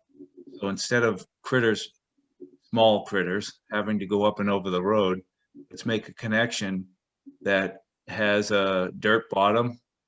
It's not a 4-inch pipe that allows for a better connection for wildlife to use this area and enjoy the berry producing shrubs that we have and really make a benefit. Right now, it's not to that degree. That probably makes sense. Would that be a secondary pipe, but that would also flood through, like a 12-inch pipe? Because wouldn't both kind of, wouldn't a 12-inch pipe let the water through, and then this crossover, how would this crossover pipe be not used for water? Well, I'd need to work with Jeff on the sizing because it's more of an engineering function, but what we would do is do an oversized pipe and do a dirt bottom so that the critters have more of a flat bottom to travel through as a wildlife connection. So it's not just a pipe. So this is kind But of I like need to work with Jeff on the sizing. Yeah, there are a couple different ways we can do it. One way we often do is a box culvert, so it has an open bottom. The other way that actually works pretty well is you use a pipe that's, say, twice as large as what you need, but then you backfill it. You fill it halfway up with soil, so it has a dirt bottom. So either way, Jeff, you'd have to cut the road, correct? Yeah, you would, unfortunately. Does the Public Works have to get involved in this? No, it is a private road. The applicant has noted that he'd be willing to upgrade that pipe if that was your desire. I wonder, why did the town pave a private road? We'd like to have our private road paved. What's going on here? Not only did they pave a private road, but they cut a wetland in pieces. What the heck? They brought it, whoever in DPW did this, they brought all this on us. So the town's having us fight a town issue. Can we bring up the actual site diagram again, please? Jeff, while you're getting that, can I ask you a question? Is it possible to do this work with a type of culvert and not completely shut the road down for a day because of the families that need to commute back and forth on it? There's no other way out. Not on this road, it's not. It's too narrow. But I think it's a pretty quick process. I think you could saw cut it and get it all prepped and then quickly excavate it, put down the culvert and backfill it to the point where it wouldn't be paved, but somebody could drive over it. Okay. There's only 2 neighbors further down, so they could coordinate with them and do it on a day at a time that works. This would be the applicant would pay for all this and that's right. And repave it and. So Jeff Hassett, can you pull up an older diagram outlining the 50? Well, leave this one on here, but in a minute, I'd like to see how the 50-foot buffer lines up in here. And what I'm sensing here is, again, for the record and for future permitting here, if we're going to classify this as an IVW versus a BVW, it sounds like there's a consensus here, and I'm just trying to move this along and come to an agreement that they think it's in the best interest if the 2 wetlands were connected for the great reasons that you had brought up, Eric. So thank you. But if that is the case now, and we're making improvements, that the site now becomes, or the IVW becomes a BVW, and we look at that, and now we have the issue of the 50-foot buffer zone.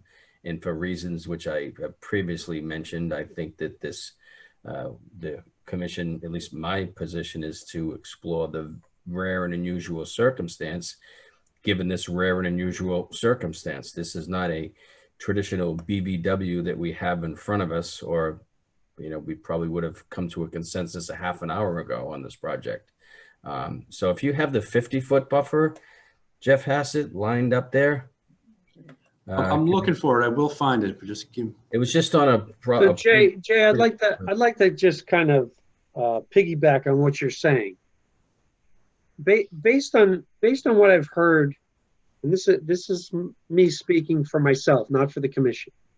Based on what I've heard, the situation we currently have is a BVW and a IVW connected by 4-inch pipe, which does not truly make a proper connection, nor was it ever permitted.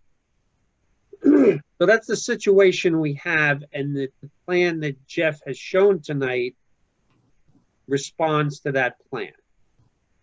But what we're hearing from Mr. Holmes and Jeff Hassett is that a better, and from Tom as well, being a wetland specialist, is that the actual connection would be a better solution. But if they make the actual connection in a proper way, they in effect are placing more stringent control on their own property. I don't understand that last statement, Chris. Could you maybe explain it a bit further? Well, yeah, as the property currently stands, there is a BVW on the left side of the road, and an isolated vegetative wetland on the right side of the road. And between the two is a 4-inch pipe. But it's not a permitted pipe, and it's not a pipe that functions properly in the connection of two wetlands. Just remember, on Tuesday morning, hundreds of gallons of water flowed through that pipe. I understand. Willing to bet. I understand, but on a day-to-day basis, right. On a day-by-day, it doesn't. It doesn't function properly. You're right. And what I've heard from the testimony here from Brad Holmes and Tom Bell is that a bigger, and Jeff, a bigger pipe set at the proper elevation with a dirt bottom could actually improve the two wetlands. But in so doing, when both wetlands now become bordering vegetative wetlands, the owner of the property has in effect created a condition which has more stringent requirements to it. What are these stringent requirements you refer to, Chris? Well, currently with the isolated wetland, the buffer is 25 feet. Oh, okay. The entry road does not touch the buffer. But when you say it is a bordering vegetative wetland, then the buffer is 50 feet. Right. So I guess my point is that the applicant could argue, we're just not going to do anything. It's their contention this is an isolated vegetative wetland and that we should give them a permit. But the alternative, as Jeff Summers said at the beginning of this, is that they would make the improvement, but in so doing, they're looking to us to issue a variance. To issue a variance, because, yeah. So anyway. But Chris, you do realize that there may be some commissioners who decide that the current situation makes it a BVW. Because you have the two parts that are unified, which on a regular basis, not all the time, a regular basis transmit fluid, water, from one side to the other. And that was the original dictate that gave us the single BVW conclusion. And I kind of sympathize with that whether we have the big culvert or the small one, we got one right now. Now, other people may consider that not to be valid, but you can't deny it. No, you can't deny there's a pipe there. So let me just, so I understand what you're saying, Eric. The other option is that, obviously they want to build this house. So the other option is, if they don't get a variance through the 50-foot buffer zone, they're just going to remove this unpermitted pipe, regardless of what the consequences may be. If the road floods, so be it. And then we're going to have an actual isolated vegetative wetland and a road that floods. which is as the property owner, who has this, I think the unpermitted pipe, that's within their right to do, I think the implications of what you're saying are beyond my pay grade, I'm afraid. Well, You I talk think, talk about legal. let me try and help this out. Yeah, legal. Currently, now, if the pipe were no longer there or the pipe were clogged, what we have in front of us is an IVW with a 25-foot setback. And unless there was a smoking gun in there, there's no, in my view, since there's no disturbance within the 25-foot setback of an IBW, it would be difficult for the commission, based on just the 25-foot disturbance, to deny the project. Okay, so that's what we have, which was why I was discussing further, if the project were to be improved and now be considered a BVW, that, in my view, grants discussion of a rare and unusual circumstance.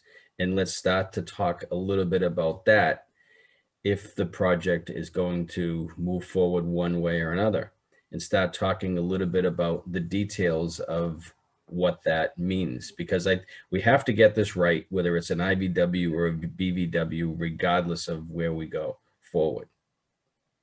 Brad, can I ask you a question? When you lost connection earlier, there was a discussion, and I think it's important. There was a talk about the mitigation planting, and Commissioner Eisenhower brought up the fact that right now there is very limited understory growth in that area. Would you say that's a function of the fact that the pipe is high to the point that ground stays saturated, or is there another reason why there's very little undergrowth in that area?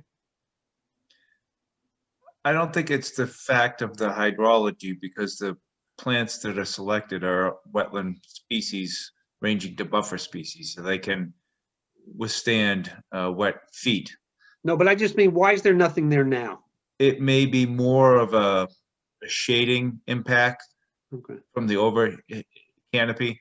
It may be other factors, but I don't believe it's the water, because I don't really, it obviously holds water, but it's not, that wetland isn't an obligate wetland swamp, right? And it's not a wet, I say wetland, it's not a wetland. So it's not a swampish condition. I think it's more of a light availability. And if you did notice in the proposal that we included for wildlife habitat, we did propose selecting some of the white pine trees and girdling them to try to create some snags for deadwood habitat. Great idea. That would help with some of the shading impacts. Yeah.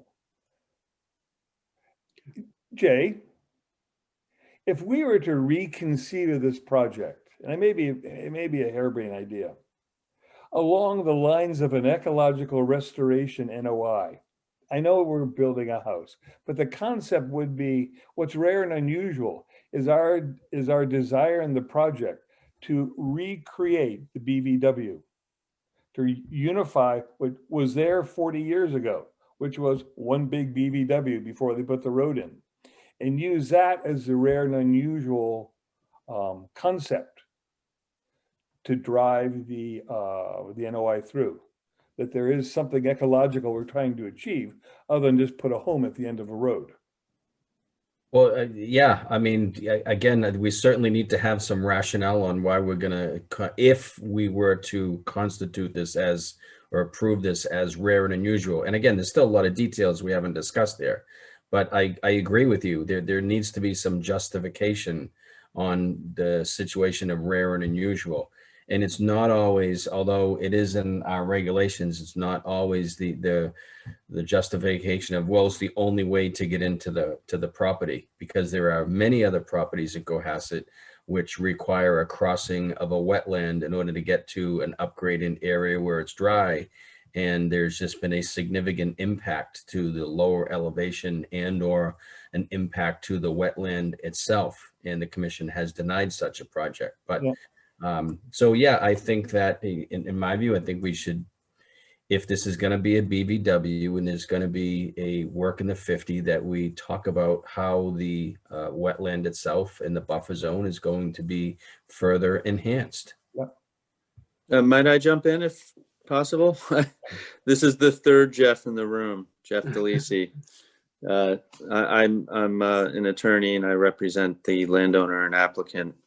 And I've been sitting back and enjoying this conversation.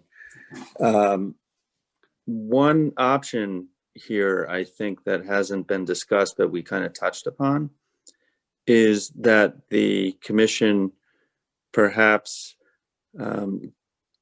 call this or designate this an IVW with a condition that the pipe be improved, and thereby it would not be necessary to address the precedential value of having to call it rare and unusual and having to issue a variance. I don't know what the commission might think of that option. That would certainly be an easy way out. However, well, it's such a strange circumstance. Yeah.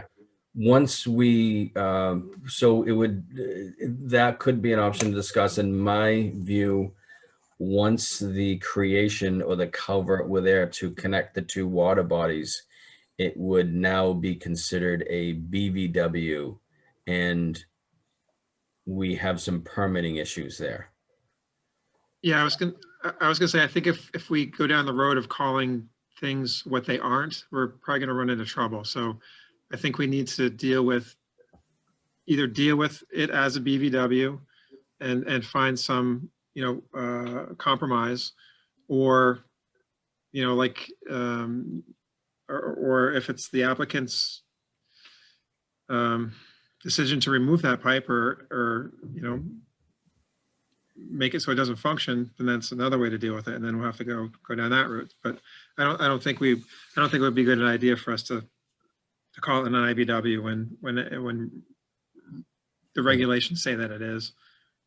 My view is whether or not the applicant wants to remove the pipe and go down that road and say it's an IVW, and as we've stated, the work is outside of the 25-foot buffer zone, and the commission would be, in my view, again, we haven't talked a lot about the details, but be hard pressed to deny a project based on disturbance of 25-foot buffer zone when in fact there's no disturbance at all in the 25-foot buffer zone, versus having a revised project that incorporates a larger, more environmentally sound culvert connecting the two water bodies for the three-headed salamander and everything else here, and then discuss the variance issue and talk about rare and unusual circumstances and what drove rare and unusual.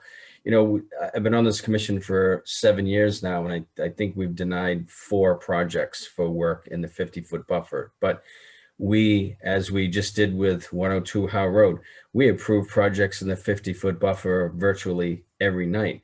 It's the level of work that's done within the 50-foot buffer zone here. And I know we've approved projects in the past for rare and unusual based on, which came up a little bit on the last hearing, but the road needing to be installed due to the fire department needing to go down in there, or emergency service needing to go down in there. And we may come across that with 102 Howe Road, that road may need to be further enhanced, and that may come back to us.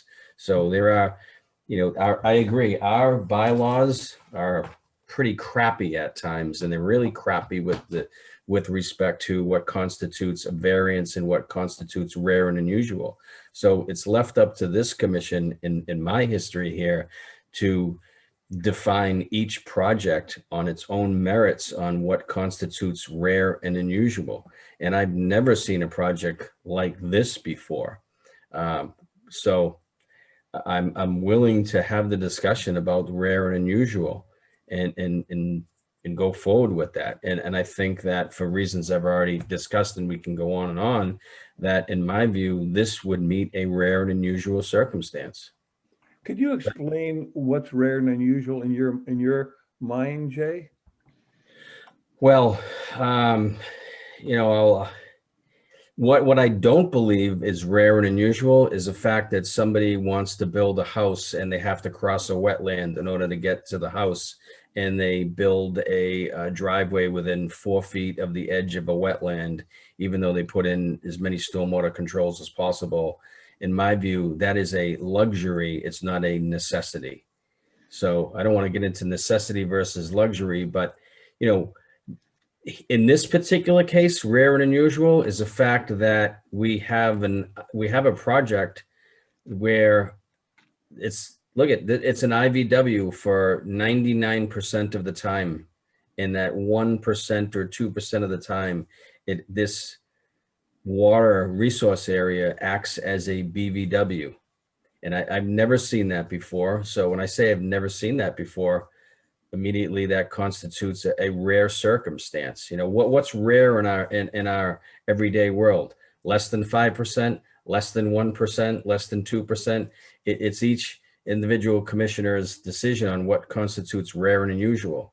I think the fact that, again, if we're all in agreement that this is truly an IVW, but for the best interest of the environment and any potential wildlife, we're going to allow a passage of water from one water body to another, and now reclassify this as a BVW. And as Chris mentioned, I wouldn't say handcuffing, but making the applicant aware that the setback of 25 feet now becomes 50 feet.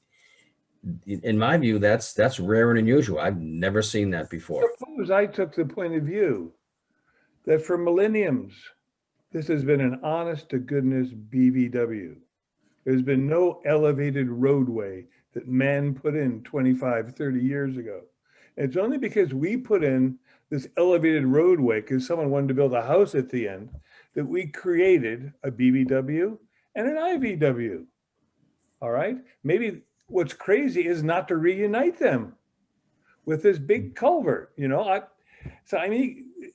me, we're kind of, by creating a BVW, we're restoring the natural balance in the environment there. Now, I don't want to sound too, tree hugging and all that, because this isn't quite the game we play here, but you can argue forever. I think maybe the compromise to me is to put the big culvert in, all right, relax our standards a bit in this one case, because we can do that on the amount of activity we're allowed in the buffer zone, and maybe get on with the project, okay? But along the way, restore a vibrant, integrated BVW that goes underneath the road, that has the great plants that Brad's talking about, and has your three-toed salamander living there. And we have the BVW restored at the same time. Yeah, I agree with that, Eric. And I think the point is really that it was a BVW until some of the neighbors decided to build a causeway across it and cut it off. Yeah. And then didn't have the widths to put a big enough pipe in. If they'd actually put in a proper culvert, we wouldn't even be having this argument. Yeah. It would have stayed connected. So, what's happened in the past has really complicated this. And then we have an applicant who, I'm very uncomfortable with this idea that they're just going to go yank it out. I mean, it's like blackmail. Let's be blunt. Really? This is blackmail. We're going to pull this pipe out. Well, what are the neighbors going to think about that when all of a sudden the road floods from time to time? They're not going to be very happy with their new neighbors. Tom, up until this application came in, that pipe wasn't functioning very well. Yeah. So and if they put a proper pipe in, they didn't know any it would better. still be a BVW. But What's instead, they did this cheap thing with a 4-inch PVC pipe, and they didn't even have the widths to bury it deep enough. Right. And so they created this artificial isolated wetland, and here we are left to deal with the mess of what somebody in DPW did. It's not and the neighbors who, I don't know how complicit they were in this. Of course, they probably loved getting a paved road Yeah. for a driveway on the city's dime. So, I mean, the applicant himself, they're not at fault here. Yeah. So Tom, in your opinion, is this two separate wetlands at this point, even though there's a pipe between them? You know, that's a legal issue. All I can say is from a landscape perspective, this was a contiguous wetland until that roadway was raised, so they didn't have to drive through the swamp to get to their house. Yes, I agree. That's kind of the bottom line, is they didn't want to drive through, not because there was a rule against it, but because there were certain times of the year when it just wasn't too nice to be able to have to drive through maybe a foot of water. Mm-hmm. And so they've created this problem. It was a solution for them, and it's a problem now for the applicant. And honestly, this is kind of a rare and unusual situation, but that doesn't necessarily mean that we have to give a break to somebody that frankly is threatening us if we don't do it. I'm really uncomfortable with that. Well, I don't think they've necessarily. I'm going to pull the pipe out. No, I don't know if they ever said they were going to pull the pipe out. They said that somebody in the meeting here has said, if they, you know, that's one option, is to pull the pipe. Be careful, Tom, there's a lawyer listening. Okay, well, yeah. Mary Ann, can I ask you your opinion on this? I'm mixed with it. I'm reluctant with a driveway going through a 50. I don't like that at all. I think it's a luxury to build through, to put that house up there through this area. I think the property probably was a carriage road at one point to the smaller house on top, and then they put the when they built the big house, they paved it, and then maybe somebody put that pipe in and they didn't dig it low enough. I do like Eric's kind of harebrained idea to designate it as a restoration project. That kind of clears it a bit better. I think that probably restores it better. I do like making the path for the wildlife. I'm just uncomfortable a little bit with it. It's just, I guess it's rare, but it's just really uncomfortable with it. Mary Ann, just so you understand the background of my harebrained idea, Yes. 7 years ago, they released the Ecological Restoration NOI with one intention: to allow man to repair the mistakes of man. This allows us to go in and repair bridges and dams and roads that are in the resource area, which otherwise we're not allowed to go in and touch. And that was a problem that all the conservation commissions had. The things that man had built were breaking down, but they couldn't go into the resource area to deal with them. So they launched the Ecological Restoration NOI, which we haven't seen much of, but there's a lot written about it, that basically says you can turn your back on the regular rules, go in and one time sort out an ecological problem like a bridge breaking, all right, and deal with it. But along the way, you have to have a long-term viewpoint, and you have to talk about what the long-term benefits are, all right? You can't just go in and repair things left and right. And we haven't seen much of it, but around us, this has been a big revolution in dealing with the Phragmites problem on places like Nantucket.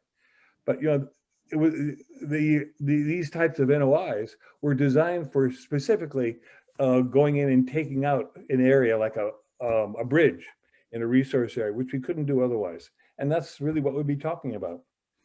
So Eric, I completely agree with your comment about 10 or 15 minutes ago here about moving this forward. And I think I've said this like 2 or 3 times now. The alternative is to treat it as an IVW, which it pretty much acts as today, and move forward and talk about the 25-foot buffer zone. And there's no impact to that right now. There's no disturbance.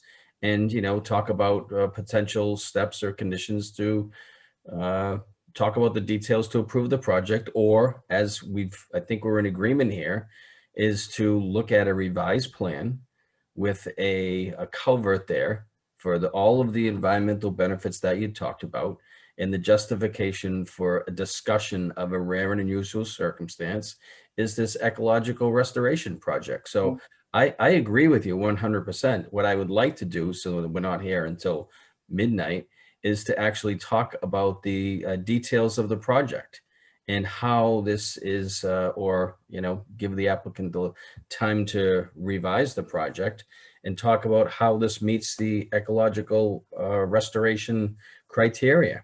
And Brad had talked about the installation of some plants without any removals.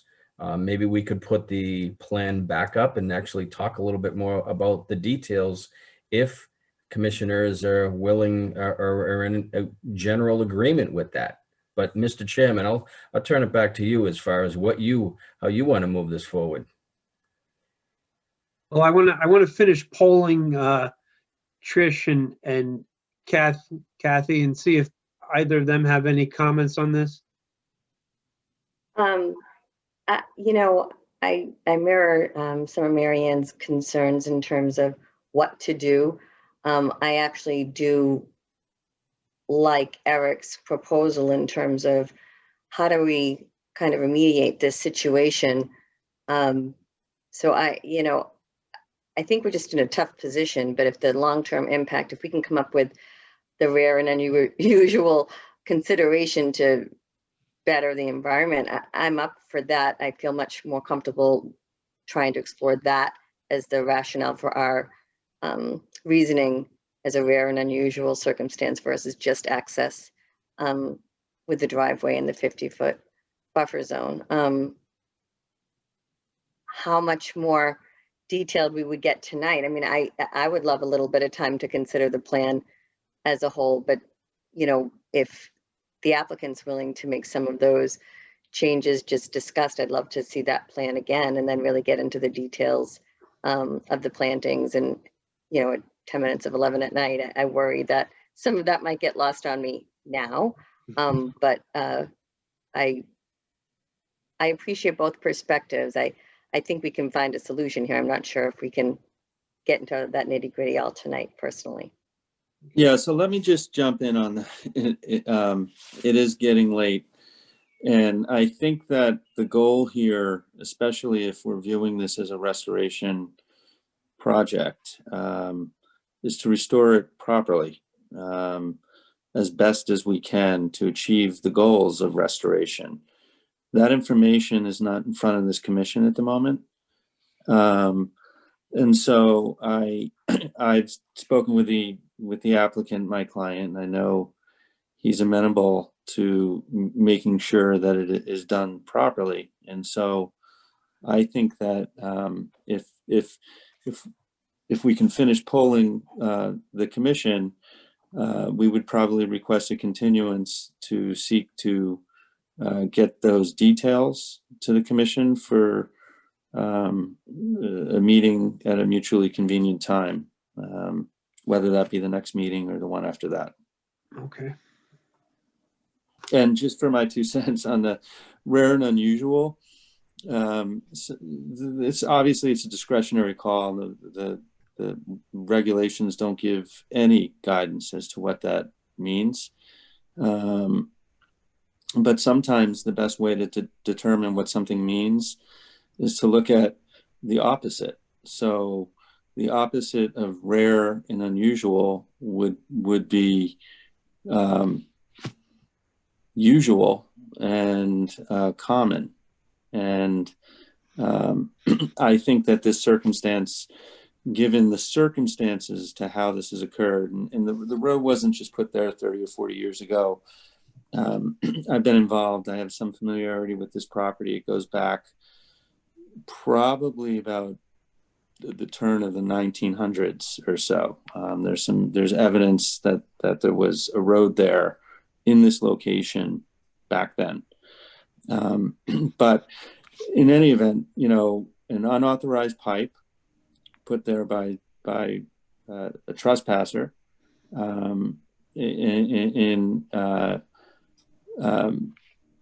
is in itself a rare and unusual circumstance, and we're in this circumstance because of that. If that didn't occur, it would clearly be an IVW, and we wouldn't even be talking about this. And to Eric, to your point, if somebody didn't put a road in millenniums ago, I think you put it, it probably would be a BVW. So we're all in this together, and I think the goal is to improve the wildlife, improve the buffer zone, recognize that what we're seeking to do in this inner buffer strip doesn't have an adverse impact whatsoever. And in fact, the improvements that we're offering have a beneficial value to the resource area that we're trying to protect.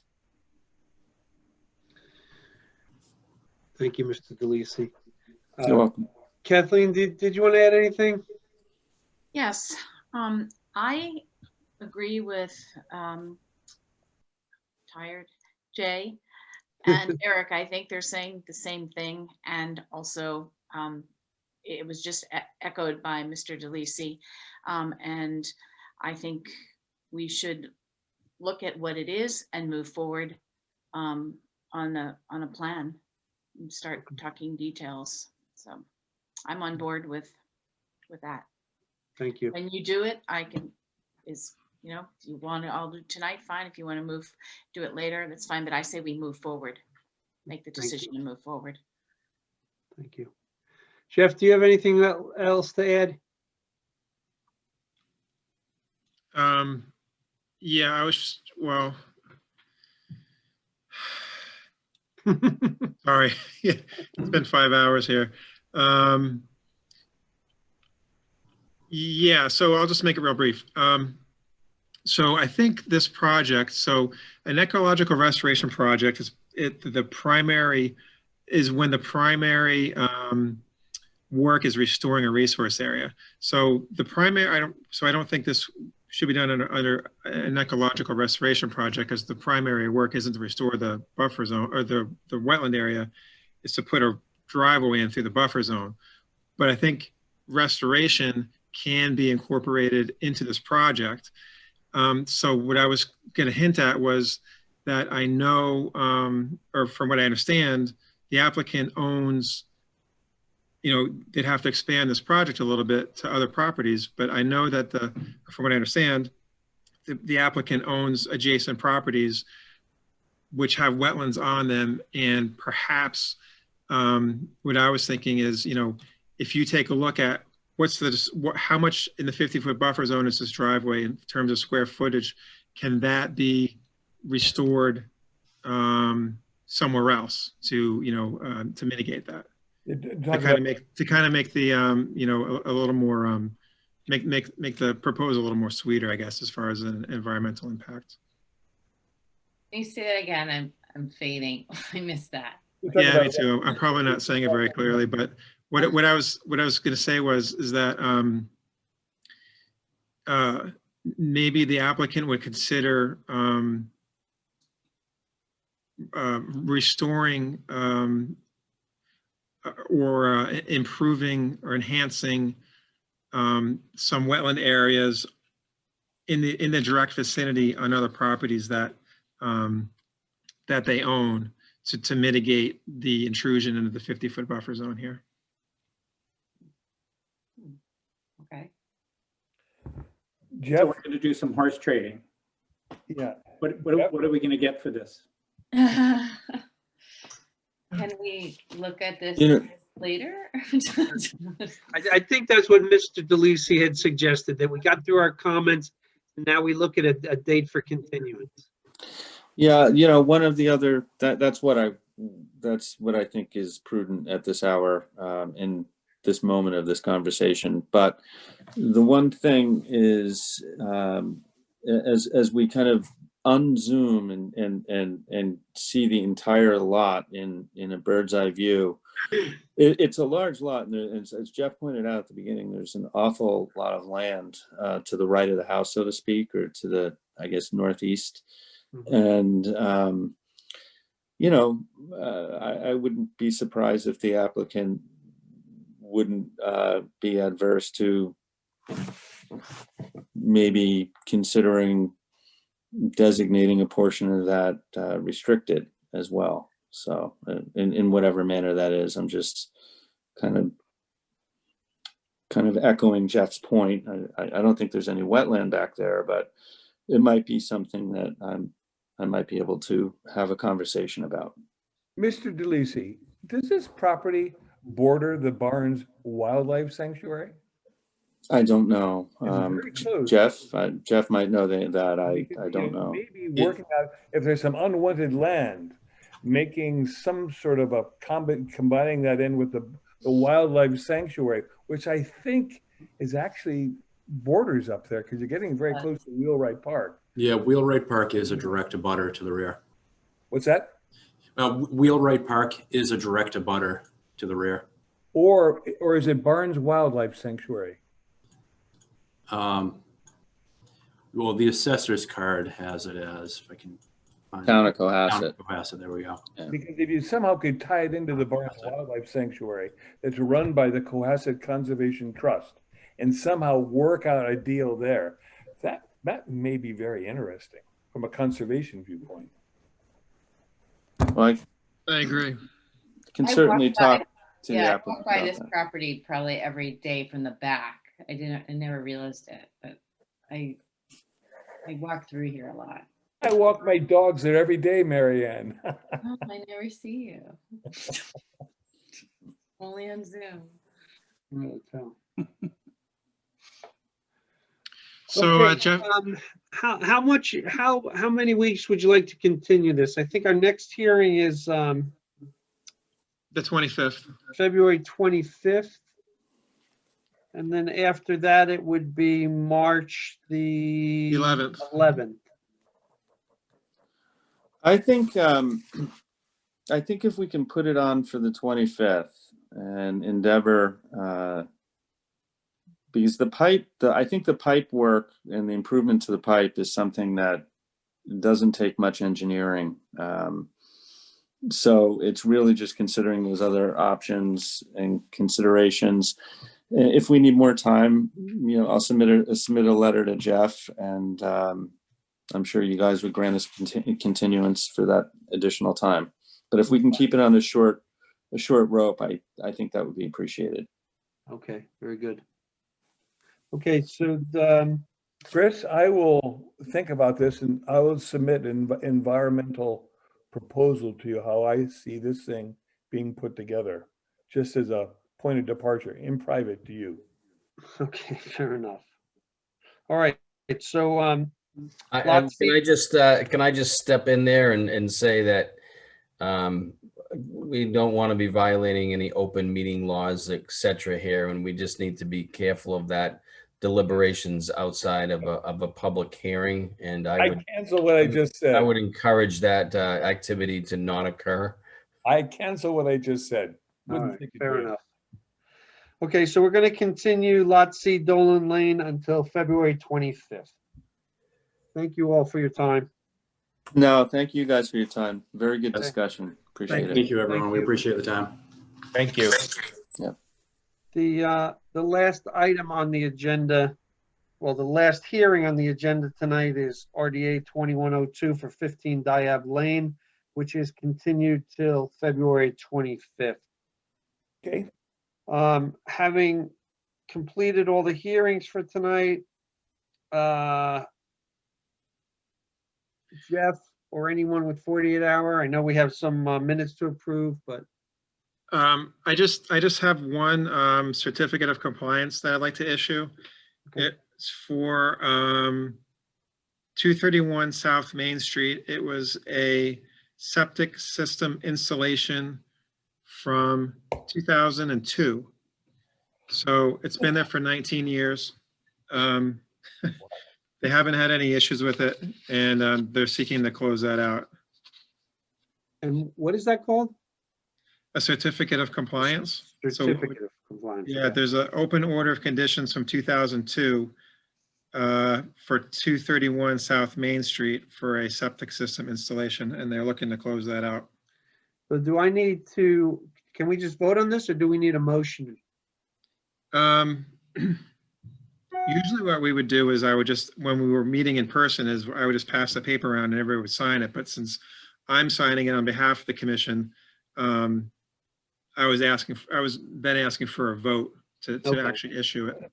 I'll make a motion to issue a certificate of completion certification for 231 South Main Street and allow our agent Jeff Summers to sign that on behalf of the commission. Second.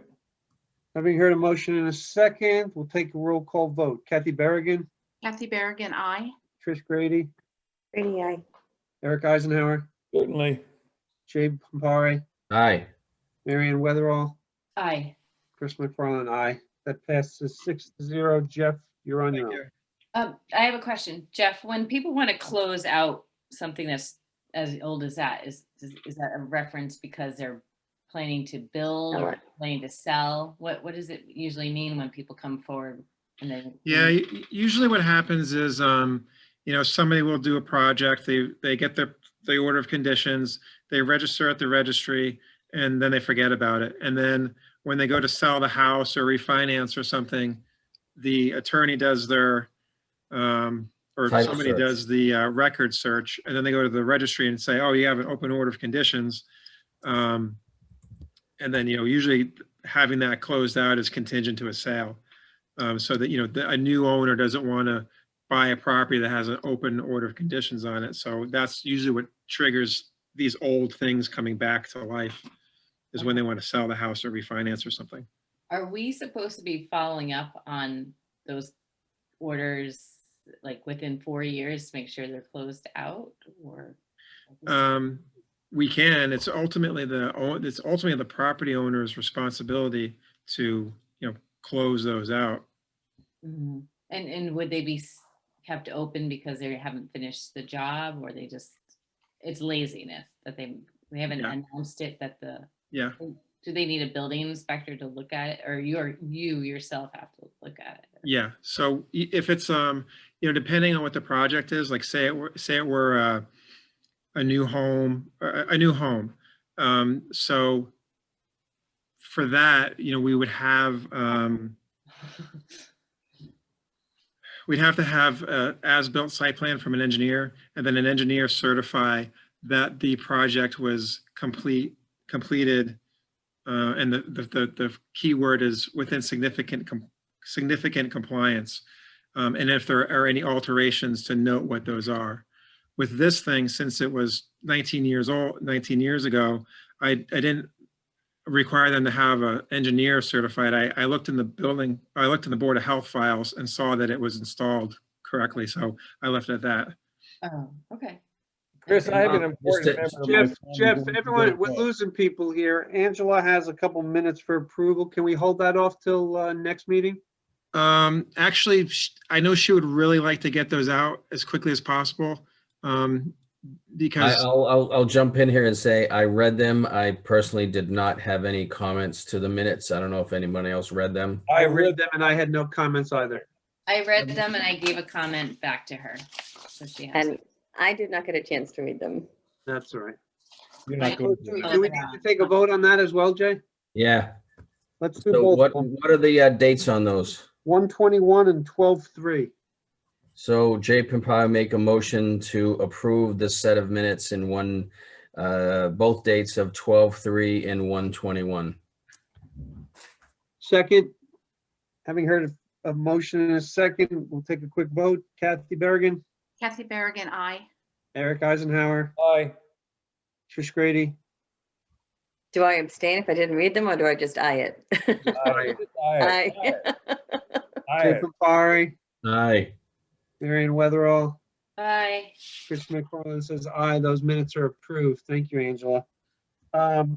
Chris, can I just make a general comment here? And I know it's very late and I know everybody wants to go, but I'll be brief. And and I brought this up before about the open meeting law and deliberations, et cetera. As you may remember, the Rustway, well, first of all, I haven't mentioned this yet. The Rustway decision that we put together a couple months back, the applicant has decided not to appeal that decision. All right. So there's no further legal court action as a result of Rustway. Our solid order of conditions that we issued was apparently good enough that the applicant decided not to appeal that as they did the first go around. So thanks everybody for sticking in there and sticking up for the commission and not caving, which I don't think anybody wanted to do when we had our executive sessions, et cetera, and listening to outside advice. But to get to— You and Jeff did a fantastic job. Great memo. Thank you. Yeah. So to my point on that, if you remember that I, as the chair and with this commission, I received a FOIA. It's a Freedom of Information request asking for every email, text message, phone call that I had made amongst any of the commissioners.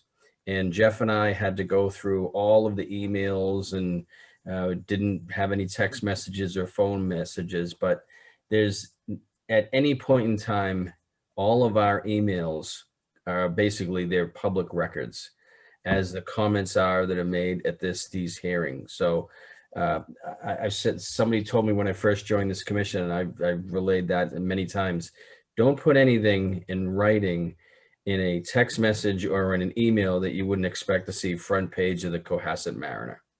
And so all of the deliberations that may or may not occur behind the scenes really should be extremely limited, if at all, and left over and discussed here at public hearings. So just be wary of that. And again, it's happened on every project that I've been on here that we've denied. There's been a FOIA request for all of the information because the applicant felt that there was a preconceived deliberation and notion that we were going to deny such projects. So just be wary of that.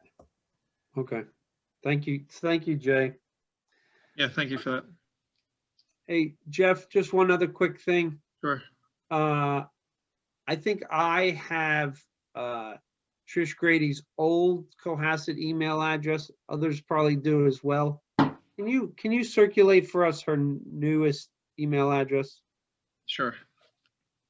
Unless I could ask Trish and then she could send it only to those who she wants to have it. It's very tempting. See who makes the list. Be selective. Be All very right, selective. Can I have a motion to close the meeting?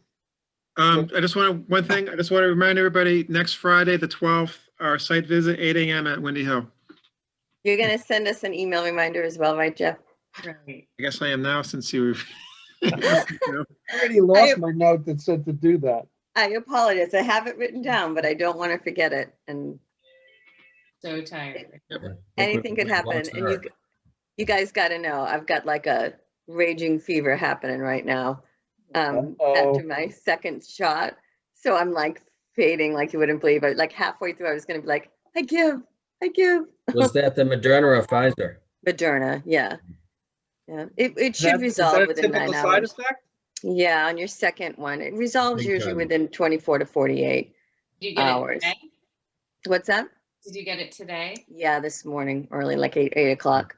But it should be fine, like by tomorrow probably. But Pfizer's worse if you get Pfizer. Thanks. I'm getting my first shot tomorrow. Yeah, the second Why one did is you the get worst yours? one. Yeah. Do it on whichever side you sleep on, don't do it on that arm, because I made the decision to do it on my dominant, like not do it on my dominant arm, my right, but I sleep on my left. Oh my God. Don't do that. Don't do that. Jay, why are you get up so in the early rounds?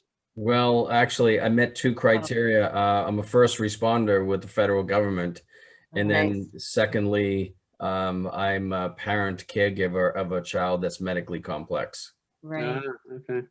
Does anybody know whether the town is actually getting vaccine? Yeah, actually, the town is having a clinic tomorrow from 9 to 12 o'clock. Did they get it? Yeah, they have done a few clinics, and there is one clinic tomorrow. You have to pre-register, but you also have to meet the phase one of the Yeah. phase one criteria. Yeah. Yeah. I'm pre-registered, but I don't, I'm in the second group of phase 2. The town, you go on the town's website and you can pre-register. So, but you have to obviously trigger phase 1. But yes, the town is doing and rolling them out, and tomorrow they're doing one. It was supposed to be today, but they postponed it till tomorrow. Do you know whether they got enough to finish? They do. Phase 2, group 1? Yeah, I know we're getting off subject, but they have been assured by the Mass Public Health that there will be a second round 28 days from the first shot. But is that for first response? It's phase 1 category. So I would double check on that, because so for phase 2, a lot of the community sites haven't received the Moderna or the Pfizer yet. So phase 1, yeah, but anyone for 75 plus or 65 with a comorbidity, or anyone that's in those other big categories, that you'd have to still go to like a Fenway or Yep. Yeah, it's phase 1 Foxborough. only. Yeah, so they prepared to do clinics for phase 2, but right now all of the vaccines are getting diverted to the larger ones for phase 2. So what Jay's talking about is if you fall into that category of, essential healthcare, phase 2, you're going to still have to look at some of those other clinics, the bigger ones. Eventually the community might have it, but. So Trish, that means that the communities won't get any phase 2 vaccine. Is that what you're saying? Not right away. So they're delaying it because they're redirecting for phase 2 most of the vaccines to the bigger clinics that can get anywhere between 1,000 and 5,000 in arms essentially in a day, versus like a smaller group like mine, which would take like 1,000 in a week to do, so that's where they're putting their energy. So I do think they'll give them to like the community centers and like that are all prepared, like what they did for phase 1, but it just might be delayed a few weeks. If that's what I'm hearing. Okay. Thanks. Angela just called me and she said she's going to send around a new roster because of the reorganization, and it will have Trisha's new email address on there. Thanks, All right, so Angela. I'm going to bring something up that no one wants to hear at this time. When Mary Ann jumped boat, she caught me totally by surprise. So we now don't have a secretary treasurer. So do we have to vote on that next meeting? I would do Yes. that, yeah. Yeah. All right, Jeff, Angela, would you put that on the agenda for next time? Yeah, I didn't even realize that when we did it. I earlier. didn't, it I wasn't in my cheat sheet, so. So Is there a the- job description for said position?